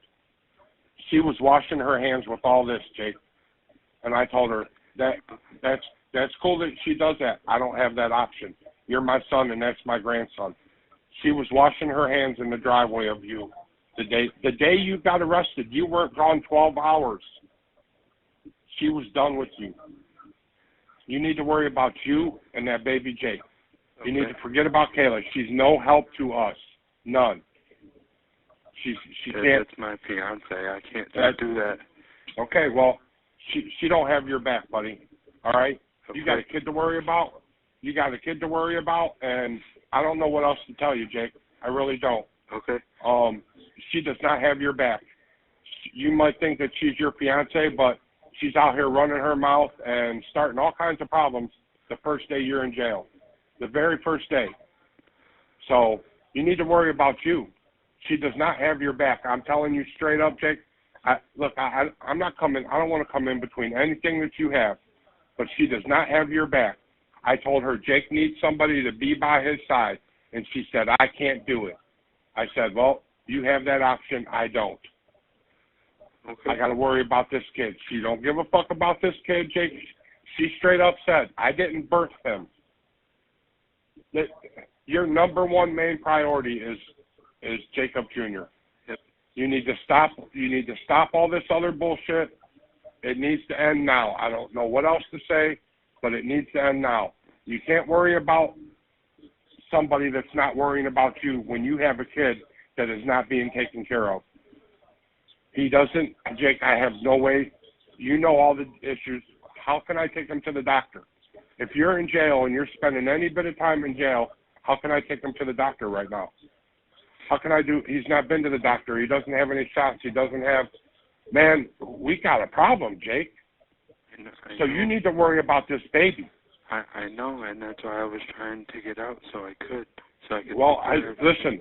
That's not the issue right now. The baby's being taken care of. What I'm saying is, when you get out, is your number one priority is to have a full-time job every fucking day, and it is to maintain and take care of this baby the way he needs to be taken care of. Until you get home, whenever that is, he will be taken care of. You know. You don't have to worry about it. But I'm telling you right now, Jake, I'm telling you right now, you need to concentrate on yourself. She does not have your back. You can call her. I know you think, everything's cool, but she does not have your back, dude. She's been running her mouth since you've been in jail, and it's not been good. And she blocked me, and she just called me. She unblocked me and called me today. I told her to. Well, you know what? She does not have your back, buddy. Okay. Think about it while you're sitting there, okay? And think about your number one priority. We need to get you out of there, and we need to get you straight and get over with this. Get this all over with. Okay. And it's gonna take time. And I got Kyle trying to help me. And like he said, Dad, we can't come up. Kyle got the cheapest price was $4,800 cash. Okay. And we still had to come up with the $600 for the ankle bracelet. And Kyle said that you'll go for a bond adjustment in a few days. So you're going to have to sit still, and we're going to have to. This can't happen quick, Jake. I don't know what else to tell you. I'll do everything I can. Can you bring my son up to see me? If it's allowed, then yes. Yes, it's allowed between 7 and 8. At night? Or, what'd you say? Between 7 and 8 at night? Yeah. In Strongsville? Yes. I mean, it's not going to be tonight, but is it only during the week? Yeah. I mean, if you're there, I'll bring him up there. But Julie's at work, Jake, and I'm not going to make it both places, She didn't take the car? No. No, we got too much going on, Jake,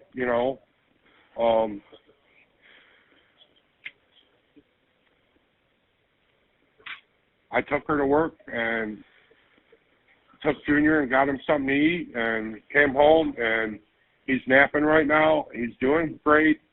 He's meeting people and getting along, and he's doing really good, Jake. So we need to worry about you, okay? Yeah, I just want to come home. Look, I know you do, but Jake, this is it. This is it for you. So you gotta kind of man up a little bit and take what this throws at you. And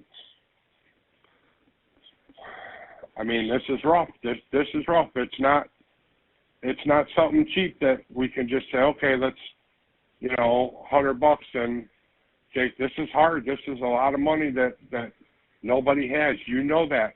This is putting a lot. It's just not you. It's just not you in the bind in jail. I know. It's, this has affected everybody over here. So I'll do everything I can, Jake. You call me as much as you can from there. Okay. While you're there, you call me as much as you can. If you're allowed to use the phone, you give me a call. I was just going to try to lay down for an hour because Helen's here helping me. While Junior lays down, I was going to try to lay down because I got to get up. I got to go pick up Xavier, Julian's friend, bring them back here, and then I got to take Kyle to Lizzie's baby's party, Okay. So, I mean, I was going to try to lay down for an hour, but, I mean, he's doing great, Jake. He's doing great. Let's worry about getting you through this. If you hear anything, if you find anything out, let me know. If they're doing anything. Tuesday. Huh? I have court on Tuesday. All right, well. Okay. Jake, will they take any other kind of collateral? Like Musib's willing to help too. Nope, they won't take. Listen, they need. Josh at ABC was the only one that helped me the best. He said, I need $5,150. I need a signature of 2 people that's been at their job more than a year or own their house.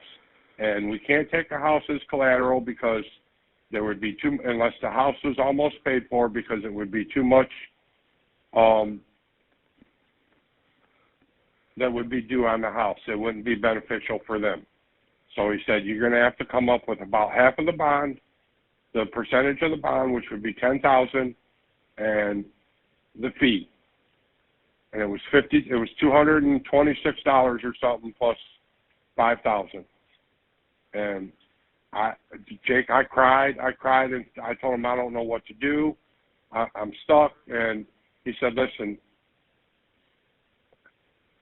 you know, if you come up with anything, call me back. He said, if you have any questions, he said, even if we can't help you, if you have any questions, call me back. You know, I'll try to help you. But when I called, you wasn't even listed yet. When he ran you, you weren't even listed in Strongsville yet. Your bond wasn't even listed. I had to tell him how much your bond was, and so okay. I'm trying, but we'll get you out. You'll get out another way, and you'll have a car that you don't have to worry about there being, you know, a bond lien on it or whatever. How would I get out another way if we can't even pay the... Look, we're gonna have we'll figure it out, Jake. Okay. That's all I can. All right, I don't. Listen, buddy. I got your back. I feel like everybody's giving up on me. No, nobody's giving up on you. Everybody on our side, you need to stop that shit and listen to me. Everybody on our side has got your fucking back, Jacob. Okay. Nobody said a bad word about you. Everybody's got your back. Do you hear me? Yes, sir. Everybody's got your back, Jacob. Now it's time for you to stand up and be a father. And that's the number one thing you got to worry about when this is over with or when you get home, is being a fucking father to this baby and doing the right thing. And stop with wanting somebody to take care of you or be with somebody, because you need to be with this baby. I know. Jacob, if Kayla had your back and she would have said anything positive, Jake, I'd say, you work hard because she's out here working for you. But she's blowing smoke up your ass. Told you Eric had a bail bondsman and all that. Eric didn't know what I was talking about. Oh. Okay. Eric didn't tell her anything. She's telling your mom that I hit the baby and you're mean as fuck to the baby, and she's starting all kinds of problems. And I don't need those problems. I have other bullshit to worry about, you and the baby. Right. So we need to worry about you. Okay. We need to worry about you right now. I don't know what's going to happen, but you need to fucking get your head straight. Like Kyle said, Dad, Jake will get through this. It's not that bad. It's not that bad if you go to Cuyahoga County. It's not that terrible. Take it for what it is. He said, tell him to keep his head down and just stay to himself. Don't get mixed up with nobody. My public defender had me waive the time. I'm not the time for the prelim, and I'll be here until Tuesday when I see a judge again here. Okay. So I don't. Well, the CO told me that listen, they'll probably give me a lower bond too. I just calm your ass down. Okay. While you're in Strongsville. That's not Cuyahoga County. Okay. Calm down and take it for what it is that you're in Strongsville for this long-ass weekend. Okay? It's not that. Listen, you're not in Cuyahoga County. You're in Strongsville. Take it for what it is and just try to fucking relax. I know it's hard. I know you're going through some shit, Jake, but get your head straight. Talk to yourself. Talk to God. I've been talking to God. But you know what? When it's like this, it can't be too late. It's, you know what I mean? It's got to be serious. And Jake, I'm telling you, you got to be serious about yourself, and you got to be serious about this kid. He needs somebody stable in his life.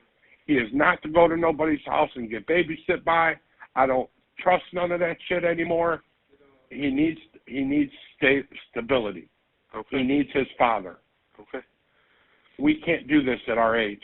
Your mom can't do this. We need to get a letter figured out that you can write, that she can have, so she can share this with me. And if you're in jail, then I can take him halfway or whatever and meet her, and she can help me out 3 months here, 3 months, whatever. I need, Jake, I'm about to have surgery. What am I going to do here, bub? I know, Pop. Okay, so since this is all being put on us, you do what you have to do for us. Okay. And that's keep your fucking head together. I know you're having panic attacks and shit, but you keep your fucking head together. You call me as much as you can. You call your mother. Listen, Jacob, now's the time to start apologizing to your mother. I know. Now's the time. She's not going to give you anything. She don't have it. She's not going to give you anything. But now's the time to start apologizing to her. Now's the time to call your mom and break down, Jacob, and tell her you're sorry for all the bullshit you put her through and that you appreciate she took care of this baby the way that she did, because this baby came back in good shape from her, and she struggled with him. You need to get right with your mom, and you need to get right with yourself. You're in Strongsville. Take it for it being Strongsville, and I can't say enjoy the weekend, but enjoy that you're not downtown for the weekend, because that would be a rough weekend to start off with. So take it for what it is. Get right in your fucking head, and if you get a chance and can use the phone, whatever, call your mother and break the fuck down and get right with her and apologize to her for everything, the lies and the bullshit, and tell her you're sorry. And Jacob, you need to do this for me. Okay. I need to hear from your mom that you called and apologized and you guys cried together and shit. Because I haven't stopped crying, dude. And I know that you're having a rough... Hold on. I know you're having a rough time. But, Jake, you know what? You know you fucked up. Now, stand up and be a man. And know that you fucked up. And make sure everybody knows how remorseful you are. And let's fucking take care of this. Stand up and be a man. And let's fucking take care of this. And when you walk away from this and it's all done and over with, it don't ever have to be brought up again. And your baby will be happy and have a father, and then you go out and find somebody that wants to be with you for you. All right, Pop. I'm telling you, Jacob, she does not have your back right now. Okay. Please do not trust her. Please do not trust what she says to you. Do you hear me? Yes. She's blowing smoke up your ass because she's running her mouth all over the place, Jake. And I'll prove it to you because it's text messages and shit. And you said between 1 and 2 tomorrow? Tomorrow and Sunday between 1 and 2. That we can bring the baby? Yes. Hey, I just got to let the CO know. Okay. If you can call me tomorrow, Julie's got a funeral to go to. I need a yes or no now, Dad. I'll bring him Sunday. Okay.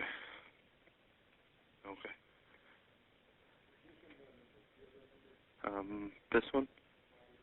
I have a number you can call.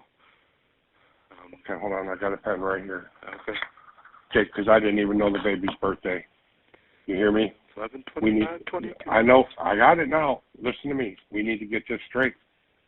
We need to get all this taken care of. You hear me? Yes, sir. What can I call this number for? He'd call to let them know when he... That I'm coming? Yeah, no, it's a for sure thing. No, I mean... Sunday. Yes. Okay. Okay. If you do need to call for whatever reason, I have a number here. Give me the number. 440. Yeah. 580. 3259. And who's that? To like the CO? It says jail. Okay. Oh yeah, it'll ring the COs directly. All right. Well, it's Friday, Jake. If you're going to go to court Tuesday, it's Friday at 2:30. I've called. Kyle's called. Julie's a wreck. Julie is a complete wreck, dude. Jacob. I know. You listen to me right now. I'm listening, Pop. I have been fighting to stay alive. Dude, I almost died last time, Jake. I'm fighting to stay alive. Please do the right thing. Yeah, I will. Please. Please do the right don't thing. go nowhere on me. Please do the right thing for me. Please, I Jake. will. I promise. Whatever this takes, whatever you gotta go through.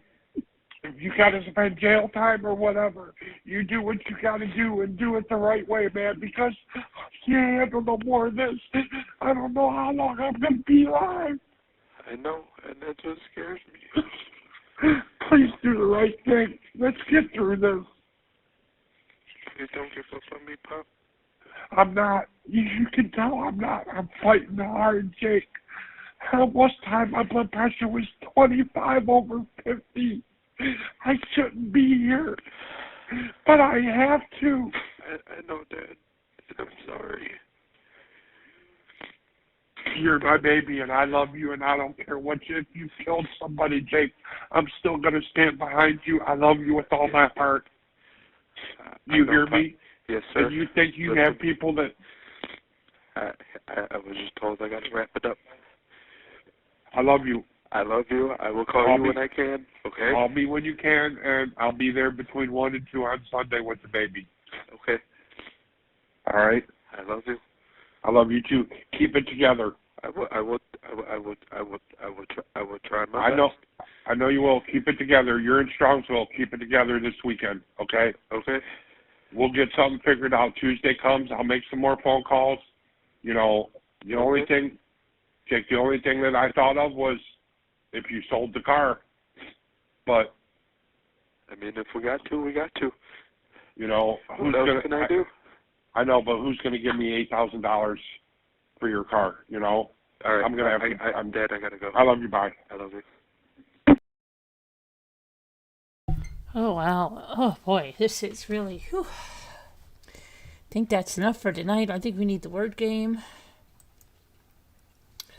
Yikes. Whew. That's a lot.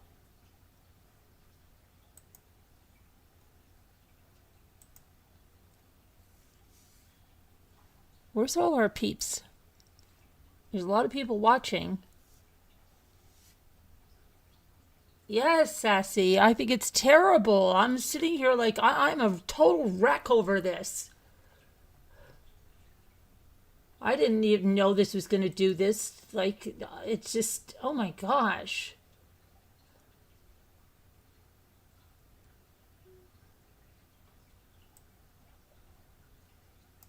I think it's ridiculous. It's like, it's just a stupid thing. And it's just because these cards are worth so much money, but I don't think he had any idea that they were, really. And I think he did panic. I think he did panic because he thought, oh my gosh, there's no way I can bring these back. Oh. It's terrible.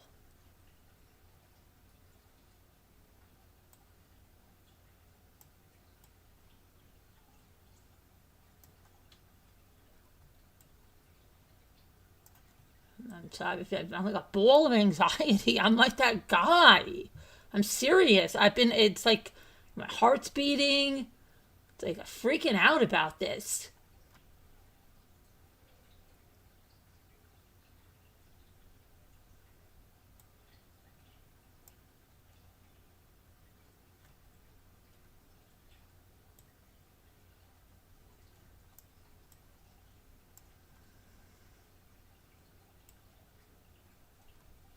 I'd love to hear what Scooter thinks about this.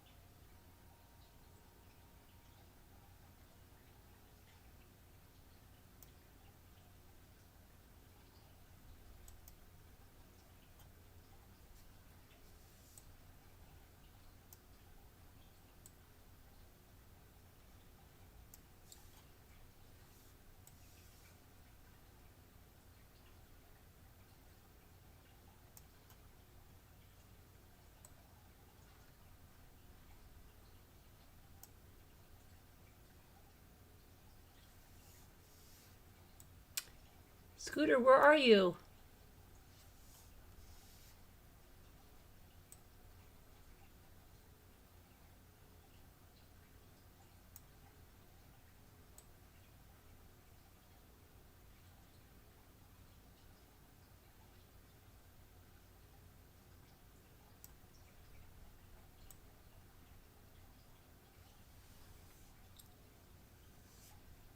There's Murder of Crows. Murder of Crows thought you broke up with us. We haven't seen you in a few days.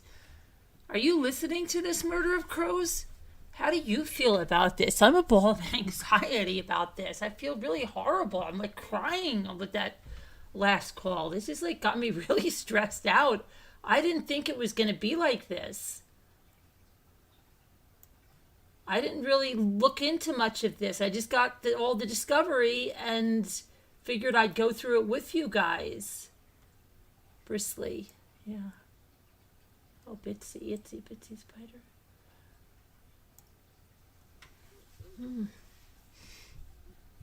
Very, very aggravating. Are you listening? Are you? What is your feelings?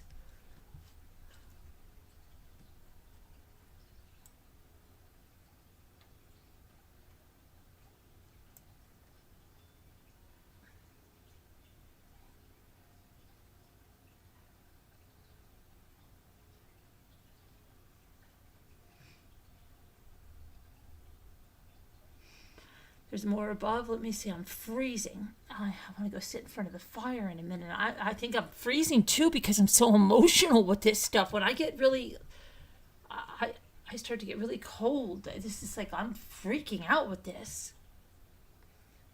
Do you, heart? Yeah, it's really very upsetting.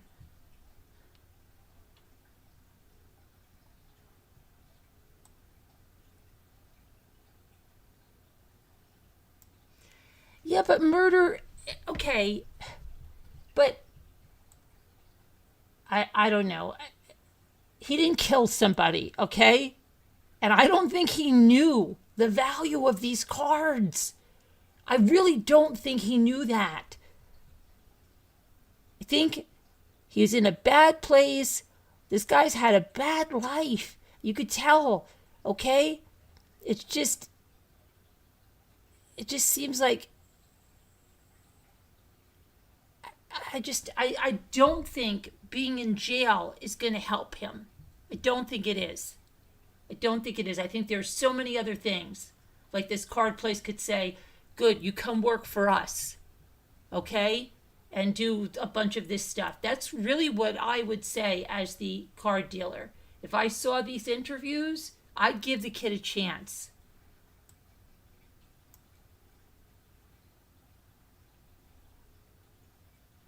Being in prison is not going to help this kid.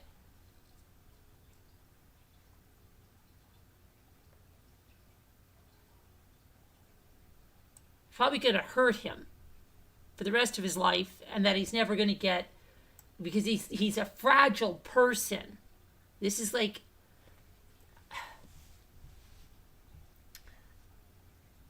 I don't know. I think he's kind of like scared straight with this. And I think if they did the right intervention and this company that was willing to forgive the things would forgive it, you know, he might be able to bring it together.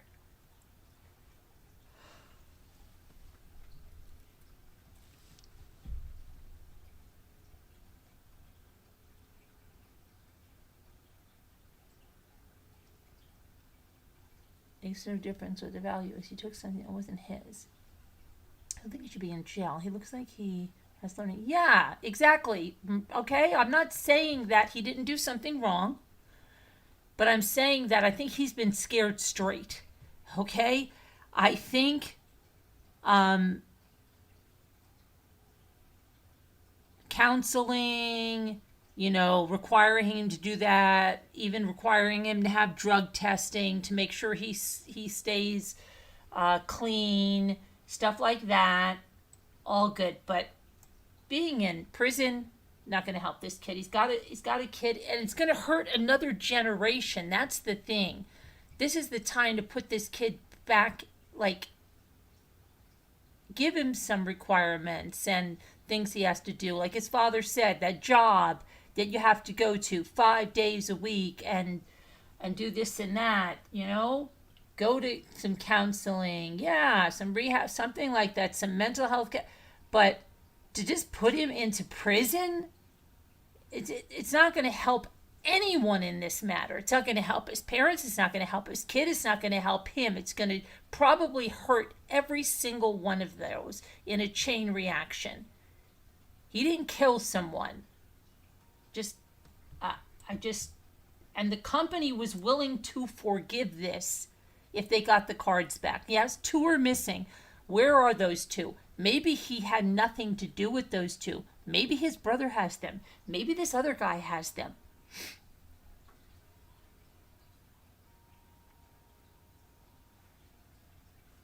Callie, Lisa, quiet.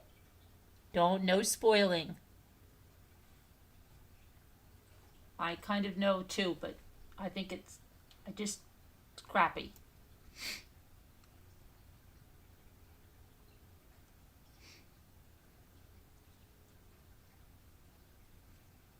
I didn't know that it was going to get me like this.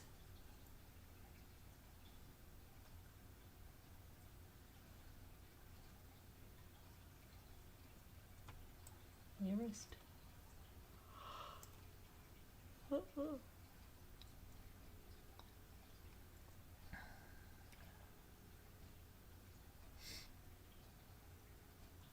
Yeah, I didn't know it was going to make me feel like this.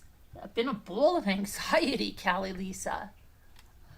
This whole time. Just like that guy at the interview. It's ridiculous.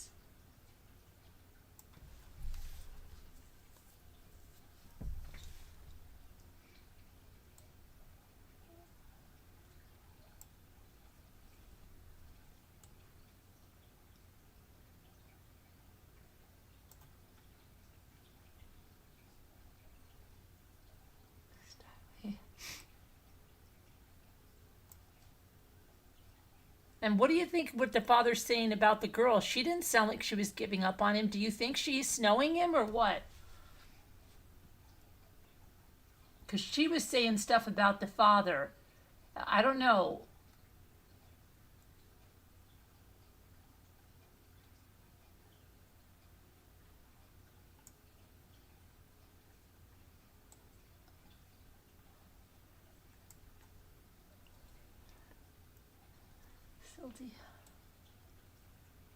So I'm not sure what to think about that. But I think it's, wow, I didn't think, I know everybody was like, oh, baseball cards, this is not going to be interesting. But it's like, more than that, it's really emotional.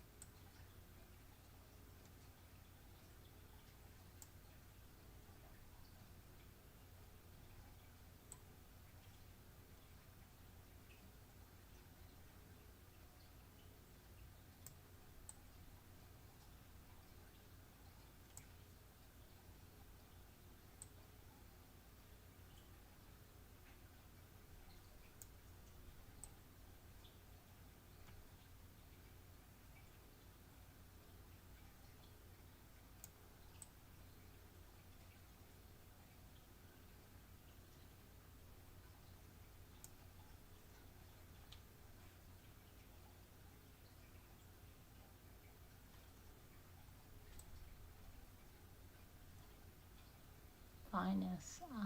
Yeah. Okay.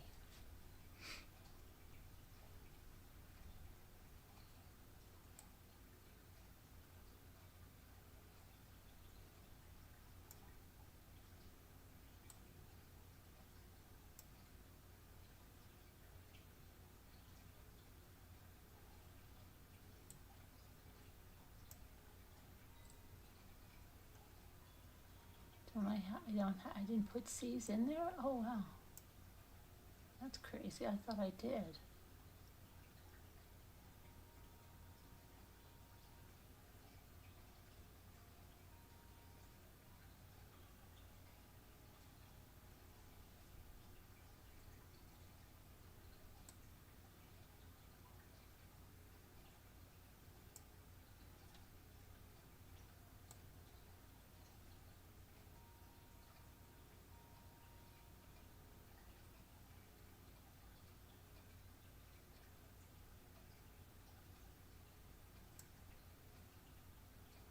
Nine?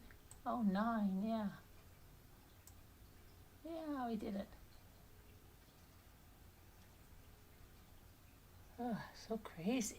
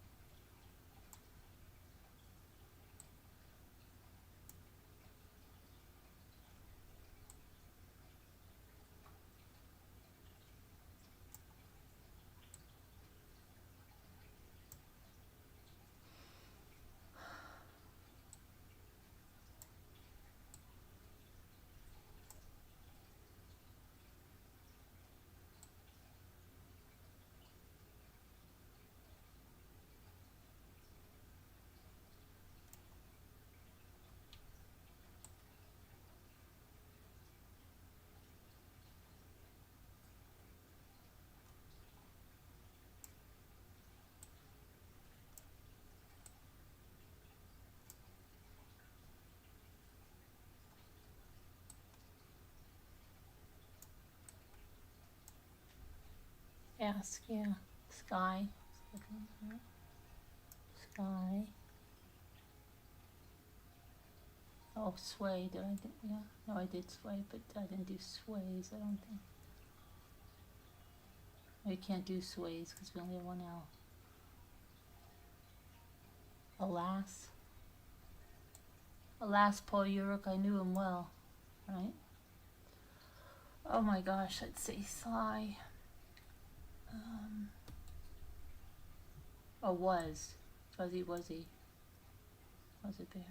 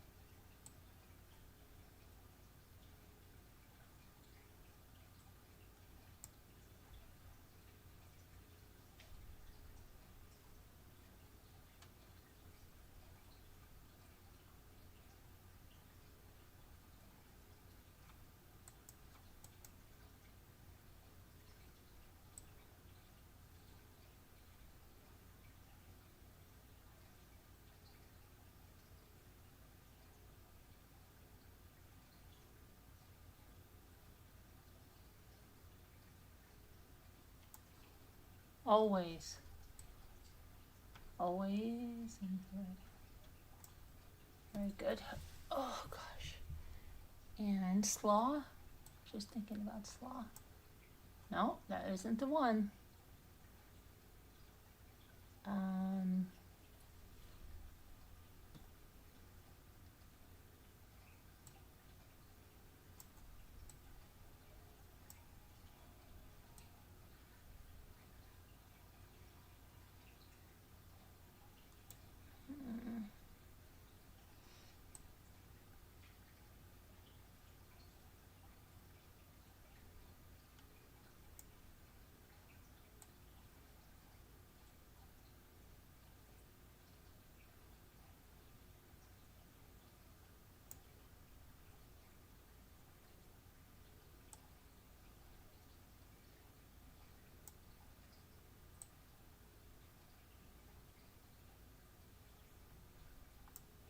I thought we did Lay's a long time ago. Wow. That was silly. You and I got at the same time. That's crazy.